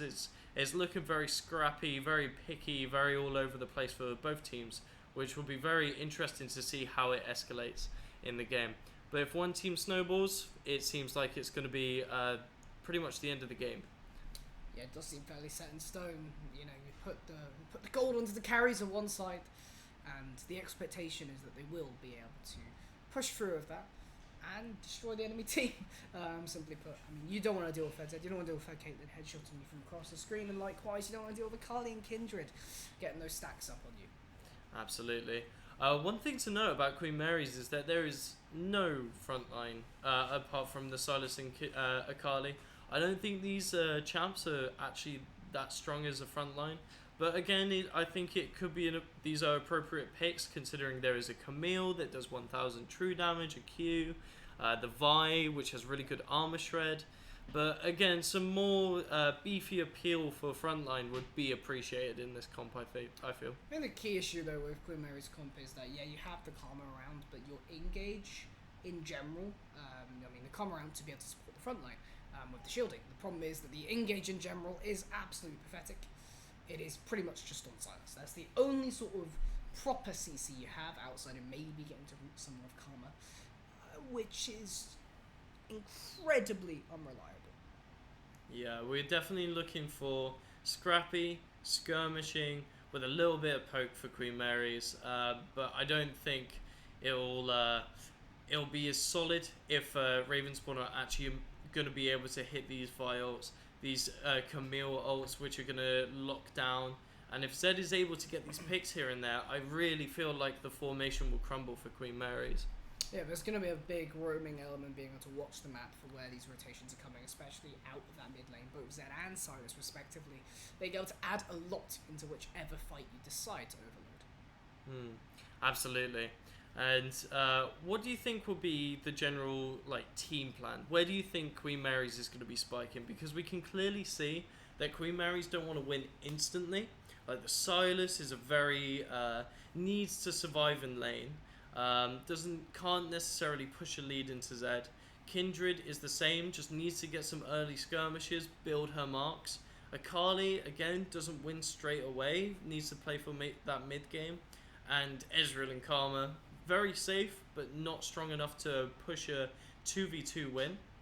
So where do you think you see Queen Mary's pushing their lead in this game? Well, I think partly it's going to be trying to outskill your opponents in one way or another.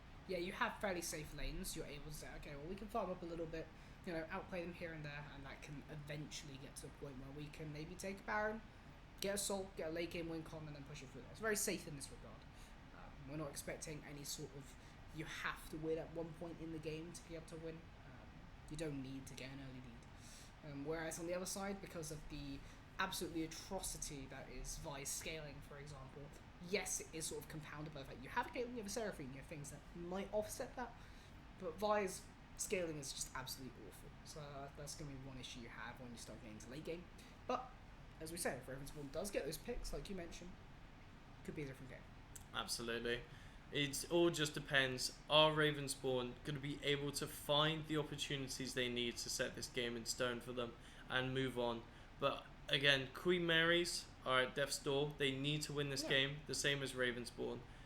So we're just going to have a short break to find out the results of this final match.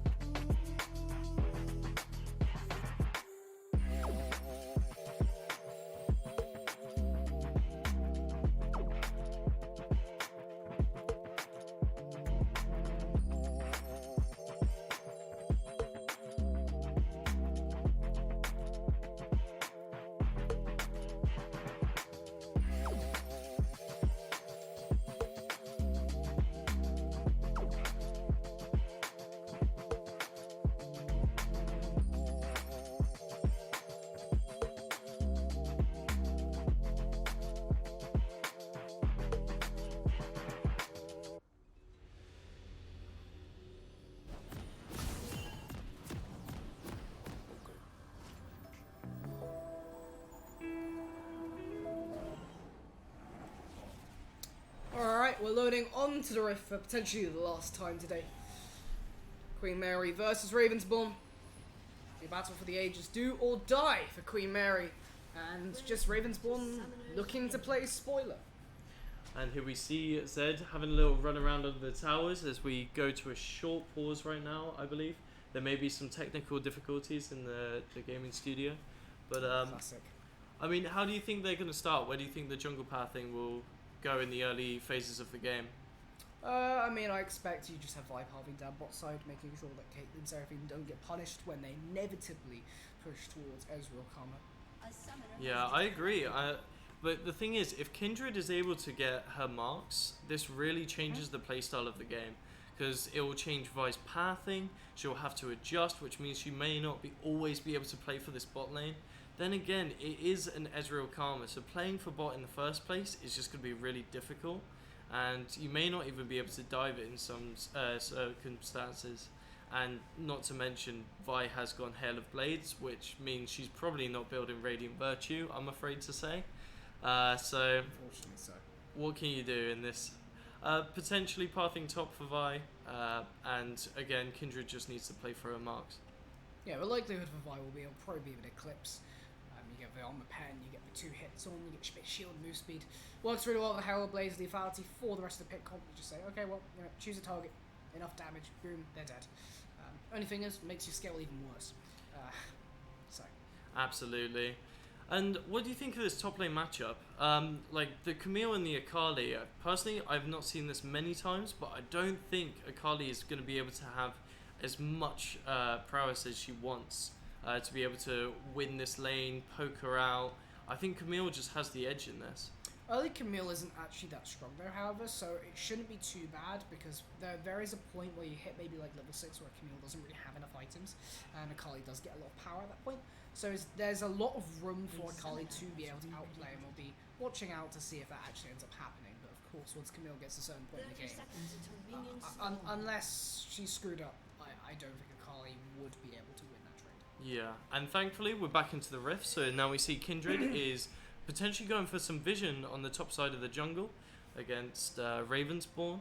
I don't know how they're going to adapt. It doesn't seem like they've got any vision as Camille is just sitting in the top side, potentially looking for them to invade. But yeah, it's very static for Ravenspawn at the moment as QM Samurai are spreading out their vision quite nicely, but Karma is still coming from base. So it's a very slow start for both teams, not exactly having any aggression, which is quite to be expected, to be fair. There isn't much to play in the level 1 here for either team. Especially not to risk the game.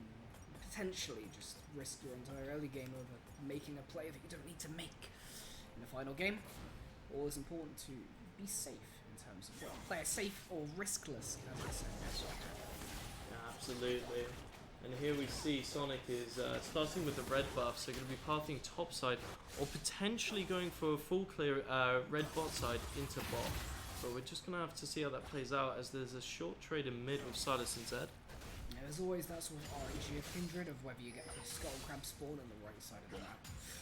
So you get that early mark, otherwise something you really want, so you can just be able to path into the right side of the river, but you don't actually know at the start of the game which side that's going to be. Yeah, quite right. I'm also very curious if bot lane is going to be able to get the shove. If Ravenspawn are able to push Ezreal and Karma in the tower, whilst it doesn't matter too much, it will mean that they're able to at least secure some CS. But a flash on Zed that early is quite crazy, meaning he could be punished quite easily in the later minutes of this game. Yeah, just got level 2'd on. Silas is early into a second melee matchup is actually absolutely fine. Like Zed, it's not the case where you're going to get poked out of lane or unable to trade easily. Into Zed, you'll do actually fairly fine. Absolutely, yeah. As we see, Ravenspawn unfortunately isn't able to get this shove bot, and this could be really bad for them as securing some farm whilst Ezreal and Karma is poking you bot side is going to be really hard. So yeah, it's not looking good for the Ravenspawn bot lane, and Vi is not there for the team, for the bot, as she's going for mid. However, Drexelite not quite got the information. There it is. If you wanted to connect that, you had to flash, but there was no angle for a kill even if you did. Yeah, that's quite true, unfortunately. As Silas did have flash as well, so he didn't even need to necessarily dash if he didn't have it up. But yeah, unpunished mid lane, and Silas is able to collect this farm under tower. Lunatic going to help out the jungler, roaming to the Vi. Vi should really be queuing over the wall right now, going to get ignited down, and first blood for Kindred. An absolute insane start for QM Samurai, Queen Mary's even. As expected, to be honest. I mean, they've been expected to go for these Kindred skirmishes, and the Akali roam was just perfect. Well, I'm not necessarily wanting to take that there. I'll skip a busk, but Caitlyn running herself out of mana for long, and I'm gonna be absolutely fine farming it. Absolutely, yeah. Camille is quite safe in this lane at the moment as they're both matching on CS. Some really nice poke from the Akali actually, which I wasn't expecting. I thought Camille would be able to trade a little bit harder. But yeah, these trades are just very Akali favoured at the moment, as she's not able to punish. Yep, there's just this early game Camille. Not actually that strong just yet. So, get hit by a few 5-point strikes, and Akali could definitely do something. Just like that. Of course, that's the easy way. Just wait for that before shield trade back afterwards. Yeah, seems like a very even trade in the top lane still. I'm not sure who will prevail in this, but as Akali does have the advantage here, Lunatic can look for a minion advantage kill and potentially even dive into the tower here if Camille doesn't have a passive shield up. Alright, waiting in the water. Sweeps the... Why waiting there on the bot cycle actually? Potentially gank opportunity on the bottom flank though. Not actually doing it just yet. Seems like they just don't have the numbers to be able to do so. Asian Wannabe has a lot of patience here, not going in straight away. But it seems like he's stepping up. But Silas is stepping up on the Z here. And no, they weren't able to look for anything on both halves of the map. Your best shot was to go in when they were actually sort of semi-pushed on the tower. Of course, the issue was that you just had a, about 40% HP Caitlyn around, and the Seraphine was still on the way back. So follow-up wouldn't have been there, but you're more likely to get at least a summoner spell off if you went there, because you just won't even be able to close the gap otherwise. Absolutely, and Kindred now starts the mark. I believe they have vision on this, as Drake has Scuttle vision on it for Ravensborn. And the Silas dive able to secure the kill onto Zed. That scores the first kill of mid lane. Easy enough. 1.2 to 7.4. Slight lead. But this freeze in the top lane is actually very impressive from face after face. The wave has pretty much stayed in this position for a long time. It's just up to Vi now to be able to find this punishment on the Akali. Although face after face is getting quite low in these trays, trying to keep the wave frozen. Yeah, the problem is that Vi just keeps palming bot side, so Camille not really going to get bailed out. Yeah, unfortunately Vi is a bit too late for this Drake. And potentially there is a fight here as Lunatic just secures the kill on face after face. If the Hextech Ultimatum was timed slightly differently, you block a little bit more damage and maybe get something full on. Might be in trouble as Asian Wannabe is in the bot lane, but only level 4 as Vi right now has not been doing enough farming. Fang taking a lot of damage, should go down, surely 1 or 2 more autos will do the trick. Clumsy gets the kill. Yeah, very well played for bot. It's very much needed, but maybe Furlong is able to find a pick here on the Seraphine, and she's getting very low. Doesn't land the auto, lands it on Caitlyn instead, and hits the final auto of One more Furlong. Mystic Shot, there it is, 2 double kill. We'll go down to the Vi though as a return, but it's absolutely worth if you're that as well. Absolutely, that is just basically the lane secured. There's such a good gold advantage there as the wave is now slow pushing for QM Samurai in the bot lane. And Lunatic is back in the same position as last time. Both ults are burned for both sides, so he can quite confidently walk up here. And the Vi once again is nowhere to be seen for top side.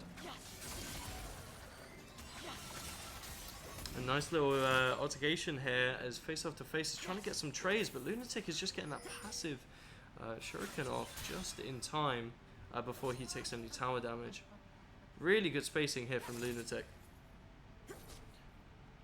Okay, wave pressure again.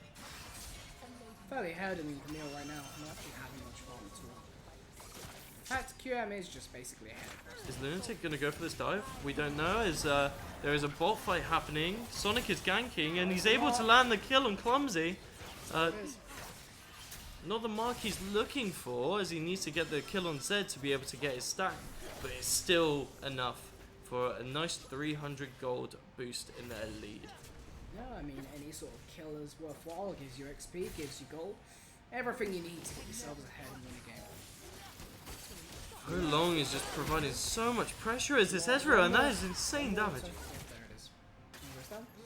Lunatic now needs to try and make an escape. Dodges out of the hook shot. Now it goes down. There's the second cast on the perfect execution. So unfortunate. That Camille R was 2 seconds away from being able to be cast. And if it was able to be landed, then Lunatic would have had no place to go other than the Camille cage. Very unfortunate for Ravensborn, but it just happens. And Lunatic gets away free. Sometimes that's just how it is. It is what it is, and Sonic is potentially looking for another gank on face after face here, but is face after face able to get away with this? And absolutely not. The Hunter's Mark was insane. The damage just bursted face after face out, and that is another kill down on the top lane. What else needs to be done? Alright, 4,000 gold in favour of Quimera right now. Always in the pilot seat, seemingly. Except for the time they're played by CL, but you know, that's just how it is sometimes. ICL definitely showing the strongest of the group. They're gonna deathlock in, but might be deathlocking into their own death if they weren't very careful, but escapes nonetheless. Absolutely. Has a W away, unfortunately, because the lead in the mid lane is just starting to grow slower and slower, and Silas's extended trades are just really helping him win these trades. So win this out sustain. It's a war of attrition in the mid lane really, and Zed has no way of healing over time against this Sylas. The Lunatic looking for some more trades here. He's zoning off face after face from even getting to his own tower. And that is a really nice trade for Lunatic. Able to get face to face down to half HP. A lot of damage output coming off the Akali right there. Asian wannabe though now is in with the ultimate. Detaining this Akali. There's the shield coming through. And maybe Akali can get the execute. Ooh, not enough. Not quite well enough timed. Lunatic is going insane. Yep, that's it. Long potentially able to get another kill here. He snags the kill on Caitlyn. Hong is able to hold her, and Caitlyn goes down, and Long is able to secure a double kill in the bot lane once again. Too easy, I guess. Yeah. Bombing kills left, right, and center. I mean, told him free. Okay, accelerating the goal beam a little bit further. Get some more plates, and this is kind of what we talked about briefly in that. With Mary just looking to outskill their opponents in the lanes and knowing that they have the safety of being able to scale and the safety of being able to farm anyway as that sort of factor. Absolutely. But yeah, this is I mean, Queen Mary's are the ones with the late game insurance here, and they're up 12-3 in kills. With a 7k gold lead, this is looking very difficult for Ravensbourne once again. They've put themselves in this position where they're not able to secure an early game advantage and now are playing an uphill battle. As 2D is trying to look for a nice little all-in onto Sylas, but is it enough? A great follow-up, and Sylas is now diving on the tower, is able to just get picked out by Sonic. As Zed goes down a second time in the mid lane, under his own tower. Aggressive there. I mean, Asian wannabe possibly could have come in, but the underspit. Lunatic going for another fight. All in the Camille, and is able to secure another under tower siege. There it is. For long. Continuing to fire off those mystic shots over and over again. Now the tables have turned where Skipper Busk and Clumsy have to be the ones on the tower. Absolutely. Kindred secures potentially her first mark of the game, I believe that is. If it's a scuttle, that should be her first, which is very funny considering she is 4-1, not needing her passive at all, it seems, to get this 14-3 lead. It's looking very good for Queen Mary's right now. Yeah. 2 Drakes. Asian wannabe potentially looking for Lunatic here. Lunatic has the perfect. Oh, misses the Q. There's a lot of damage that is missing off this Akali, but there is a 3-level lead. And he's currently hitting every single 5-point strike. Nope. There it is. Almost secure the deal. I thought Akali was just going to die without a fight, but unfortunately for Ravensbourne, Asian wannabe went down. Lunatic is just living up to his name here. And so Folong is also just pulling up his weight as he secures another kill under their tower. 20 is going to be able to secure 1 kill onto the Karma, 2 kills onto the Ezreal. That is a huge shutdown. Was he able to escape the Kindred? No. Unfortunately not. No. So Extra little bit of scaling. So next why not? Really good position to pick up. on the positive side of this, 2D was able to secure 2 kills, and one of them was a shutdown, which is really big. Maybe able to pull some sort of lead back into the game. But is it really going to be enough? I mean, they are 1/3 of the total kills that Queen Mary's have. It's not looking good, to say the least. As now it seems like the bot lane is rotating to mid, the mid is rotating to bot. They're starting to play for the mid game, Queen Mary's. Alright. 9,000 gold ahead. Gonna take it a little bit slow for you. Make sure that you get the win. That's what matters. Zed gonna go back to full on, trying to get that knockdown, a little bit damage, exhausted away, unable to do anything more. On the dive onto Clumsy, just too easy a double kill for Kindred, and Lunatic looking to make it a third in the top lane. Absolutely insane performance from Lunatic, just completely controlling the top lane as a Cardi, which is, I mean, it is to be expected of the Queen Mary's prowess and their reputation, but this is just an extreme too far. As now they're just pushing into the jungle of Ravenspawn and just taking pick for pick. Asian Wannabe goes down again, unfortunately, in their own jungle. Yeah, I mean, it's part of the problem with Vi. I mean, Vi actually still building towards what looks to be a Jack show, interestingly. Not sure about that one. Not sure it's actually going to be the item that you need to be able to... Oh no, it's Radiant Virtue actually. We'll be right. Okay, we are seeing the Radiant Virtue build. Quite strange to see it on a Hail of Blades, but maybe she was just playing for that early game, which unfortunately is a bit too late. But I mean, we could be seeing some team play potential going off with this Radiant Virtue item. I think it might just be a little bit too late to be able to see it in full effect though. Yeah, right now you're in the dumps as far as gold is concerned. Vi now going over the wall. Maybe, just maybe we get to Lunatic. Lunatic very much looking for Clumsy. Charmed up airborne, What a stunned great away, combo, but what a more! Lunatic! How does he do Auto! this? Gets the kill shot down though. Silas now in the fray. Golden Seraphino looking to go straight on the Zed. Teleports out. Level 12 Silence though, this Kingslayer is going to be a bit of an issue. I do think he does secure both the kills now. Really making him back into that. TP gonna come through from Camille. No way. It's possible. Now you're overloading to 3 Kingslayer and up in a few seconds. There's the Zonias. Will be up as soon as Silas comes out. Oh, I was gonna say, I thought it was gonna be Synapse clip after Synapse clip, but unfortunately there wasn't the pop-off Silas wanted there. But even still, a great performance from Queen Mary's, buying so much times that Hung and Folong can just push in the mid tower. Maybe they could have gone for bot as well, just because of how many people rotated. But Asian Wannabe is lost in the mid lane and is sniped down by Folong. Not what you want to see on a daily basis if you're that Vi.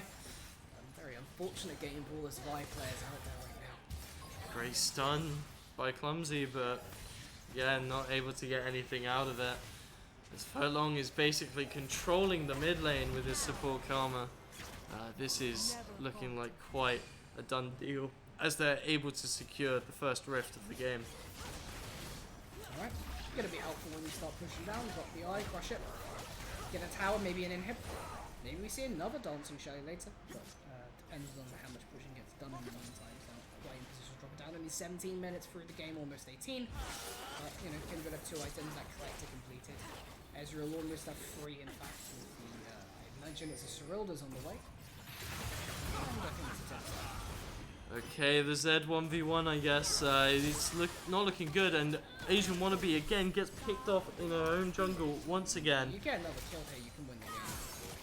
Oh, insane place by Lunatic, just going straight in, shrouding it under the tower. Potentially Clumsy tries to go for the charm, but it's not enough. Face. This should just be over. Should be an easy end. Zed 1v1 was actually a lot closer than otherwise expected. You should just wait for the wave here. The respawn times are still quite a while. You have a Rift Herald in your back pocket. I don't know why the Rift Herald isn't popped here, to be honest, but... No, I don't want to play it safe. Baron in 1 minute. Baron will definitely end the game. Absolutely. Don't overextend. That or the Soul to play for. There's honestly way too many options for Queen Mary's to lose this game, if I have to be quite blunt. But again, this is just how tremendous they've been playing today. Win after win, only losing to Imperial College London, which also played very well, apart from their quite interesting 4 ADC draft, which I have much to say about, but not right now. Yeah, it's just looking like Ravenspawn are really just holding on here for dear life, trying to stay in this tournament for as many more minutes as they can possibly take. And at the end of the day, it's a good bit of fun between you guys as a 5v5, not the experience you normally get to have on playing these sorts of things online. So, absolutely fun there. As a result, 20 surrender, going to go straight in and straight into Elam's Respite, living for the time being. Shall fall soon after. Camille will be the one to go first. Laying down a few autos, Mystic Shot here and there, you know, fire out the barrage, Silly little gold block. There you go. Fly goes in on the other side, straight to her death with double kill. Furlong. Furlong is just set an Looking for the example. quadra, unable to get there. I mean, he wanted the quadra, he wanted the play. I can only respect it, but he does go down. But Queen Marys are really making their statement piece here to all the other groups, really assessing or presenting their dominance as they are now popping Rift Herald to go to the final towers of the Nexus. Instantly bursts out clumsy, maybe a bit too clumsy under their own tower, considering how fed Queen Marys are. And there we have it. The game is over. Queen Marys have done it. They're trying to get some extra kills for the KDA. Sonic able to secure one. Akali able to secure a second. And it is over. There it is. Another Dancing GG. Herald. What you love to see. I think we've had 3 Dancing Heralds today. It's quite impressive.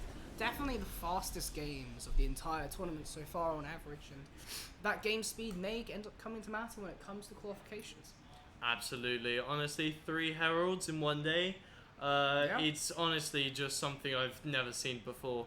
Not at this level, at least. No, absolutely not. Queen Mary's and Imperial College London seem to be making it through to the quarterfinals of the tournament, and unfortunately Ravensbourne and the other Tiebreaker. oh, is it tiebreaker Yeah, even? it should be a tiebreaker between Between Queen Mary and Cambridge. How it's getting played, we'll have to wait to see in a moment. But for the time being, once we get all that set up, we're going to go to a break.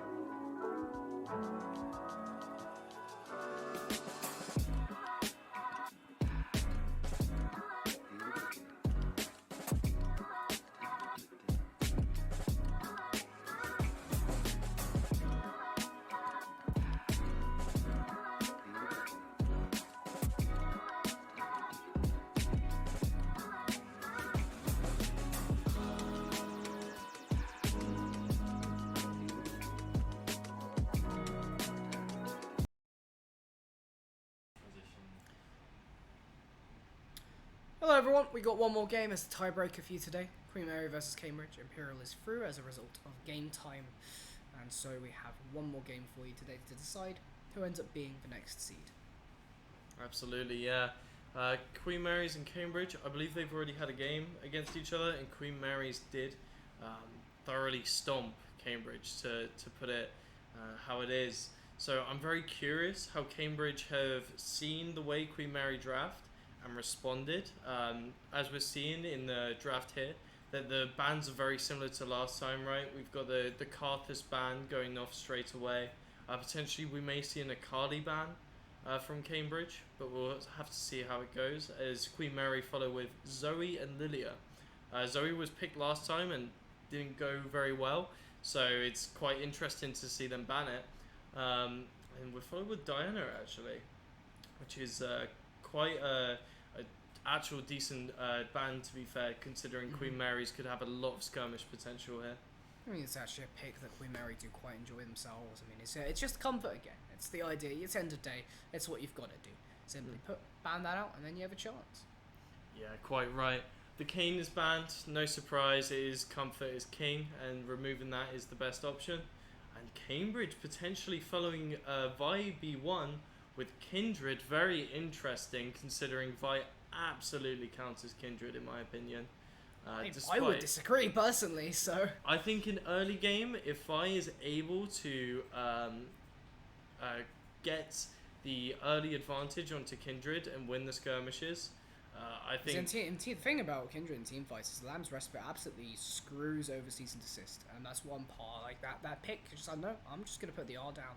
That's not an issue anymore. In early game, I mean, the trades, Kindred actually doesn't do too badly into Vi. It just depends on, as you say, if Vi gets ahead, then yeah, sure, but that's going to happen in a lot of jungle matchups. To be fair, I do agree with you. I think you're right on that one, actually, thinking about it.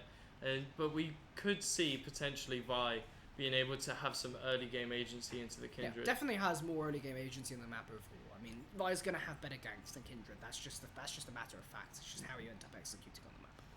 Yeah, instead we saw Tristana and Nocturne on the R1 and 2 of Cambridge. Very interesting, considering Vi can follow Tristana to the ends of the earth with her leap. But Nocturne, I think, is a very good response. Followed by Queen Mary's picking Nami Lucian. Okay. It is one of those games. I believe we're looking at the pro drafts right now. And I want to play quick. That's just one way of doing it. I mean, the thing is, fortunately in Triss, it shouldn't be too bad unless it's Tristana mid.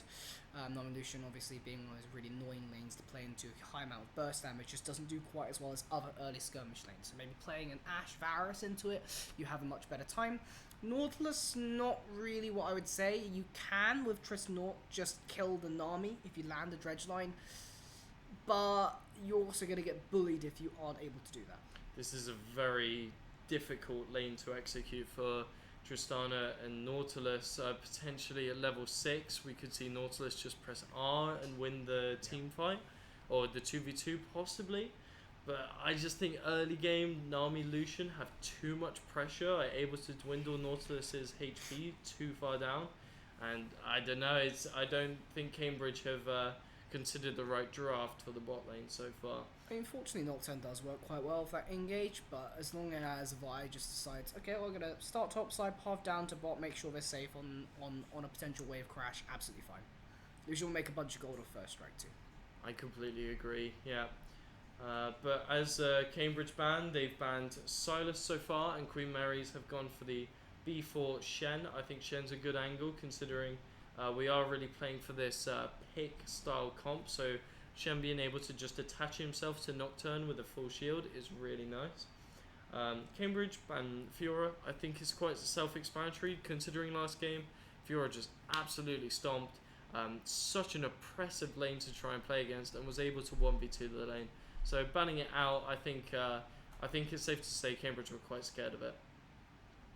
And as we wait for Queen Mary's final ban of the draft, 4 seconds on the clock. What are they going to pick? Kassadin. Very interesting, but I can see it being picked, considering they really need this AP. Yeah, I mean, don't want something to go down late game where you don't win early. Casting gets level 16, Rift walks all over you, and absolutely will walk over Nami Lucian. Couldn't agree more. I'm very interested blind picking this top lane Camille right now. As usually as red side, you would want to go for that top lane counter pick, as it really gives you the ability to play a lane. But you know, we'll see what Queen Mary respond with. Maybe Queen Mary just don't have the top lane champs to be able to respond with this, but I doubt it, as Poppy is just as good a pick as any. Wonderful. I mean, you get to stop the dashes of Nautilus, so I mean, you stop Dredge Line, stop Hook Shot, stop Rocket Jump. Really good way on top of that. And then Nivea to top it off, something we did talk about very briefly earlier on today, but as you say, with Rod of Ages and Seraphs, it's very OP. potent. It's just OP. There's nothing more to say about it. It is unplayable, and Twisted Fate is not the option here. Cambridge, I beg you. I'll take that more. I'll take Aurelian Soul more any day over Twisted Fate. Okay. Battle of the Scaling mid lane. Is Aurelian Soul another one of those champions where you get to like 20-25 minutes and suddenly just blows up everyone on the map? Absolutely, and it's very interesting to note that both teams, all their AP is in the mid lane. So maybe we'll see a little more of a fiesta in the mid lane. Maybe via Nocturne will be playing more for their mid laners. Aurelian is going to have quite a difficult time at the start into Anivia, so potentially Cambridge will be forced into playing around it, but we'll see. Maybe it will just be for bot, as per usual. Yeah, it depends on what ends up happening. It's just going to be a repeat of everything with the ban phase, so I guess we'll wait a while for the bans to get through and for us to load into the game, so we'll take a break.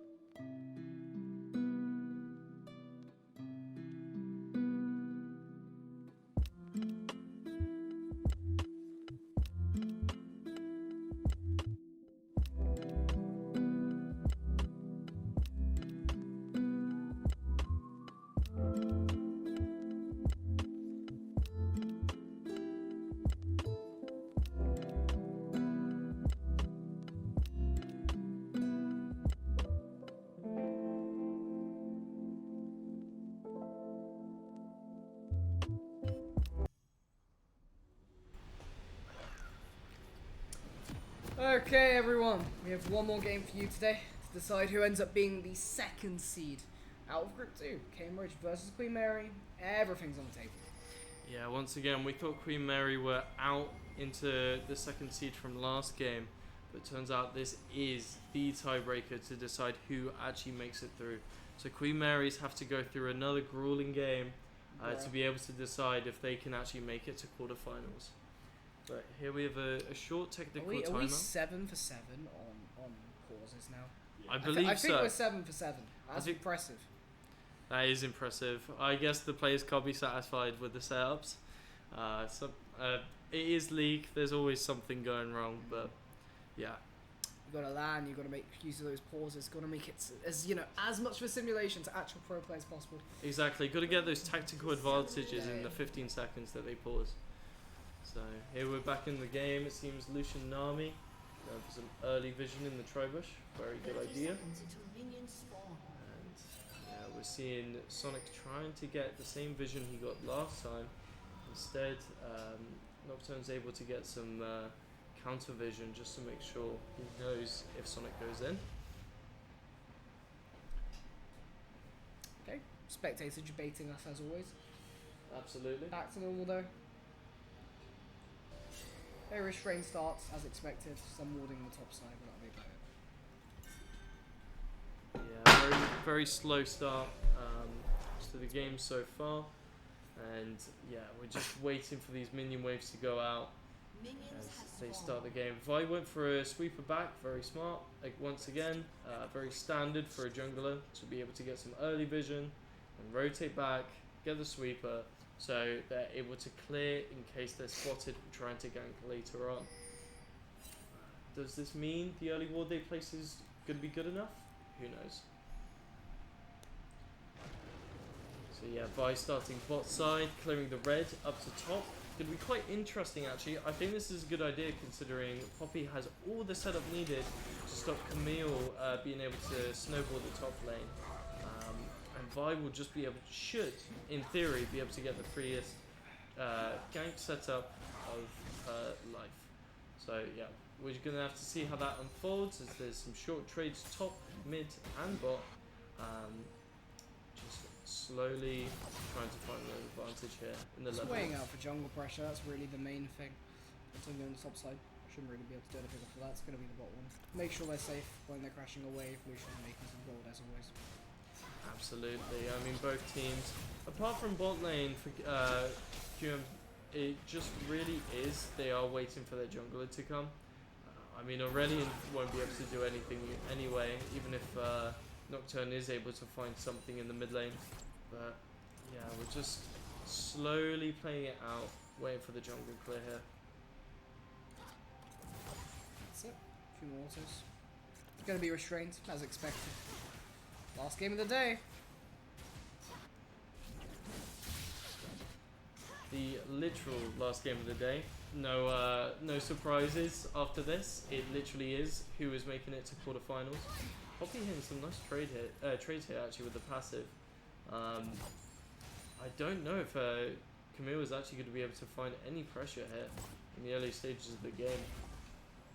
Lunatic was it's quite interesting to see actually. Lunatic was quite an aggressive player last game, able to secure a lot of dives. I don't know if Poppy is going to be able to bring out its full potential like last time, but Anivia is just able to flash ignite under tower and take down the Aurelian Soul for the first blood of the game. Just absolutely menacing plays from Anivia. I don't think the Aurelian Soul was a counter pick here, but I may be wrong. Yeah. Soul just doesn't really can't really do much in the early game. That's part of the main issue. Absolutely right. Also, with the player difference, really not taking good trades. Like if you stay still, you're just gonna get a real that. I'm just curious. Do you know if the Aurelian Soul bug is still working, where you can just spam Q? I don't think so. Yeah, it must have been patched out because that was absolutely broken, especially in laning phase. Just being able to spam Q and annoy the opponent more than anything. But yeah, Vi is hovering here. Sonic really wants to potentially look for a second kill on Aurelian Soul already. before 5 minutes, but I think he's playing just a little too far back to be able to go for the punish. And Lunatic's going in, getting a really nice trade here actually. So he's trading back. Tyke is able to land a nice take back there. Nami going for these really aggressive poke. They're just not able to step up here. The lane is already set in stone for the bot lane here in terms of who is able to win the 2v2. But yeah, it was seeing Nocturne is potentially able to go for a gank. Lunatic's too far up here. Gets the W, able to go in, flashes out. Really nice escape, holy. But is it enough of an escape? Nocturne's got the E, able to fear, and is just able to take out Lunatic. A very nice pick from Laws. If that's how you say it. Lorks, I think. Lorks? Yeah, Lorks. RNC, I think that's just how it works. I don't know. Don't ask me. I think we're saying Lorks though, either way. Right, Phil, staying around. Oops, disadvantage to the bot side, easy enough.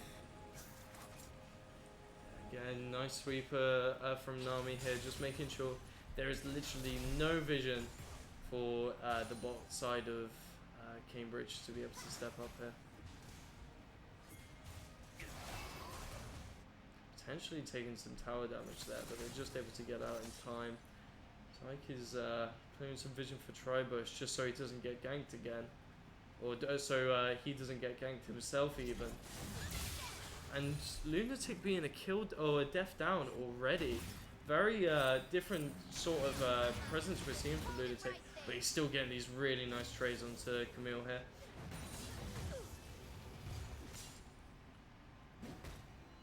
Here we have it, 1-1 at 6 minutes. And we're seeing potentially a Drake steal here. Ooh. Nocturne just barely able to get that. And there's the first Drake Hextech Hextech for Cambridge. Good bit of stats in your back pocket. Always what you like to see. The level 7 mastery is just BM at this point, as once again the Anivia is just pushing onto the Aurelian Soul. What can he do? He's just sat there, he can't even farm. It's just really obnoxious gameplay, but there you have it. Anivia mid everyone, level 7 mastery. It's just all part of the champ. And oh, but a nice little response from Lurks. And he's able to secure the pick on Anivia. There won't be enough. There it is, one back. Too much BM right there, and maybe Anivia just isn't too good to be able to be countered by a Nocturne ult. I mean, the thing is, you have no mobility, you just use the wall out into ASOL, so that you just don't have all resources available, just means you will end up dying. Level 5 Vi, no opportunity of being able to get themselves onto Professor Frink, so I'm not sure why he decided to come mid outside just trying to get the XP, so take that and leave. But this is what I'm saying, we're playing really late into the night here, almost about to hit midnight. And QM Samurai, a really renowned team, a lot of prestige to them, a lot of mastery, a very high ranking status. Just falling behind at the moment. But there is a nice little trade here from Lunatic. Is he exhausted from last game? Is he not able to pick up this 1v2? I think Lux is going in here, going for the same setup as last time, able to get the fear off. And here we see another trade from bot lane. But oh, there was a nice turnaround from the Anivia. The Axelite making the room, making it happen, showing his top laner is not in too much danger, although for Nice long hook you are here. level 6 there's The a depth double charge on the other side, but bubble. the damage is through, but not unfortunately, and not enough to be able to get the kill onto Kulipas. Unfortunate there, but another Nautilus hook. Again, just trading here, but ooh, the Lucian damage is slowly started to scale up. And Aurelian is potentially getting kicked out here. The Dragon's Breath, not so scary into the human with fists, but you know, we're just waiting for that scaling at the moment. But yeah, I mean, once Asol gets a Roa or a Seraph, and maybe a Rylai's, he'll do just fine. Ooh, is Nautilus stepping up a bit too far here? They have vision, potentially, and ooh, just misses. Still able to get the Anivia wall to wall. This is still available, Not so not to make the engage happen. The control here is really nice. Give Anivia a blue buff, that'd be really good. There is a collapse coming from the side. Paranoia here to follow. There's There's the damage going No straight way. down to Flying. That's going to kill Colin. You're going to pick one up. You're going to pick two up, in fact, as a response. So overall, 2 for 1. Yeah, Fo Long and Anivia able to just get those returning picks off. 1 for 2, not very good for Cambridge right now. But yeah, there we have it. Lunatic going for some more trades in the top lane. Lands the ult. Potentially able to just get the final bit of damage, but just not enough to be able to take Tyke down. So we see this immaculate wave clear from Aurelian Soul. A bit of poke, but just not enough to be able to actually have any pressure in the mid lane here still. But what do you think about the CS here? I actually am quite impressed from Cambridge right now, being able to match the CSing of Queen Mary's, because Queen Mary's have always had quite a oppressive amount of farm compared to their enemies so far, and it just seems like Cambridge have been able to work themselves out and somehow stay on par, except from the bot lane, but that is to be expected with the Lucian Nami combo. Yeah, it happens, unfortunately. I mean, the fact that the gold lead is only 900 in favour of Queen Mary right now is actually fairly surprising. So defense, missing the depth charge. The there. double bubble once See, again, followed by the wave. Is it just enough to secure a kill here? We're not sure. Oh, barely. Unable to secure one. Okay, yeah, but plating happens. I mean, actually, no, Lucian should just get this. This is free. Okay, flash away. It's the only reason why Tristan will live. A little bit of trading in the top lane. What's he got?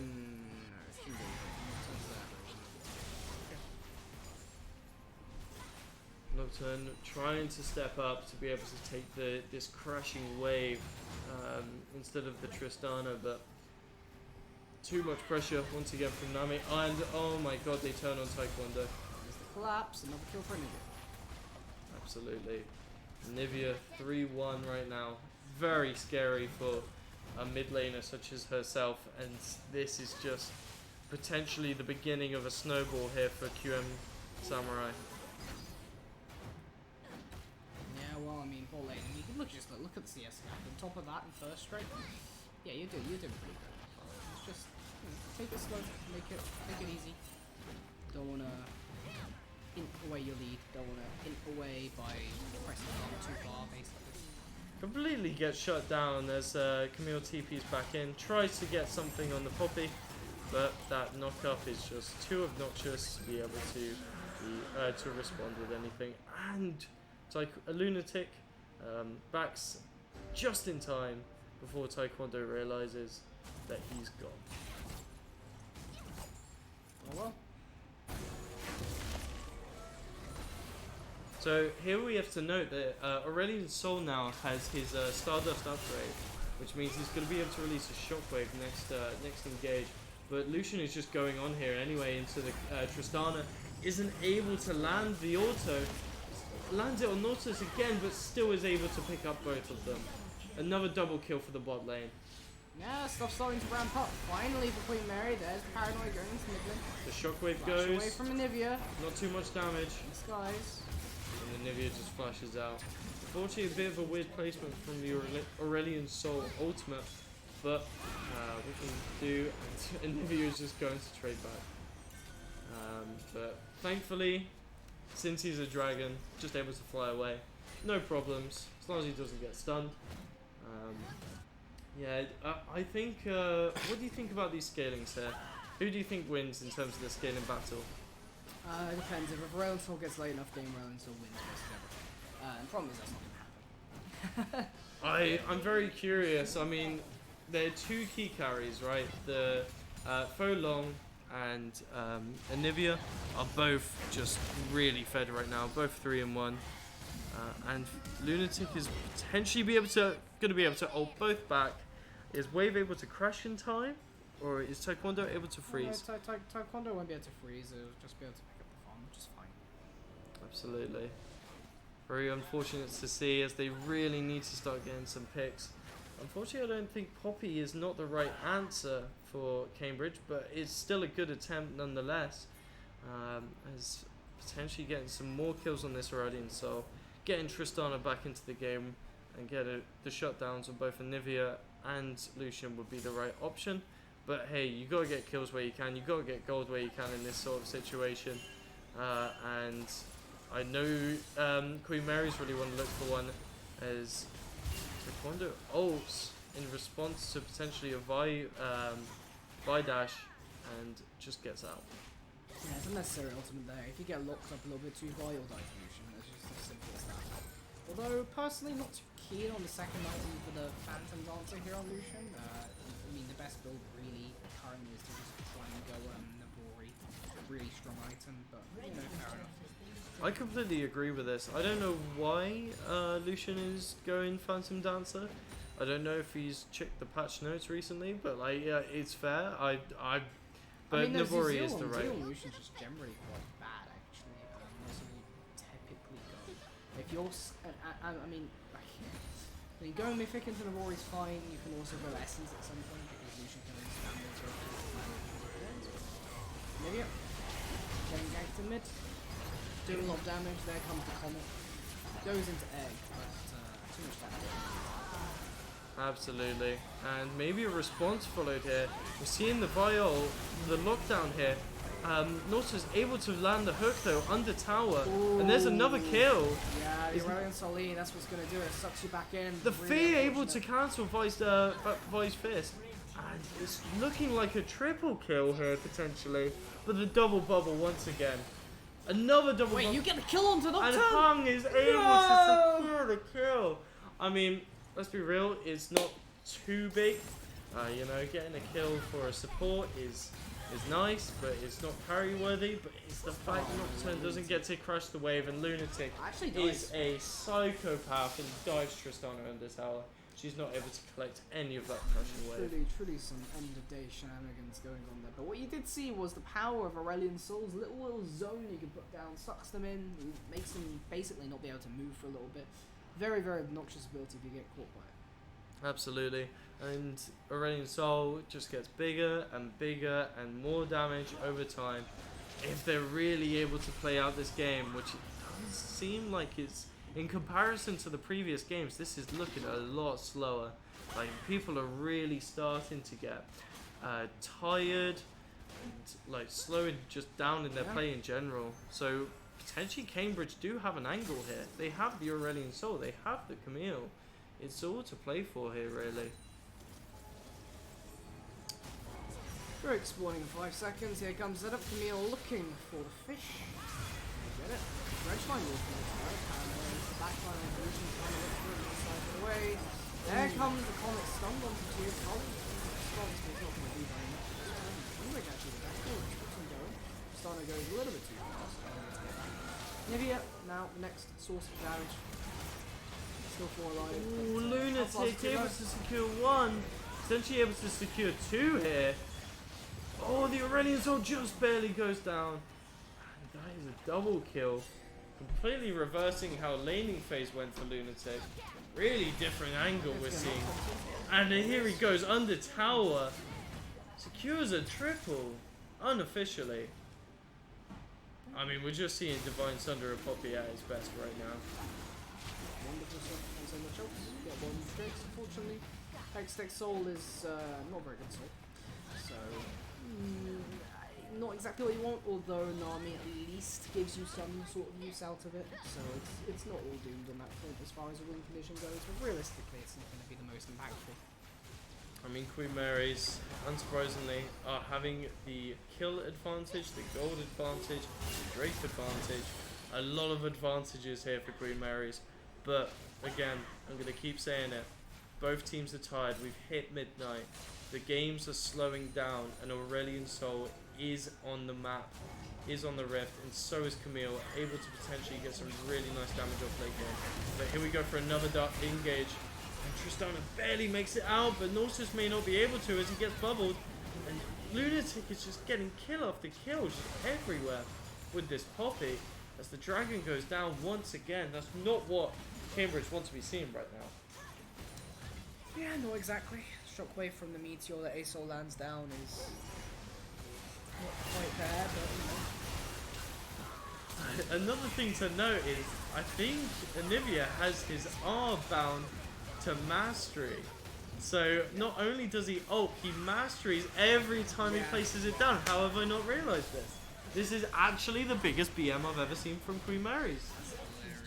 That is that's next level. But yeah, if I was Cambridge right now, honestly, especially this late into the night, I would be tilting from that. So you know what? It's all part of the strategy Queen Mary's have got cooking, and you know what? That's a master chef of a meal. So as we're playing on to a reset, Queen Mary's looking really good now. Once again, onto the Rift Herald. And Baron may just be able to spawn in time. It's not. Smite away. Smite away. Very well played from Sonic right there. Able to realise just in time. I think so, at least. I don't see an eye out, so maybe it actually did go away. Yeah, it did. It did? Yeah. Oh, wow. That is really unfortunate for Queen Mary's, and that might be just the butterfly It doesn't effect matter of the too game. much at the end of the day. Maybe it's just a Rift Herald. Right, please. Yeah, indeed. Change the spawn time. Yeah. Completely Right's fault, you know. Always game is. mechanic. Always is. Like, you can't blame. Like, you can't blame the player, right? The player's always right. So. Never blame the player. Never blame the player. 100% the reason why Cambridge is down 7 kills is because of Riot. You know, the meta is just not right for them at the moment, as they are slowly waiting for the next patch to win this match. Here we see Anivia going in once again, able to land a stun. But he's followed up, but the peel from Sonic is just really good right now. Able to land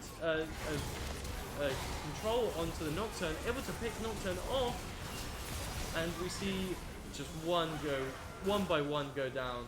Nautilus is low, trying to escape, barely goes over the wall, but is still taken down.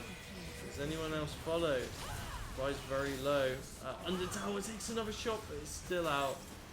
And you know, here we see the mastery emotes fly. Oh, resurrecting. Okay, the egg goes down. That could be really big for next fight if Cambridge are able to find it. But they're 11 kills down, so this isn't looking good. Let's see rocket jump. Not bad. You can't get anything off of it though. No. Rocket Jump does not find anything, unfortunately. Bit of passion into it, but still doesn't prevail. And Drake is spawning in 1 minute. I'm curious to see what they have for it, but at the moment we just wait. And Cambridge is clearing jungle camps, trying to get every penny and coin they can to try and get back into this game. And we've been seeing this quite a lot, I think, throughout the day. Queen Mary's and Imperial College London just really have been setting the standard for every match they've played, even against each other. So, yeah, it has been, to say the least, quite a decisive day, but maybe we can see some form of comeback from Cambridge. It's all to play for here. Whoever wins makes it to quarters once again. So, whilst the hour is late, the pressure is high. So,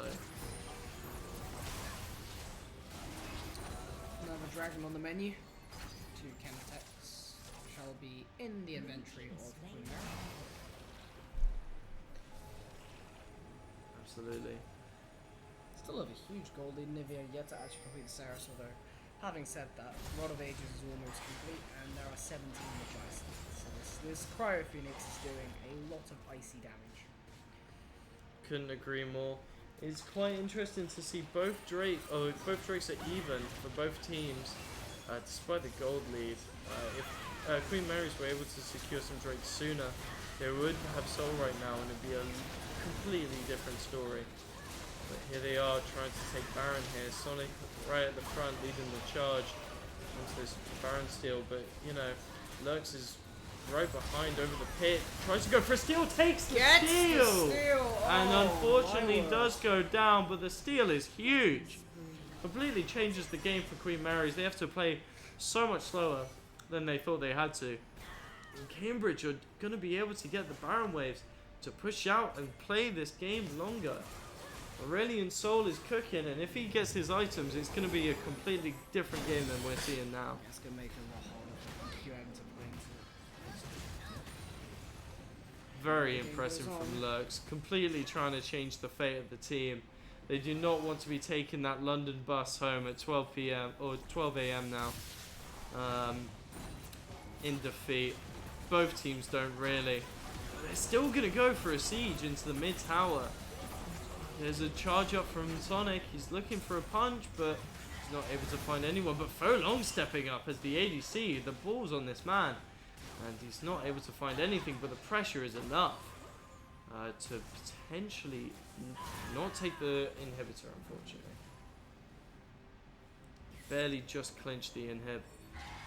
The Baron Waves are still flooding, so they still have quite a nice way of defending their Nexus. But Queen Mary's are probably going to reset and look for another siege. Pushing in the ways, very difficult there. Baron, even the steal. Ooh, Taekwondo going in. Is Lunatic able to find anything on this? Taekwondo's been scaling up quite nicely. The Divine Sunder is a really big spike as well. It was to do some serious true damage to what is known as a Poppy tank build. So I believe Camille would actually have a chance of winning that fight. As slim as the odds may be. And here we see the Stardust has been built up. Aurelian Soul has his charged ult. It is stacked, it is cooked, it is ready to be delivered and presented. But are we going to see anything good enough to be able to be used? He's being picked out here. Is he able to potentially get away in time? He is, thankfully, for Cambridge. But yeah, once again, Queen Mary's are pressuring off this mid tower, mid inhib even. And it is looking rough. As once again the Mastery 7 is being flexed. Honestly, the VM is insane with that keybind, but I couldn't respect it more. Yeah, it's a very funny thing to do. I mean, I just like secure and try and get some more kills and force it down Cambridge's throats right now. That'd be good. Make some more exciting gameplay. Yeah, they're really... It is quite a dilemma for Queen Mary's right now. They either risk it all and just siege and get the night over with, or they die whilst doing it, and Aurelian Soul is potentially able to come back into the game. So it's difficult for both teams. Cambridge have nothing to do right now other than farm, and Queen Mary's have nothing to do right now other than twiddle their thumbs and wait for the next objective. So unless they're able to find a pick onto Cambridge. We're seeing Lucian pushing in the bot wave. Lunatic is stepping up onto 4 people. Is he really wanting to take this fight? Doesn't seem like Cambridge want to take the fight onto him. They're just scared of the lack of vision they have. And once again, Queen Mary's vision control is just dominating. And I think it's one of the key reasons why they've been able to take the macro fights that they have in these matches even throughout tonight. That's pretty much it. I mean, Cambridge try to stall out the game as best as they can. Doing a fair good damn job of it right now. Well, their next Camtech Drake is spawning, and Queen Mary are looking to get their soul stacks up to get onto soul. Absolutely. Again, playing the long game. Here's the 3rd Drake of Queen Mary's, securing a 3rd Chemtech. I think that's really good for their team comp actually, all things considering. And if they get the Chemtech Soul, without a doubt, they are able to siege Cambridge and end the game. But are Cambridge able to find anything before that? I really don't know. This stacked Aurelian ult has been there for ages, what it feels like. I don't know how many minutes to be precise, but it just hasn't been able to be utilised. And I think Cambridge really need to make that ult count if they want to go for anything here. Nautilus is picked out, but Lunatic is just being a literal lunatic right now. I don't know why he's stepping up. He doesn't necessarily need to, but the fact he's so fed makes it just so easy to do so. Extremely tanky right now. That's the main thing.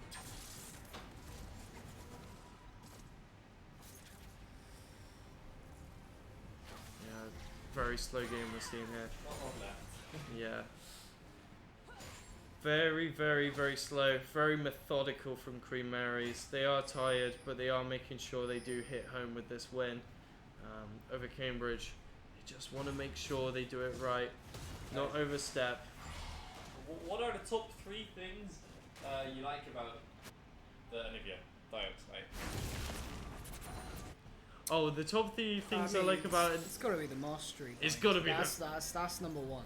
I really like when he presses R, he ults, and I really like when he presses R, he uses mastery level 7. And the third thing I like about this Anivia pick is it's Anivia mid. But otherwise, I think he's a great player. Just When you press R again for the recast, you get Yeah, another. so- yeah, no, that's my third. That's my third. Here comes the final thing. All right, there you go. It's starting to look like the final siege as Queen Mary's is able to secure the Baron. Flame Breath is trying to suppress the minions, but they just have that resistance. We're seeing an engage from Nocturne as they're all piling on top of the carries. The shockwave goes off as Camille is able to get a shutdown on Lucian. And we're followed up with some 5 dives, and the bubble is able to be secured on Aurelian. Aurelian goes down, the key carry of their team. And Norsis is trying to step up, but is taken out. It's Camille versus the world right now. Is Camille able to find anything as Lunatic has been an absolute psychopath once again, going in, following up, leading the charge for the team. The wall is there. He dashes into the wall and the stun goes off, and that is it for Queen Mary's. The game is over in theory. Let's see it happen. 1 tower down, 2 tower down, and Queen Mary's is beating the Nexus. It is game. Okay. That's it. Congratulations to Queen Mary. You qualify alongside ICL to the next round of this tournament. Yeah, what an insane tiebreaker. I mean, Queen Mary's has literally had to beat 2 teams twice, so it has. It's very impressive. And Are they asking who's coming? No, I'm just getting going. Come. Go on then. Come say hi. In front of the camera. Hello. so This welcome. is the goat of the Nivea. The ghosted Anivia with the mastery Yo, what's level up? 7 on R is here. The entire chat is Yo, what's up, boys? How you doing? Appreciate all the love. It makes me feel very happy. Thank you. It means a lot. So I just gotta know, what is the reasoning behind the mastery level 7? Oh, so basically the story goes, right? So I played League in like phases of one-tricking champions. Right. And I think I started out with Zed, then I went to Yasuo, then Akali. Then I ended up on a small phase of Ori and Vlad. Then I ended up on Anivia. And Anivia was a champ I one-tricked for a really long time. I ended up getting it was the first champion I got to 1 million mastery points. Wow. But somewhere down the line, when I already got mastery 7, I learned that you could bind your mastery to R. Like your ultimate, because I saw a Riven player do it once. It looks really cool on Riven, right? Because like her sword like gets longer and stuff. Yeah. And you get the mastery. Yeah. And I was like, it must be it must look cool as hell for Anivia as well. So I did it. But then because Anivia ultis has such a low cooldown, it becomes obnoxious for the enemy team to play against. Yeah.